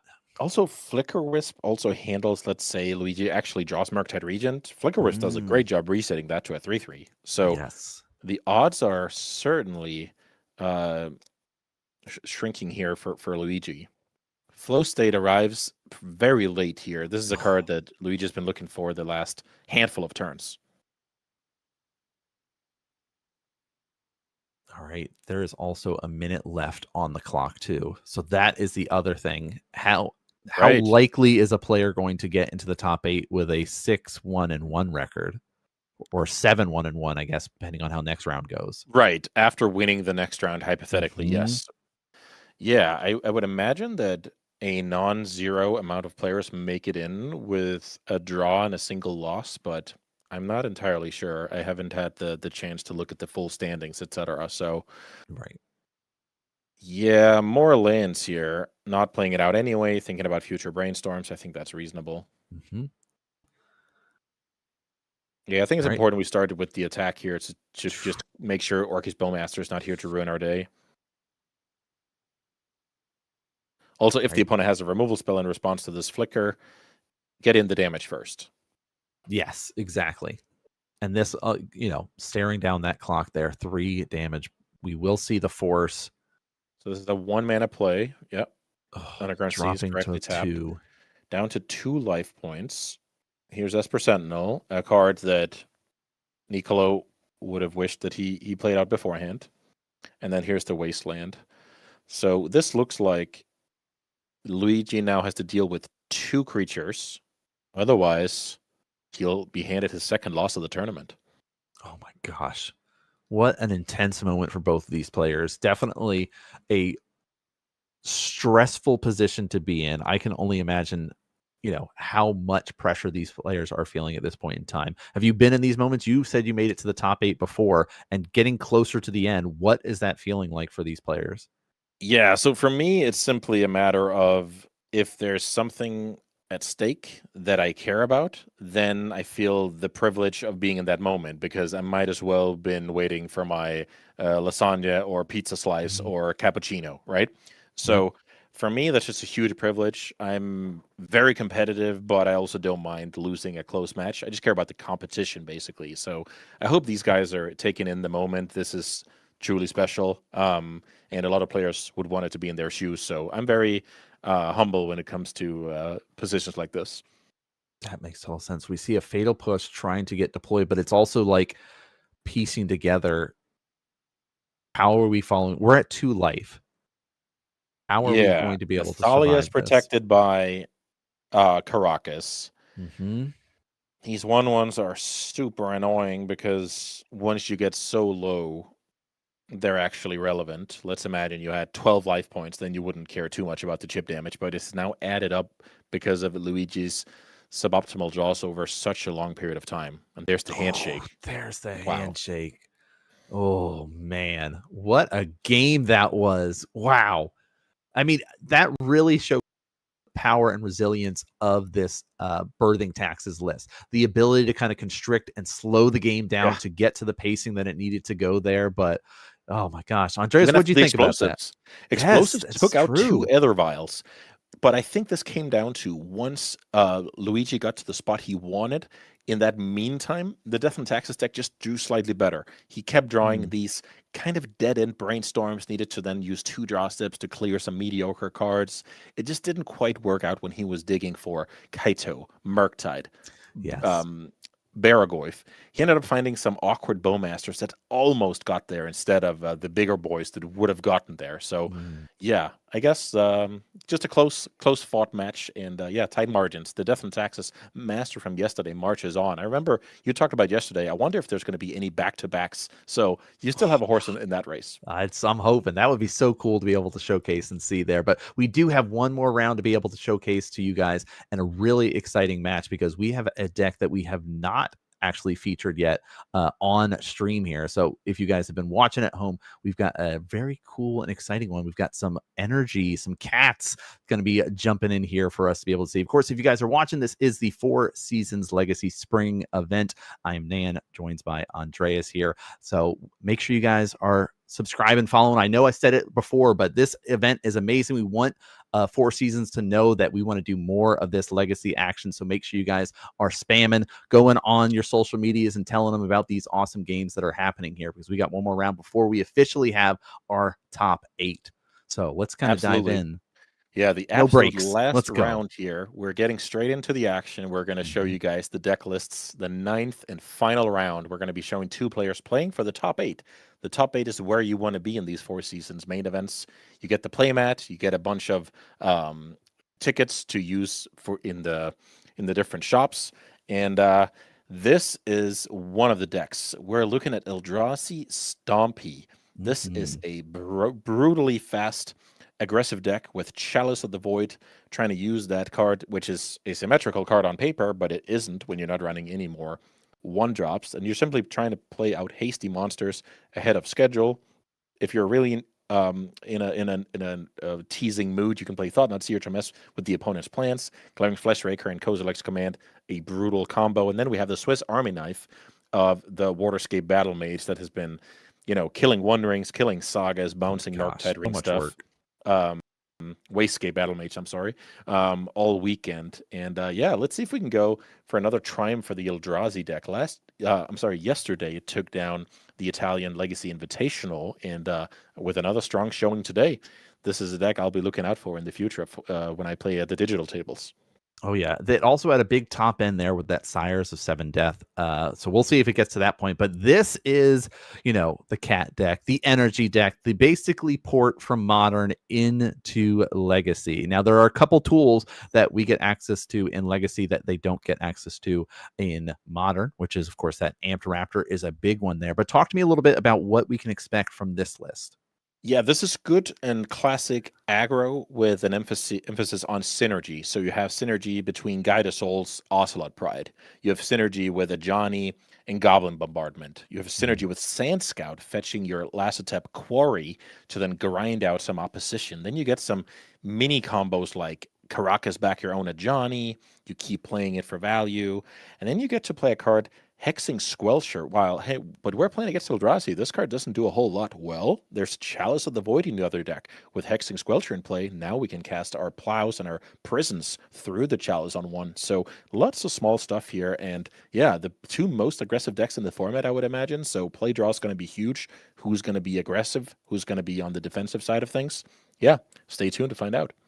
Oh, it's going to be exciting. So yeah, this, of course, is our 9th round. We've had all rounds showcased on camera today. So let's dive in to see which player is going to be able to move on with the aggro strategy here.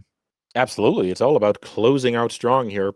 And making the top 8. It looks like this is either going to be them playing for the 8th slot, or we had a lot of intentional draws.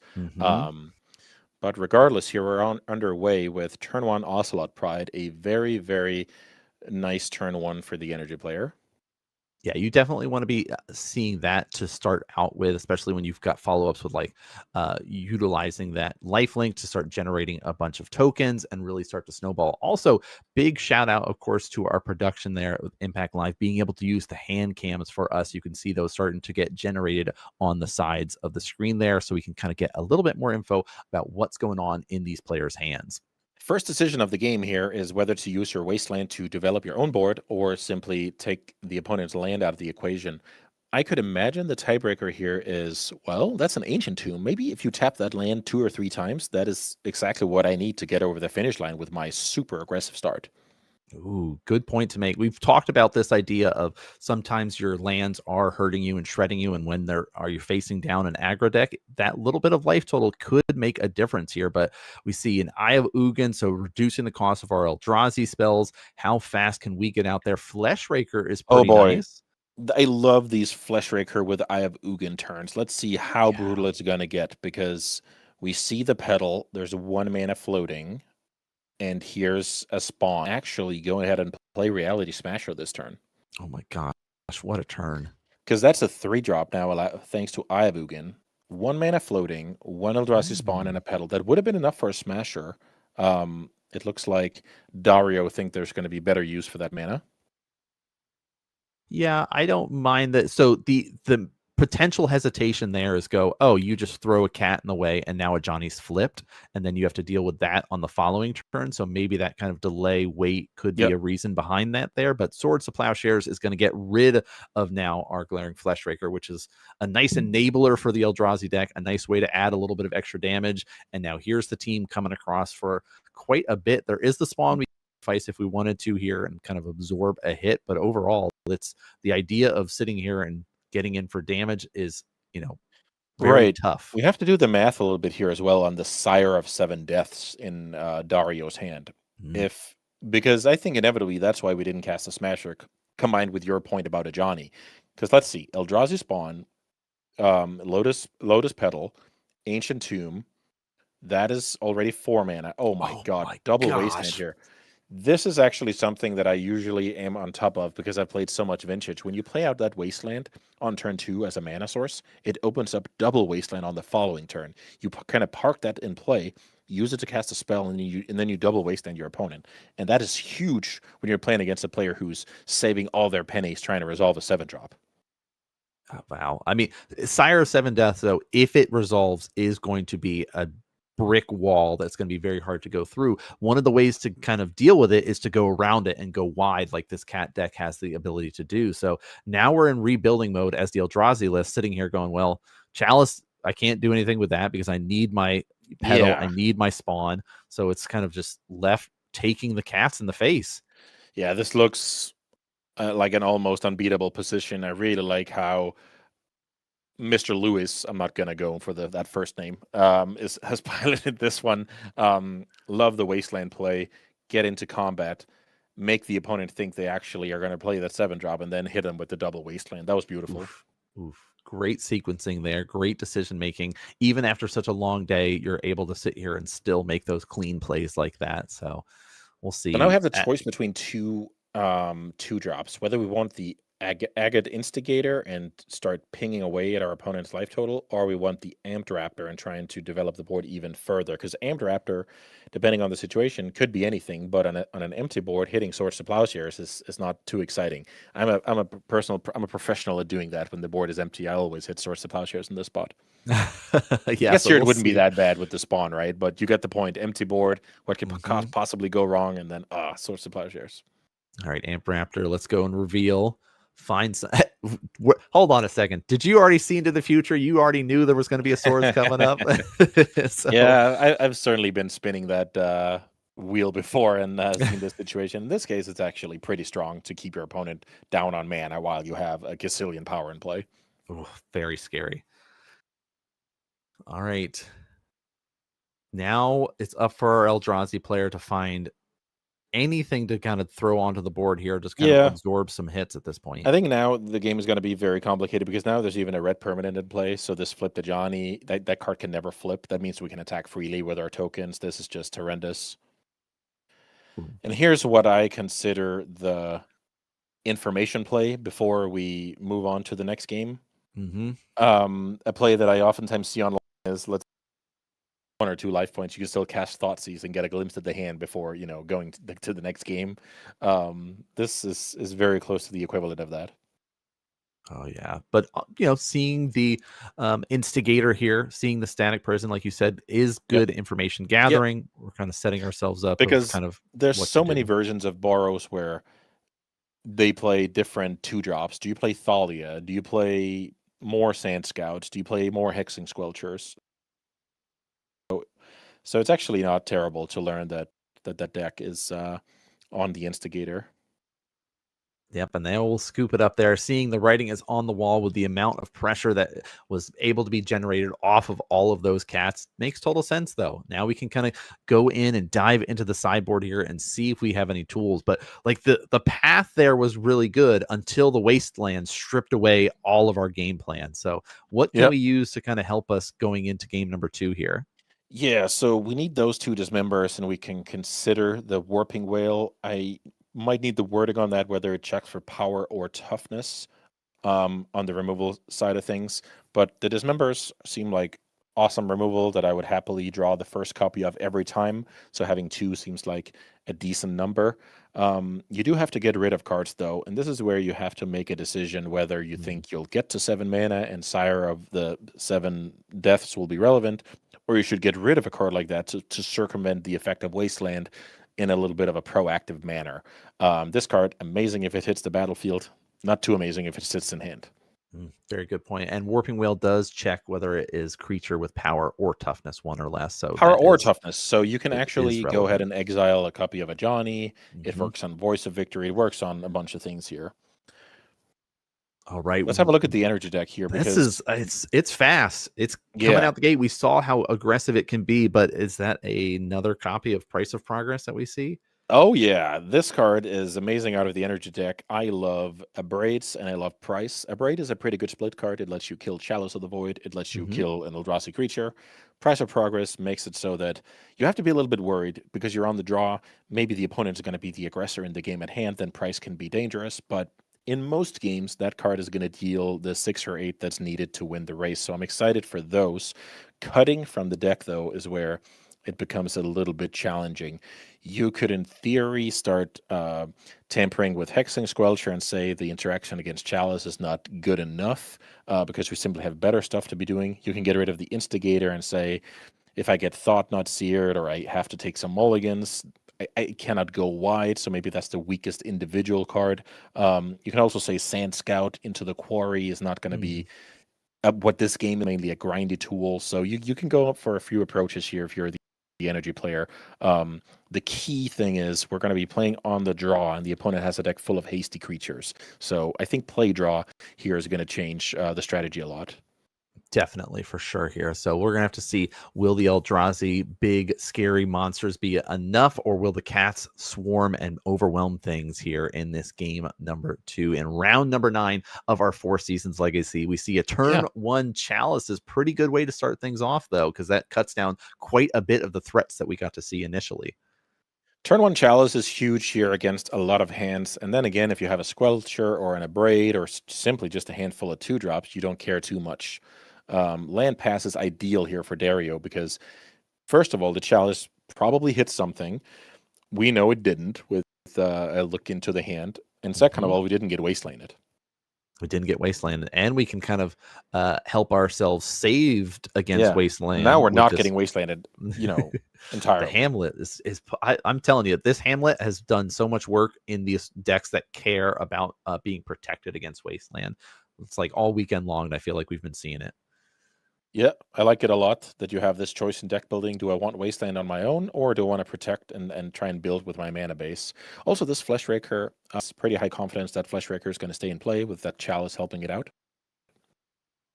It is. Fleshraker definitely a great way to accelerate out as well as deal damage to our opponent here off of every spell that we're casting, generating more and more tokens, generating more and more damage. So it's a great snowball-y card, but you see that we've got a little bit of options with our 2-drops here. Amped Raptor, you could even do like a Johnny, Goblin Bombardment. So it's 2-drops all the way around, it seems here. Which is a way to beat Chalice for sure. Is this Goblin Bombardment? Ooh, looks like that is Goblin Bombardment here. Yeah, Goblin Bombardment, parking that in play, I like a lot because then no matter what, when you play creatures into the future, they're going to provide some kind of value. Like there's no window for the opponent to prevent that once the card is in play. Now, the bad thing about parking it in play is the opponent could have Wastegate Battle Mage and kill it before it ever did anything. So, yeah, just a little bit of a judgment call play here from Louis. Also, if your payoff, which right now is a Johnny, and you have 2 copies, then you're not scared of getting Thought-Knot Seared. So I think that is the biggest reason that's play, that if the opponent has Thought-Knot Seer, I would rather show him 2 copies of a Johnny than 1 copy of a Goblin Bombardment when I'm trying to set up the combo. Oh, great way to think about it there. So now we get to see the kind of pass back, no real development there at the Lotus Petals. So this is sort of like kind of that sigh of relief, no thought not to strip away any of my tools. That is yes, perfect. That's exactly the sigh of relief. You could have been overwhelmed by Eldrazi Linebreaker, Reality Smasher, K-Command, like lots of stuff could have happened there. All right, there's a Johnny. So very important card here. There's an ETB trigger on the stack here, and this is the moment that you should dismember it if you have it, because then there's no cat to second response. And there we go. The read is, do you know what? I don't think you have the dismember, buddy. I'm gonna, go for it. Ask the tough question. But this is where Dario actually does have the K command. Oh, this is awesome. So let's see. X equals right now 1. So we need 1 more. So do we get rid of a petal or get rid of a spawn? I would guess the spawn is more valuable. Yeah, we also get to get a new spawn. So it's like, yeah, in general, creatures are just better than artifacts lying around here, I would imagine. Yes. There's a non-0% chance the opponent has something like Meltdown in the sideboard, and then all of a sudden that petal could have been a creature. Also, petal doesn't give colorless. In theory, that could come up. I've had games where it's awkward that I don't have double colorless for my K command because I kept up petal as mana.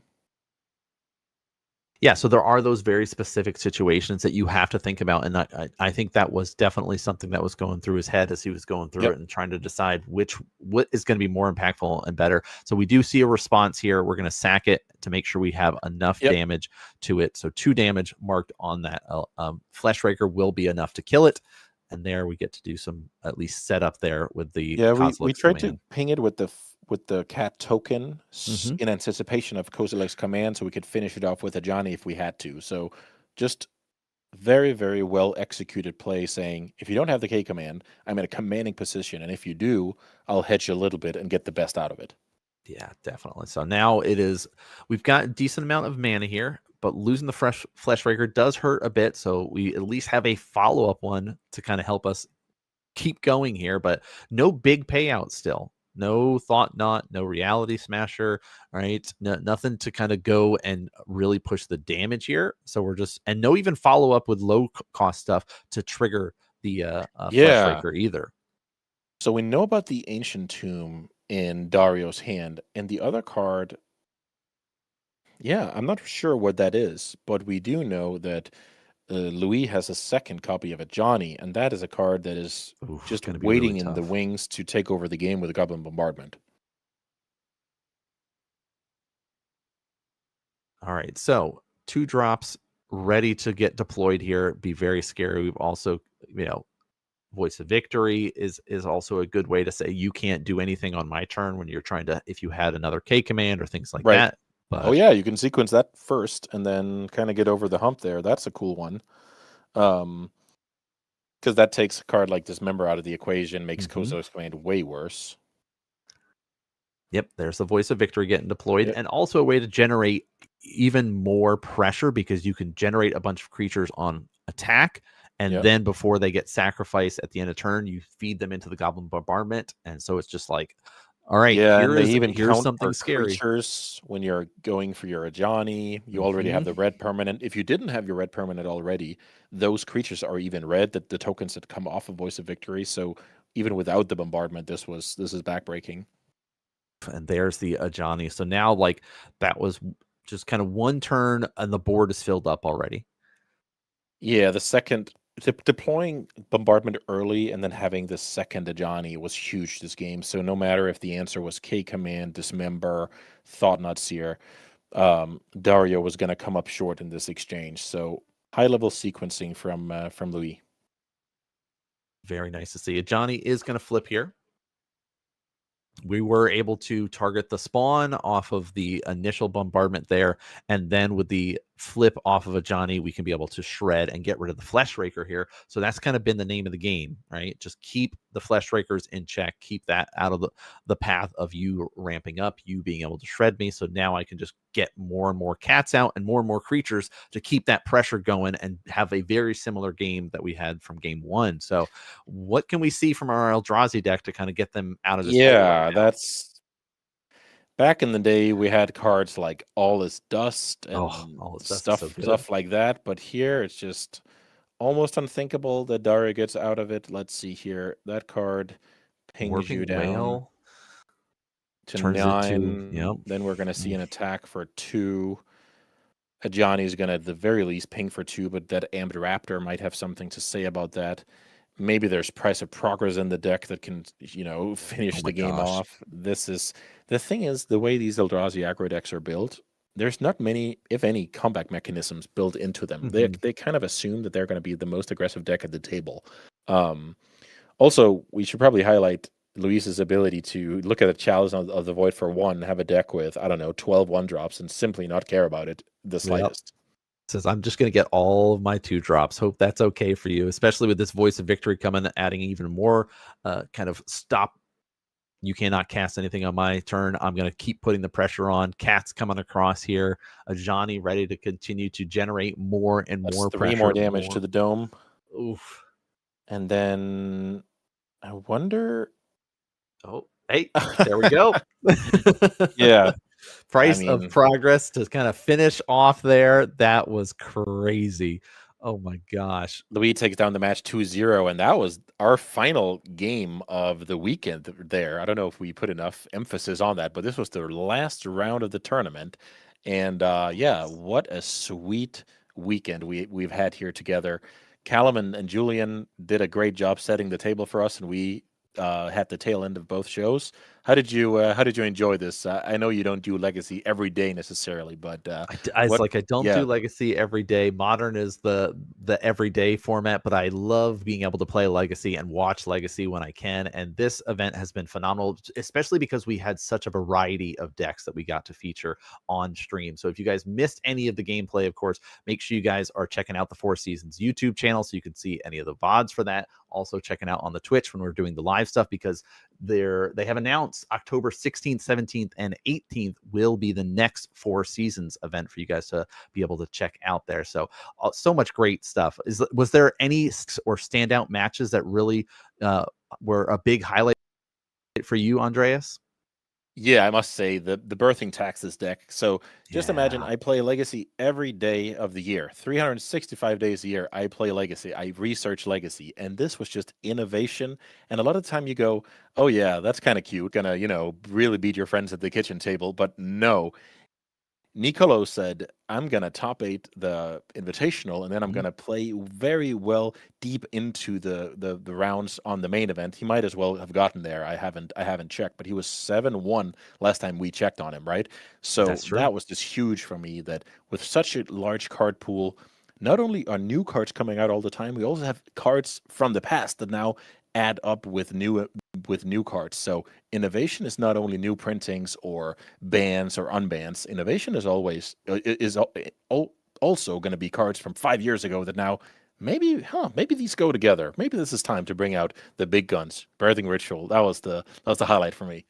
Yeah, I would agree with that. That was so great to be able to see yesterday and today. Also seeing that mono black aggro deck sort of action here. So there's been so many cool decks that exist in Legacy. It's such a deep pool of cards, like you talked about, that you can pull from here. So great to be able to see. We're going to do a quick little review of stuff. That's some great way to show off our casters, our production, because like you mentioned, Julian and Callum were able to help us out in the mornings. We also had the great guys. Oh, here you go. Look at this. There we go. Look at this awesome little overlay for you to be able to see all 4 of us here for our production this weekend, being able to bring you guys the coverage.